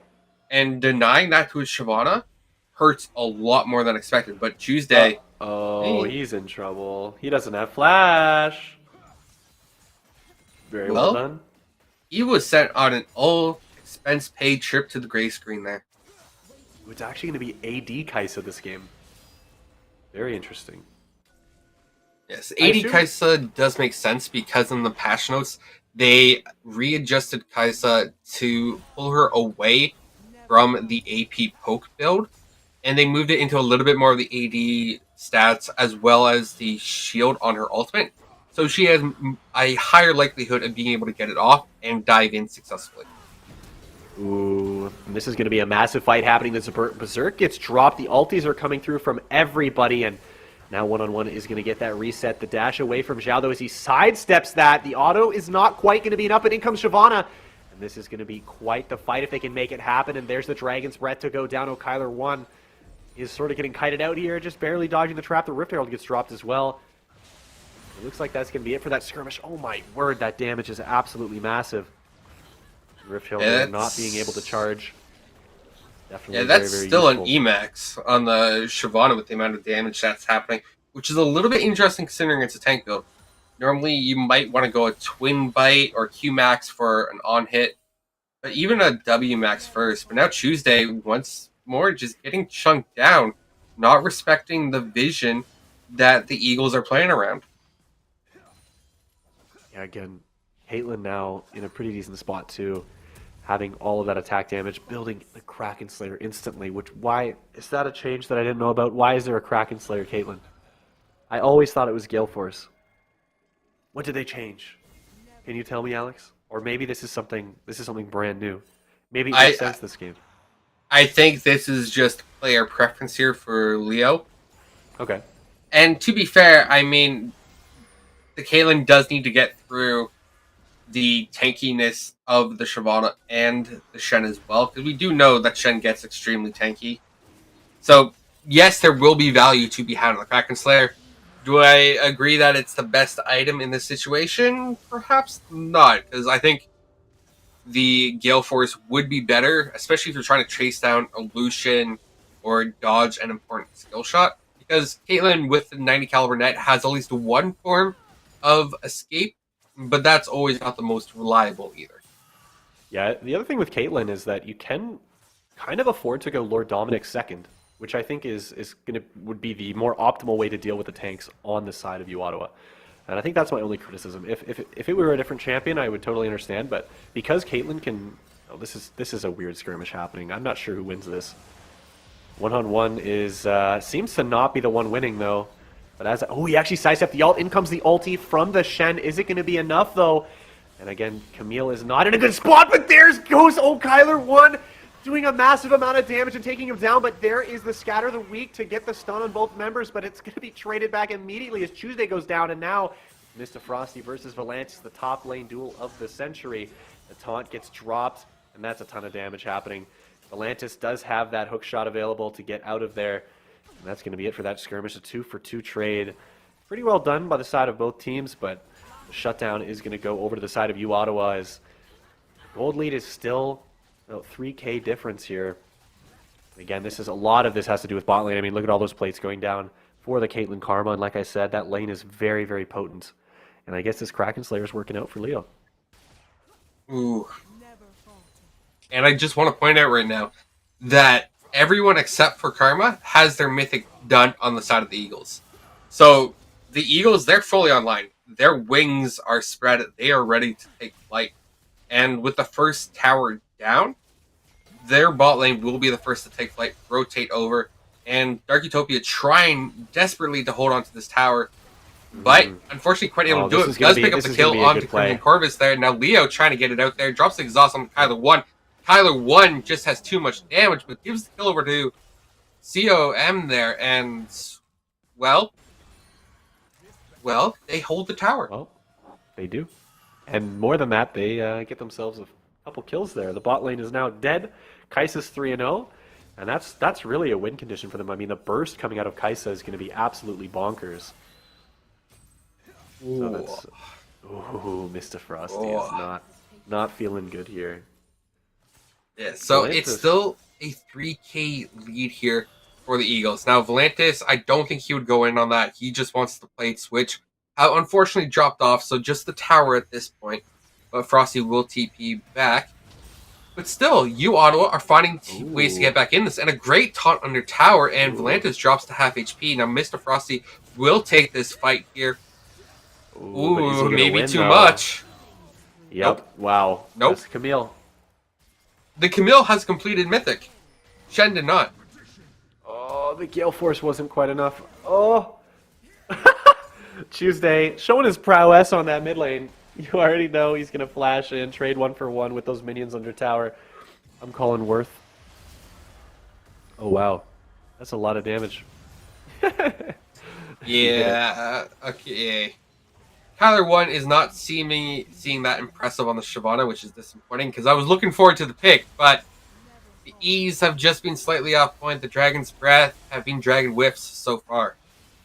Yeah, this is an interesting Rift Herald sort of skirmish about to happen right now as we do see Xiao coming in close. Volantis did not expect that, and that's going to be a ton of damage. The Shen TPing in as well. One-on-one is going to be jumping in, and the reset is not quite going to land as Crimson Corvus is going to be picking up that kill, and there's still is a skirmish going on as Leo starts to sort of come behind here, and Lucian is close behind the side of U Ottawa as well. He could be looking for anything. There's the Scatter the Weak, and not really going to lead to anything. Still down about 4K gold if you are U Ottawa. Not quite optimal as Tuesday, begins to take that wave. An interesting 1-for-1 trade. Camille going down is definitely in favor of U Ottawa. But again, this 4K gold lead needs to be mitigated at least in some way, especially as this third Drake comes up, and this will be the third one for the Eagles if they are able to get it. Yes. They're holding on okay, though. They are finding fights to take, which is good, though they're still losing overall on the map. So Ottawa showing some spine, showing some fight. So they're not quite out of it yet, but it is still rough. Now, if this dragon does go over, it will be unfortunate, but not quite the end. But if they get a good engage, they could make something happen. But Mr. Frosty already chunked half HP. This time, Trillia off to a much better start on the Syndra, now 3-3-3. Ooh, Kyler 1 is looking for a big engage here. And there it is. There's a massive smite coming in. And it's going to be Kai'Sa to go in and do a massive amount of damage. One-on-one here. Gets that immunity. He's trying to run away at this point. And he is going to be able to actually pick up that kill as well. A double kill for him. And he's looking for more. And there it is. A triple kill. And that's going to be an ace for the Eagles. A massive play from Viego there. One-on-one just showing his prowess on the champion. This is his first time playing it in this match. And oh my word, is he popping off. I agree with you there. He's popping off 6-1-6. Now, it was Ottawa that stole the dragon, got the gold bounty shut down, and a couple kills as well. So those fights, they could actually go the other way. Now, fortunately, the Eagles were able to stall that out just long enough because Renata had a devastating hostile takeover in the middle of that. So the Eagles, while they are ahead a significant amount, they can't get sloppy. Otherwise, Ottawa will capitalize on it. Mm-hmm. I think Caitlyn now 4-4-2. She's feeling pretty strong. She is going to be going for that rapid fire cannon second item, which should be pretty decent. The taunt under tower is pretty good as well for Mr. Frosty. But again, Camille, she's in her prime territory right now. She's got the steel cap. She's got the divine sunderer. And she's ready to go for sure. And one-on-one also 6-1-6 now with Kraken Slayer, Death's Dance. He's going to be doing some crazy damage, and he's also never going to die. And I think the Death's Dance is a great item pickup because most of the damage coming out of Ottawa is going to be attack damage. And there's actually, Volantis is going in on this Ignite, gets dropped, a ton of damage coming through, but the shield from Shen might just be enough. And there's the ultimate to go down. It's now going to be a 1v2 situation in the top lane, but Leo is trying to equalize that, but he doesn't quite recognize the threat that Xiao actually has. There's going to be the ulti, but the move speed from one-on-one, he's going to be looking to maybe hit that stun, but it's not quite going to land as Okyler 1 is close behind. And in comes Tuesday with that Eternal Damnation. We love that relentless pursuit. And that's going to be him trying to dash over the wall, but it's not quite going to happen as he goes down. Now a 6k gold lead for the side of the Eagles. They are definitely feeling good, but again, like you said, Dark Utopia having that nauseous gas mega ultimate that turns the people against each other. That could be a turning point for them, but that's going to be Rift Herald finally used as he picks up that turret. 8-1-6 now on the Viego. This is definitely his game to carry. Yep. One hand definitely seems like game one may have actually just been a one-handed performance there, because he's definitely stepped up more and more through each game, which is great to see. Now, the thing that happened there was that the utility from Karma just allowed them to chase out of the jungle into the mid lane, force the Kai'Sa out, and then collapse onto Tuesday, because Tuesday did have a great flank. He was, unfortunately, his team is too weak to capitalize on that positioning too slow. But the positioning was great out of Tuesday, in my opinion. Had the right idea, it just didn't work out. And so, with that said, the Eagles, Juniata, they do find themselves up a significant amount of gold right now. About 7,500 gold in their favor. Yeah, that's a significant amount of gold if I've ever seen one, and another Drake's going to be up in about a minute. And fortunately, for the side of Ottawa, Shyvana did end up winning that smite fight for that third Drake, so now this will bring them to Soul Point, but not quite Soul, if they do acquire this third or fourth dragon, I should say. And I mean, Volantis is so strong. 3k gold lead in the jungle, 2.5 for top laners, and even Krillium. I think this is Krillium's first significant lead in mid lane right now, because the Lucian pick, it didn't quite do enough early game to solidify its mid game presence, because right now Syndra has the death cap, has the Luden's Echo, and, well, you're not going to be doing more burst damage than that when you're sitting on 1.5 items as the Lucian. Yeah, this is true. I mean, sort of just getting outscaled at this point.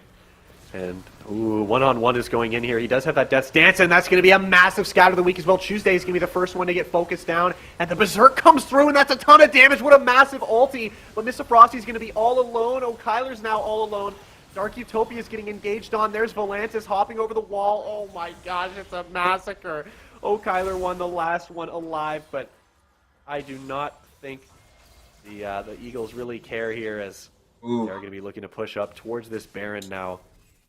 So they look to get that buff, and that's going to be almost a 10k gold lead for the Eagles at 22 minutes. They're feeling themselves. Yep, they're feeling themselves, and right now it definitely seems like the Eagles, they're getting themselves ready for match point with this Baron take. It's, I believe, the quickest Baron so far of the series. They have a 10k gold lead at 22 minutes. They are definitely in a prime position. And moreover, they haven't lost a tower yet. Oh wow. Yeah, that's So, that's not where you want to be if you're U Ottawa, that's for sure. Down 10k gold, 11k gold, sorry. And no towers taken. I think they may have gotten like 2 plates or something. One top and one bot, from what it looks like. And that is not where you want to be, that's for sure. And we do see Tuesday trying to do something bottom here, but he has to rotate away. And yeah, this is just brutal for you, Ottawa. yeah, brutal is one word that you could pick. But yeah, I'm just thinking that, maybe game one could have been a bit of a fluke and was the wake up call that the Eagles needed, because we see Volantis go in on Mr. Frosty here, and Mr. Frosty isn't feeling Frosty anymore as that huge true damage comes through. But Volantis, that hook shot won't save you this time as Tuesday gets the return kill. But man, that was a huge damage proc out of Volantis. That was that was massive. half the tank's HP. It's all true damage, too. That's the best part. And there's the dash forward. They regret doing that as one-on-one is going to be there and just absolutely one-shots Kaisa. There it is. He's dashing forward. He wants more. And there it is. The one-on-one is going to ult over the wall. Gets the stun onto Tuesday. Again, he's going to be looking for more of that Death Stance. Healing is going to be enough here as he picks up the Lucian and dashes over the wall. And there's the ulti to come through onto Dark Utopia. The Shen ult comes through, but it doesn't matter. It doesn't matter. One-on-one is 12-1-11 right now. The MVP of this game by far doing work in this jungle. And it looks like they're just going to try and end the game here. So, now, I'm not saying that correlation equals causation or vice versa, however it goes, but it seems like the team with the most balls have won. True. I think Syndra's the way to go.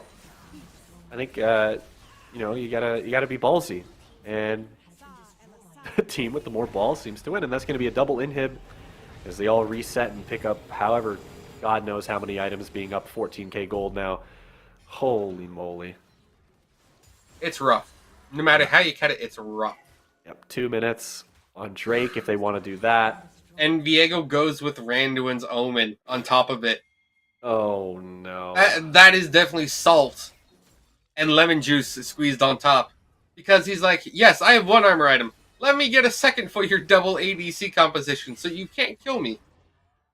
Oh, that's gonna be brutal. He has 3 completed items and almost GA, and Lucian's like, I have Gale Force Essence Reaver. And Volantis, oh my gosh, it's happening again. He's gonna get one shot. Oh, and there it is. Volantis picks up that kill, and there, yeah, one-on-one is like, hey, what's going on, guys? It's me. I'm basically invincible. And there he is dashing in. Although he might have been, a little bit overzealous there, but it is going to be Krillium to pick up that kill onto Kaisa, and in comes the Berserk from the side of Ottawa. But we are going to see Tuesday getting chunked out as well. In goes Volantis. Stun and the Ignite is going to get dropped. Tuesday is eventually going to go down to that damage over time, and the third inhibitor is going to be the next target. As I say that, though, one-on-one is going to just be massacring the enemy team. Yeah, he's looking for more. He's like, hey, come here. But no, they're not going to give it to him. He's 13-1 and 13 on the Viego. Now, I know 13 is a superstitious number for some folks, and for others it's lucky. And right now, for the Eagles, it is definitely a lucky number there. Oh, yeah. Because they pick up their second win in their series against Ottawa.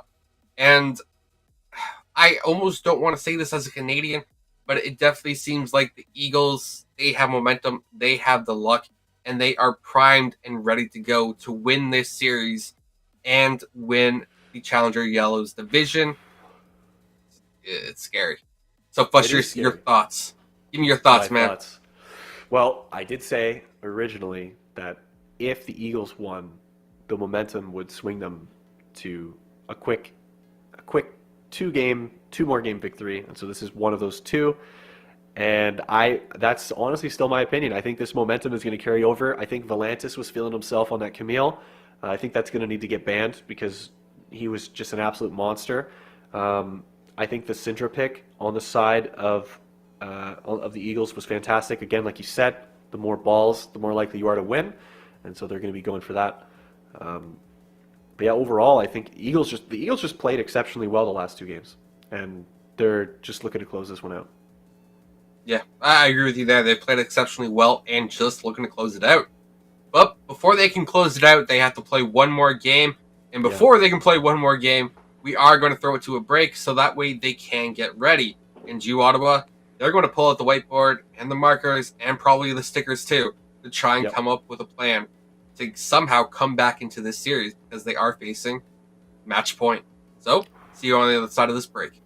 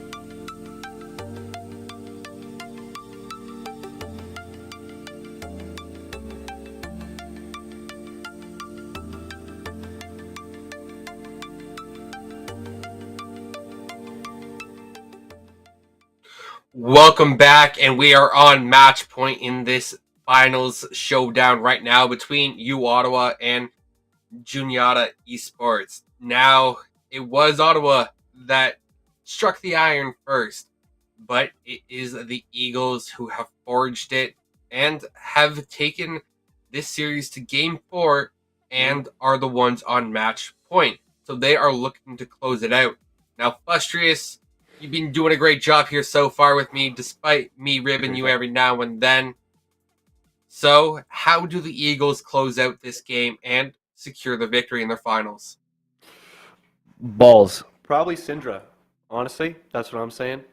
Definitely going to be using the balls. The Dark Spheres, actually, is the politically correct way to say it.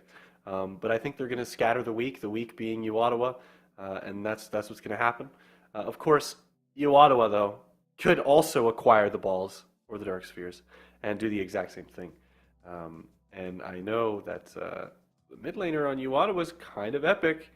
As he that game when he was playing Rise against Syndra, he did exceptionally well at dodging those skill shots. So hopefully he can do that again maybe this game if the Eagles do get their hands on the Syndra. Now as for what needs to happen, I think U Ottawa needs to clap back and be like, hey, we know that you kind of beat us the last 2 games, but we've learned. And now our draft is going to be much, much better. So I hope to see some draft changes on the side of U Ottawa that benefit them. Because if they don't, well, you know, we're definitely going to have like an issue if you're U Ottawa against the Eagles, because the Eagles are just absolutely crazy. Team is exceptional. And we're probably going to see the Udyr ban almost immediately. In 3, 2, nope, it's J4. Now, you see, this is where they got you. It was a side swap. So, J4 has always been the first ban in this series for the side of the Eagles. But with the side swap, it's now J4 that is the first ban overall. And there's your Udyr ban. They pulled a quick one on you. Yep, they got me. They actually got me, these Goombas. They got me. And there's Vigar again. And Vigar's pretty strong now, eh? What's the worst that could happen? I've seen him be banned, it's Vigar. He throws the baby cage down. He blows up someone. So, he just Vigar things. But we do have the hot dog back in the top lane here. No more Camille. And it's Mr. Frosty answering with the Urgot so far. So, already seeing forced adaptations out of both teams here. And it's looking to be exciting. Yeah, that's for sure. And Vex. Vex! Oh my, the Victor! I love Victor. Victor's my favorite. Oh, and it's Tuesday on Victor. Dude, I've been waiting for this. Tuesday on Victor. Victor's my favorite champ, by the way. Anyone in chat wondering. Victor, epic character. And I cannot wait to see what Tuesday does. The movement is going to be insane. And I cannot wait to see it. Trillium on that Vex, though. I really think that's going to be potent, too. And wow, Vayne as well. This is going to be a hype game. Ezreal, oh my gosh. Actually, Vayne definitely counters Ezreal a little bit here, but Crimson Corvus is going to come in with the Karma as well. Let's see, what is the final pick? Vayne, maybe like Lulu, or oh, it's Renata. And there it is, Dark Utopia on that Renata. 100% win rate for this match. Damn. So, the Renata does not have a 100% win rate, because the Renata just lost. So 50% win rate. For the finals. The Renata lost? Yes. Not for Dark Utopia. Not for Dark Utopia though, right? Yes. No, because he lost on Lulu. He lost on Lulu. They lost twice. Frustrous. Game one was Renata. Ottawa. For Ottawa. Game 2 was Lulu for Dark Utopia, and that was a loss. Game 3 was back to Renata for Dark Utopia, and a loss. Remember, they did a side swap. U Ottawa is red side. Oh my gosh. It's okay. It's okay. You're probably, you're not having your cupcakes, their cupcakes, so probably feeling a little bit out of sorts. But you have the victory to hype yourself up about. And that arcane buff is a real thing. I've seen it time and time again. People just tend to feel these champions more so than others. And I'm glad overall that they moved away from some of those off-meta picks. Now, Yeah. Urgot is still off-meta, don't get me wrong, but is at least more understandable, a little bit more solid, where the Shyvana just felt out of place and didn't really do much, didn't offer much. Because I am a firm believer that CC wins games. Yeah, I definitely agree. I think one thing that's interesting is the Victor pickup is much more of a scaling pick for the side of U Ottawa, and I think that's going to do really well for them. Yeah, scaling does tend to do well. However, they have to make it to the points where they scale. Where unfortunately all these games have, I believe, ended either at the 30 mark or before it, which means that you're not getting those late game scaling points. You're just not hitting them. And if you Ottawa can't even break the outer towers, they have almost zero hope of actually making it to that late game. So while late game is good, they need to be strong early, they need to have a strong foundation, and they need to be able to build off of that successfully. So the Eagles, they just really need to keep going forward because they've been playing well and don't really need to change up much. I would like to see Brillium have a little bit more priority, a little bit more success and agency in the mid lane. Oh yeah, Because that has been the weakest spot, I feel, for the Eagles. I think the Vex is going to really help them do that. I think Vex is one of those characters that really can take the game into their own hands, start roaming bot lane, using those resets on your ultimate to sort of jump around in those early jungle skirmishes. And I think something interesting for you, Ottawa, the Vayne pick is very interesting because they can really funnel resources into her and get a lot of value out of that. And I think getting her to like 3 items should be a pretty high priority because Vayne at 3 items, especially when you have a bit of peel on your team, I mean, that's very, very potent, especially with the skill level of these 80 carries. And Vayne is also a pretty good pick into Ezreal too, so I like that they did that. Yeah. Now, the Ezreal Karma is another heavy poke lane as well. Yeah. But with a Vayne, this is actually when I would like to see a Lulu pick come in. Some sort of Enchantress to really just buff up the Vayne, keep the Vayne safe, help her kite in and out of these fights, and just enable the Vayne. I'm not quite sure how Renata is able to fully enable the Vayne. I can see ways in which that could happen, you know, moving people closer to walls, turning them against Vayne, having the bailout for Vayne in case that's one more silver bolt proc that gets that true damage going for the reset. But compared to a Lulu is a lot more straightforward and definitely benefits the Vayne in a more straightforward manner. So I'm definitely going to be watching the bot lane as the lane to watch, because if a Vayne does get ahead early, I think she could just run absolute mayhem across this field, across the rift right now.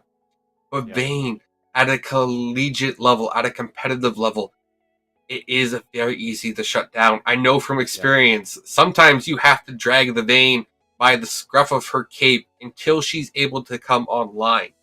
Yeah. But that is going to mean the rest of your team has to be solid. And besides Tuesday, I haven't seen that much out of you, Ottawa, to give me hope, especially in the past 2 games. Well, I hope to see Tuesday on this Victor. I believe in him. I think he's going to come in clutch. I think his movement is insane, and Victor's one of those champions where the better your movement, the better you're going to do on the character. And I'm excited to see that. And it's going to be a double Corrupting Potion first start for the mid laners. Pretty typical nowadays. And yeah, so let's take a look at the it's typical 5-point it looks like. Let's take a look at the runes here. So Airy on Victor is a little interesting. I believe the alternative would be Phase Rush. Which kind of makes sense that he's not taking that, honestly. I think Airy is better for the laning phase, and it gives him a little bit of extra damage. Lethal Tempo on Vayne makes sense. Press the attack on Ezreal is very interesting. I always thought it was Conqueror, but I suppose when you have... Yeah, I've seen Conqueror, I've seen First Strike. Now, First Strike was the meta a while ago, but they've since reworked that, or not necessarily reworked that, but they added Treasure Hunter into the one tree as well, which I think is one of the runes that you would opt into if you're going Press the Attack.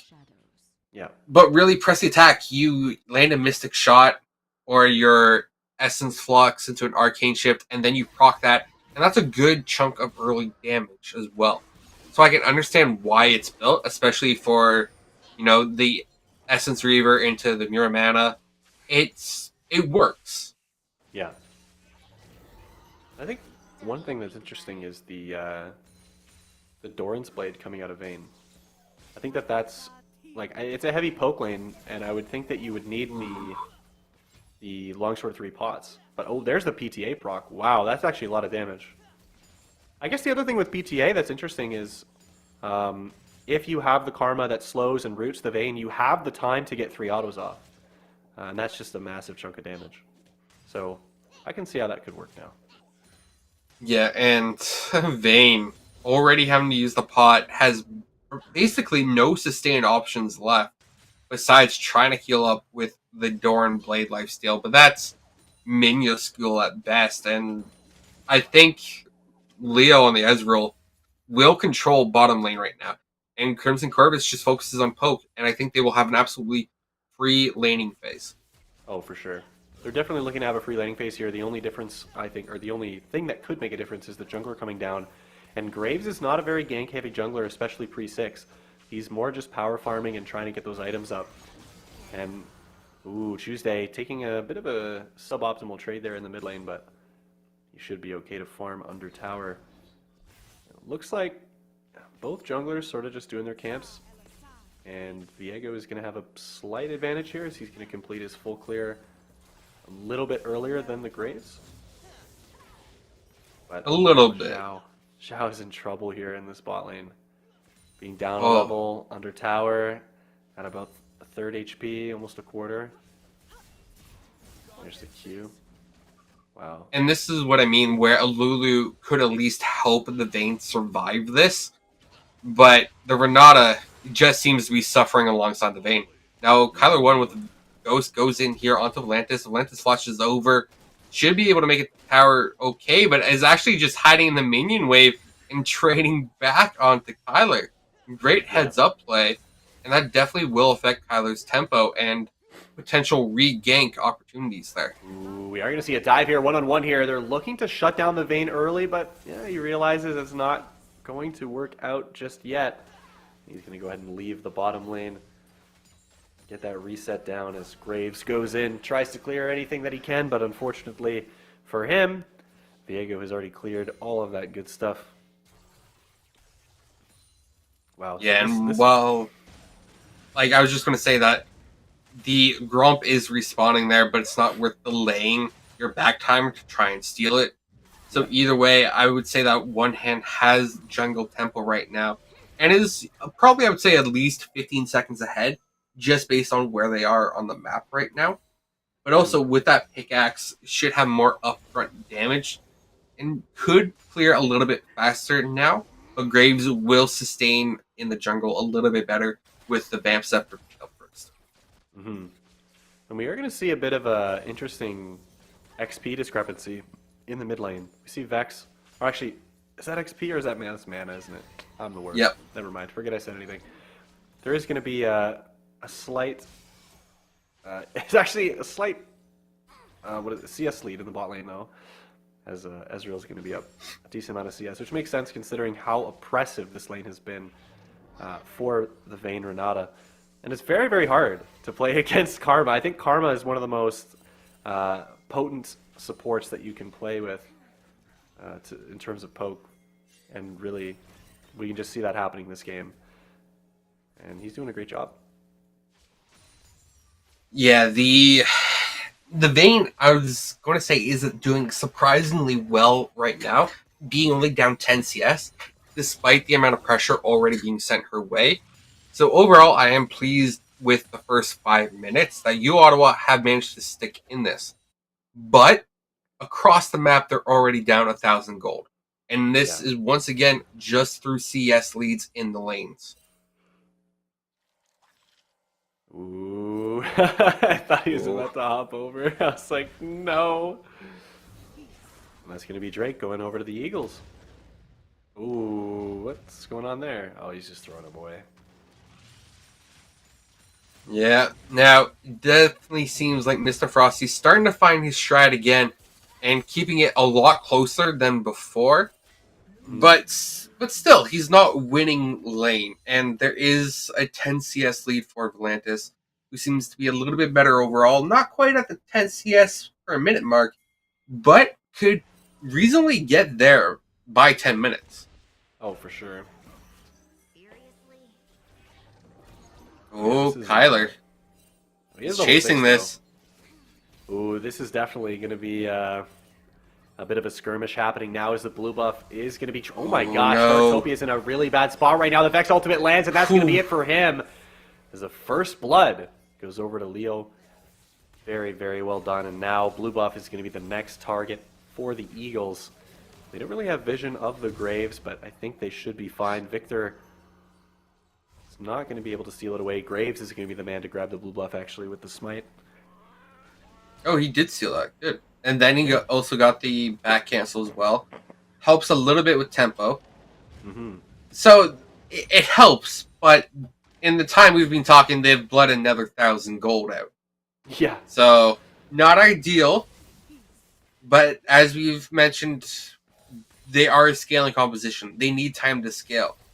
And it's just a matter of controlling the bleed, which I don't think they're doing a great job. Oh, no. But it could be worse. Leo has ult? Or does he have ult? No. No. Leo doesn't have Okay, ult there. He does have both summoners. Yeah, I think that would be a bit of a throw if he tried to use both summoners there. He's probably He's up 30 stunned up CS. by Renata. Yeah, he's good. He's vibing.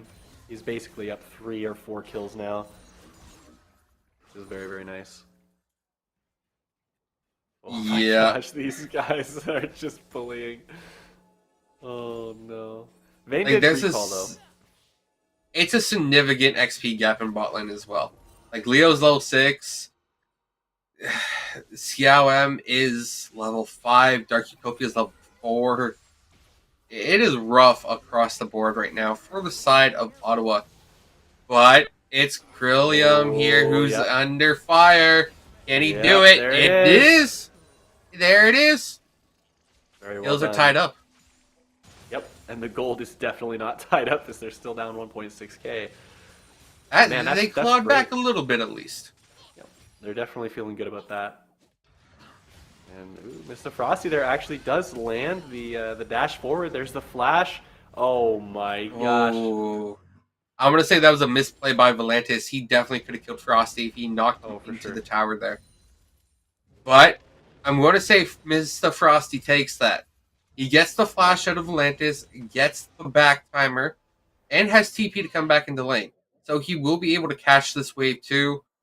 And the True Shot Barrage misses at the end there. So overall, I would say that was a win for Mr. Frosty. A small win, but a win regardless.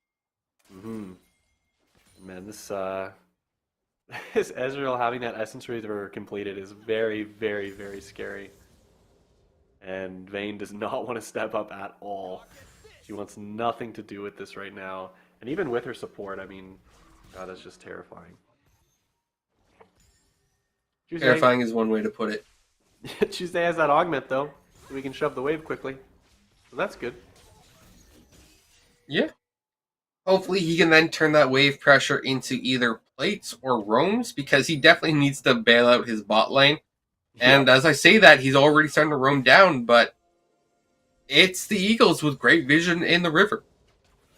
Yeah, and I mean, Kyler won here, looking to do some sort of counter gank as they push through, but 1-on-1 is going to be there as well. This could end so poorly. And there's a flash forward straight onto Graves. And Ezreal does a massive amount of damage. They're looking to jump in. And there's the flash away from Vayne. She tries to get some more damage off, but Leo is just way too potent. And there's the ult! Oh, it's not quite going to land onto Zhao. But man, oh man, Tuesday is a little bit late. But overall, just a small skirmish, and the Eagles still up about 2k gold. I think if he doesn't come down, the Eagles could have looked to dive that, because there was nothing left on the side of Ottawa. Yes, Dark Utopia has their flash up, but that's it. No ultimate, because it's still level 5. Oh, Tuesday, ghosting.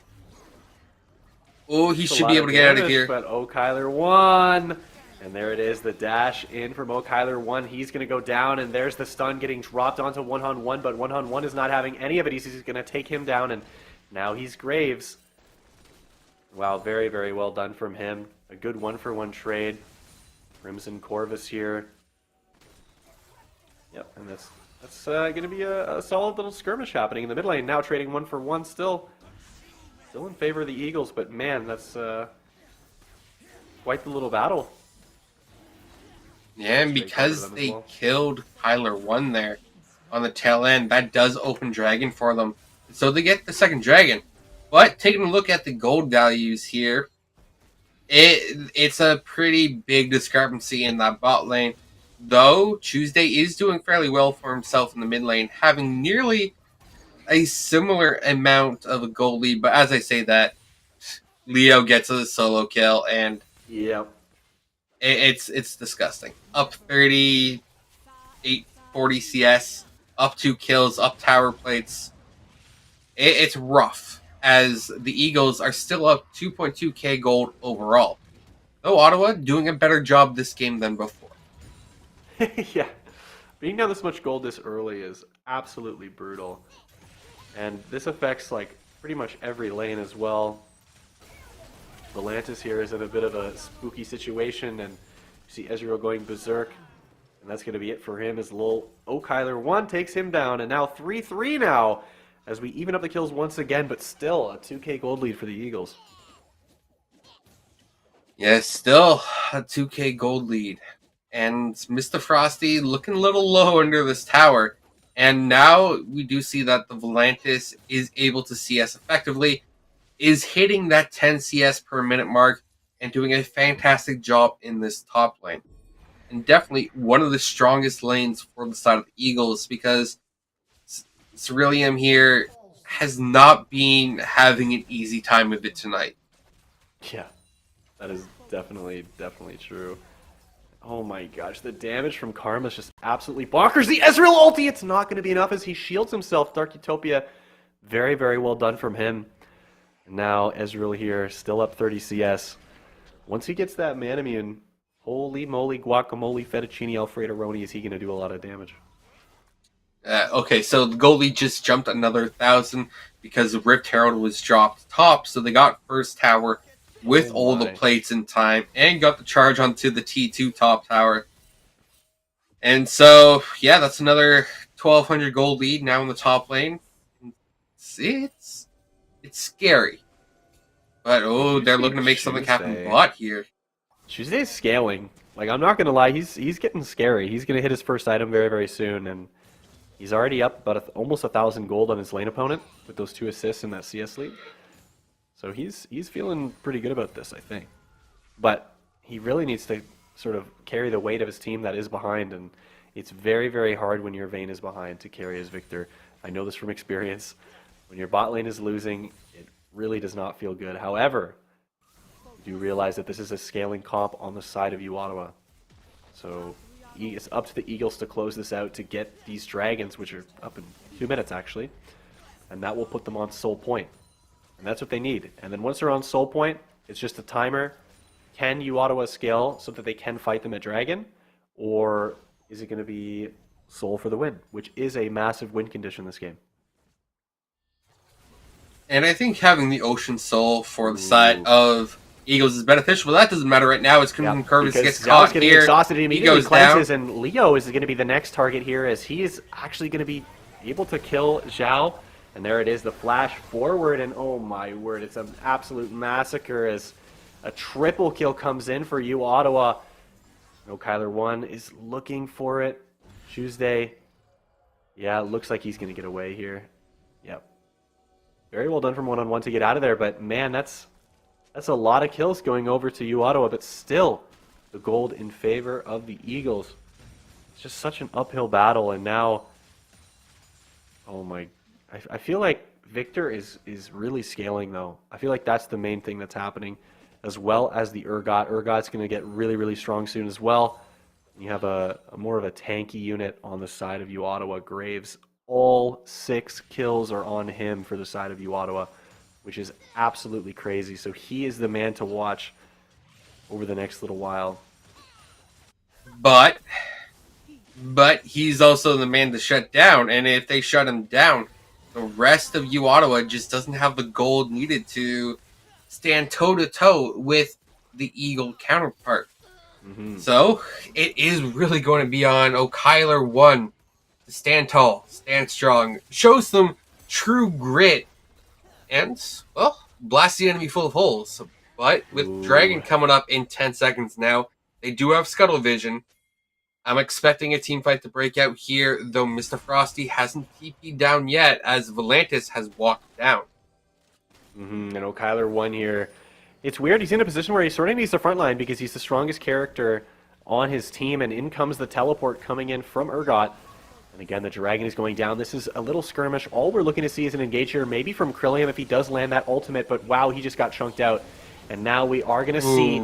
That's going to be the Eagles picking up the Drake, and that's all they want from this. They realize that that's their win condition. O'Kyler 1 is looking to ghost in. And again, this 5v5 is to be avoided at all costs if you're Eagles, because you already got the Dragon. There's no point in fighting that. And now you're just good to go on Soul Point. I don't know if the Eagles realize how far ahead of the enemy, because... While I 100% respect their decision to steal the Dragon and back out, it's the safe play. But they have item advantage, they have gold advantage, they have XP advantage. I definitely think that Volantis could have landed a 5-man Gnar ultimate against the wall, and all hell would have broken loose, and they probably could have won that fight. But we do see Leo nearly popping the vein there. Now Mr. Frosty, he's going toe-to-toe with Viego. He's going to try and walk this one out if allowed, but Volantis is coming there for the reinforcements. Now Mr. Frosty does get the kill. Does it? Oh, he gets enough of a fear that he's going to buy some time to run away, but with the Karma there, he won't be living anymore. But he is going to trade a bunch of damage back, and maybe with a little lifesteal, he survives there. But now Tuesday, there goes on Tuesday! to Trillium. And you said the Victor was scaling. He's scaling all right. Damn right he is. That's my boy Tuesday. You already know. 148 CS at 18 minutes or 19 minutes. He's doing pretty well for himself. He's 103 right now. He's up a ton of gold, I think, on his lane opponent now. Probably closer to like 1.2k. So he's feeling good about himself for sure. And it looks like Volantis is going to be the next target here for O'Kyler 1. He's very, very strong. Oh wow. Oh. He's chasing him down here by the looks of it. Volantis is about to go Mega. Doesn't land the stun off the ultimate.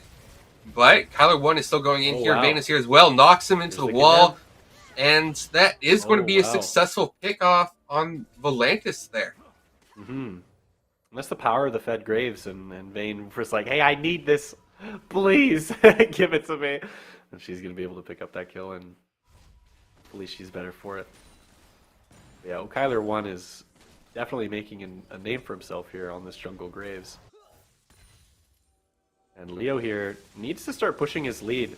He's almost at the point now where he's going to power spike once he gets that completed mirror mana. But his team really needs him to show up here as Tuesday is going to like really start scaling. And that was about a third of his HP with one ability. And Tuesday is very, very strong right now. And once he gets that Shadow Flame, he gets into sort of one-shot territory when it comes to squishies. And that does include one-on-one. So if I'm Eagles, I'm scared of this. I'm scared of this Victor. I'm very, very scared of this Victor. Yeah, he's doing fairly well for himself given the situation here. But it's going to be next Dragon in a minute 40, and Mr. Frosty looks to be caught out in 1v3, but is able to dash out and collect the rest of the wave too. So definitely feeling okay in this situation, and definitely one of his better performances, because the CS gap, while still a gap, is not nearly a flame horizon, which happened in the prior game. Or I believe it happened. It was close anyways. Ooh. Trillium here is in a bit of trouble. That looks like he's going to get out just fine. This one-on-one taking that jungle camp. I mean, yeah, Victor is a scary, scary boy. And again, the Shadow Flame is going to be quite the power spike for him. All that magic penetration and pretty much no MR for the side of the Eagles. So I don't know. I feel like Victor's just gonna outscale the Vex. That does make sense that the Victor would outscale the Vex. And Vex feels like a bit of a pseudo assassin sometimes with how she dives in, but is meant to be played as a counter assassin. And really, no one is diving in on the Vex because the Victor will just poke from range. Graves will poke from range and then dash in to get the execute. The Vayne, well, she'll go in when she lands a stun, but besides that, is okay just poking down. There's really no one that needs to dive the Vex on the side of U Ottawa. So they can play at range, they can play with a bit of safety, and that breathing room is beneficial to them. It is helpful. But right now, the most pressing matter is the Soul Dragon, which is about to spawn in 10 seconds. Oh yeah, this is a big deal, and we're going to see a massive fight here. Leo is in Power Spike territory now with that completed Mira Mana, and we are going to see Volantis having that Mega Gnar available. This is the fight to watch. He's going to dash in a massive double stun. Vex is looking to follow up as well, perhaps, but it is going to be the Drake going over to the Eagles now, but the fight is still going on, and there's Viego going massive. Leo's in the back doing a ton of damage, and Victor is just not quite enough. Vayne is going to go down as well as Tuesday retreats, and that's Dragon Soul going over to Eagles. And the flash forward from one-on-one, that's going to be enough to take down Tuesday. And Atlantis is going to be following up as well. Dark Utopia is his next target, and that's actually going to be enough to take her down. I don't think it's preemptive, but I think that was the game-winning play here for the side of the Juniata Eagles. They played it well. They get the Ace, they get the Soul Dragon, they get the Baron, and they're basically up another 5,000 gold. So I think that was the game-winning play. And they just need to close this game out cleanly, and then it's over and done with. They win. They win the finals. If they can close this game out here with the lead that they have. Yeah, this is a massive lead. Having Dragon Soul, they're definitely feeling good about this. And, I mean, Victor not quite having Shadow Flame. It looks like he went stopwatch there, which did not end up working out for him, but at least he's on his way to Shadow Flame, which I think is good. But he also might opt in for the oh my gosh, the damage from Leo. Having that Ocean Soul as well is definitely going to help with that. And ooh, Kyler 1's looking for something. The TP's coming through. Damage to come through onto Kyler 1. As it's going to be a bit of a 1v1 in the jungle. Mr. Frosty's, though, about to make it a 2v2, or should I say a 1v3, it looks like. And Ezreal here doesn't even need to hit that. He knows what he's doing. Mr. Frosty here is going to find himself quite alone, fleeing in the complete wrong direction. The flash over is not going to do anything for him as Leo picks up that kill. And that's going to be a 2-for-0 for the side of the Eagles as they head towards this mid lane. I mean, God, this advantage is just... Yeah. And this was what I was a little bit afraid of, because as I mentioned, Graves had all 6 of the kills, so he was the man to shut down. And as you can see, he's starting to rack up the deaths now, has caught up to the rest of his team in deaths, and isn't able to get the damage across. He's gone Black Cleaver, so he's not bursting anyone, but he will shred his opponents. But also, there's really no armor to be shredding right now. So that Black Cleaver could have... I don't want to say it was a bad item, but I think there could have been better items in this situation for Kyler to build. Oh my gosh, and there's Vex going in as well. Victor is the one to shut down, so it makes sense, and that's going to be the flash going away for him. And it looks like sort of overextending maybe a little bit here. He does get chunked out by the Vex. But yeah, the Baron buff minions are definitely something you have to deal with. Tuesday, this is not where you want to be. He does sidestep it, but it's definitely not going to be enough, as the ulti is enough to take him down. And in comes Victor. He is going to drop all that damage. And in goes Viego. But oh, Kyler 1 has a flank, and actually going to be enough. Oh my gosh, one-on-one is popping off right now. And oh, did you see that damage from Ezreal? Yep. That was 2 Qs, and Vayne just is almost dead. The exhaust gets dropped as well. Ezreal's looking for more. But he does get condemned into the wall. One-on-one is looking to take down the 80 carry. And yep, there he goes. Yep. Vayne's dead. Yep, and Dark Utopia is next. Oh, for sure. And I don't know about you, but that's probably game. Yeah, Yeah, I think that might be Tuesday's it. up in 4 seconds, Mr. Frosty in 12. But really, how much more fight do they have left in them No, as Tuesday not a lot. immediately gets engaged Not a lot. upon? And No, so there's I no- think this is gonna be it. This is the game-winning push. Now it's up to Mr. Frosty to try and make something happen in a 1v5 situation.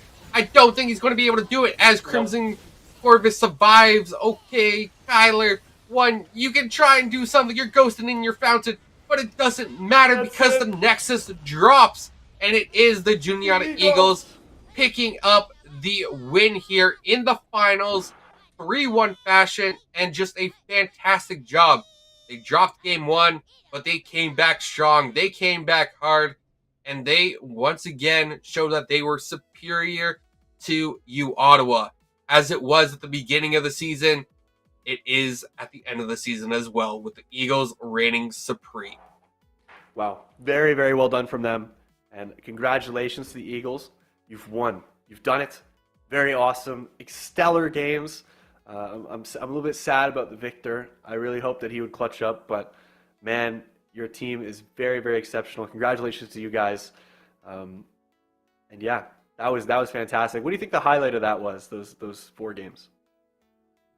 Oh, the highlight. Yeah, What let's do I think the highlight was? Now, if I'm not mistaken, Tuesday got first blood in 3 out of 4 games, which is pretty spectacular. Yeah. So, like, that as a stat is pretty cool, but that's not a single play there. But I think the play that stands out the most to me was Syndra in a 1v4 situation picks up 2 Oh, kills. yeah. Now, that is from game 1, but I think that was just such a great highlight play there that it just stands out. Whereas in the Eagles' wins, it has been a lot of teamwork. Though I do have to give credit to One Hand One there. Did play phenomenally and was very, very strong. Ramped up throughout the entire series. So as an MVP performance, I would probably give it to One Hand One there for his overall performance there as well. But individual play, I would have to go with Syndra. 1v4 picks up 2 kills. What about you, Fustress? Do you have a play of the series? I think there were a few good solo kills that I really liked. The one was the Rise solo kill was pretty crazy into the Syndra. The solo kill top lane, Camille versus Shen, was also very, very good. And the Syndra one, I know the one you're talking about where she kills the Ashe and then gets a really nice scatter of the week on the other 2 members. But there was one time where she didn't even it was a team fight, and the Syndra didn't even hit a Dark Sphere on the Ashe. She just pressed R, and Ashe disappeared. And it was absolutely hilarious. So I'd say that's my sort of funny play of the game, I would say, is the R key pressed by Syndra, and the Ashe just getting vaporized. So that was definitely a highlight for me. I love seeing champs that I've seen do that 5 years ago, coming back and doing it again, and now in the grand finals of the series. So very well done by the Eagles, I must say. They played exceptionally well. Yeah, Eagles did play exceptionally well. Now we are trying to arrange an interview with a member of the winning team right now. So we are working on that as well in the background. But man, I have to say, I'm a little bit disappointed that you, Ottawa, wasn't quite able to force a game 5 or find any other wins, because they had moments of stellarness, you could say, but really they fell kind of flat after the first game. Tuesday was on point throughout the entire series. I can't fault the man there. It just felt like no one else could really get anything going. And honestly, I want to say it starts at the top and works its way down. Because Mr. Frosty, once he was forced off the Shen, didn't have the same impact. And then when he went back to it, Volantis had already adapted, and so he didn't have the same impact. Yeah, Volantis was an exceptional top laner. I think he's probably second for the MVP spot on the side of the Eagles. I think he played it exceptionally well. He consistently won lane. He did very well in team fights, and his Camille game was very, very good. So much respect to him. I look forward to seeing who we get to interview. I'd be curious. So stay tuned for that. But yeah. Yeah, so we are going to throw it to a quick break right now, just so that way we can focus on getting the right person to interview, because it's going to be a good interview, but we have to make sure we grab the right person. So we are going to throw it to a very quick break as we get that sorted. So we'll see you back for the interview right after this.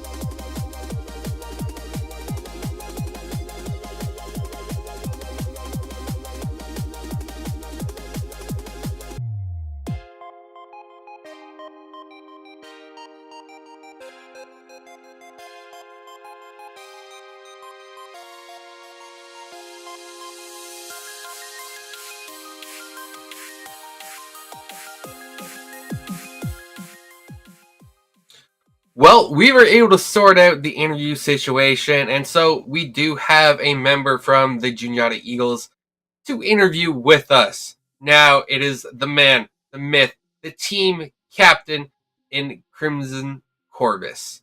So, Crimson, how do you feel winning the finals here, getting the Challengers Yellow Championship title? I feel great.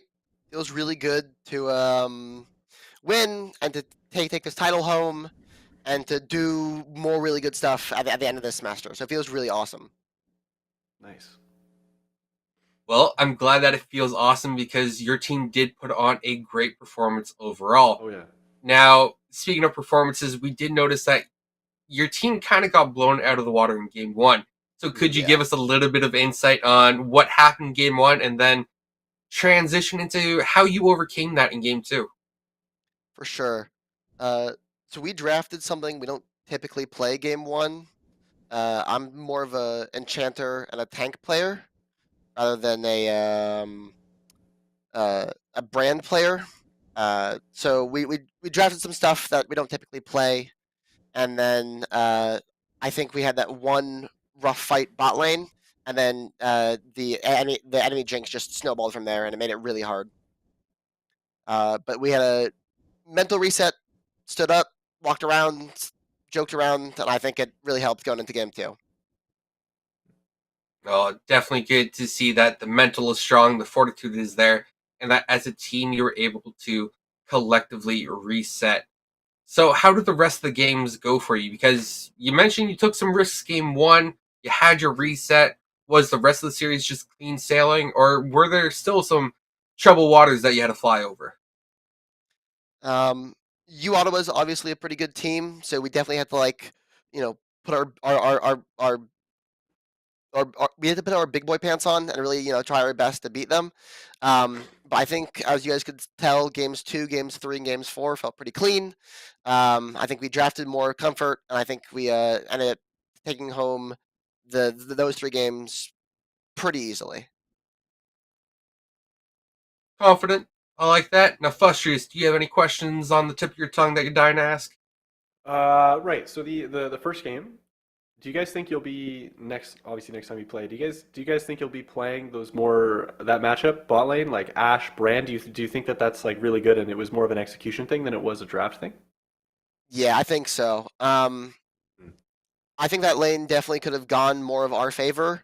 The Diego gank and me face checking the tri-bush and then getting flash blown and then getting re-engaged on, and then the double kill to Jinx just made that lane really hard. But I think the damage and the slows and the CC that lane can put out can make Jinx's life really, really hard. She just gets poked out constantly. I'm definitely down to try it again if we get some more practice on it. Nice. Well, that's And good to hear. who would you say would be the MVP on your team this time around? I thought Han played our jungler 1-on-1. I thought he played really well this series. But I'd also like to give a big shout out to our mid laner Krillium. He definitely had some rough games and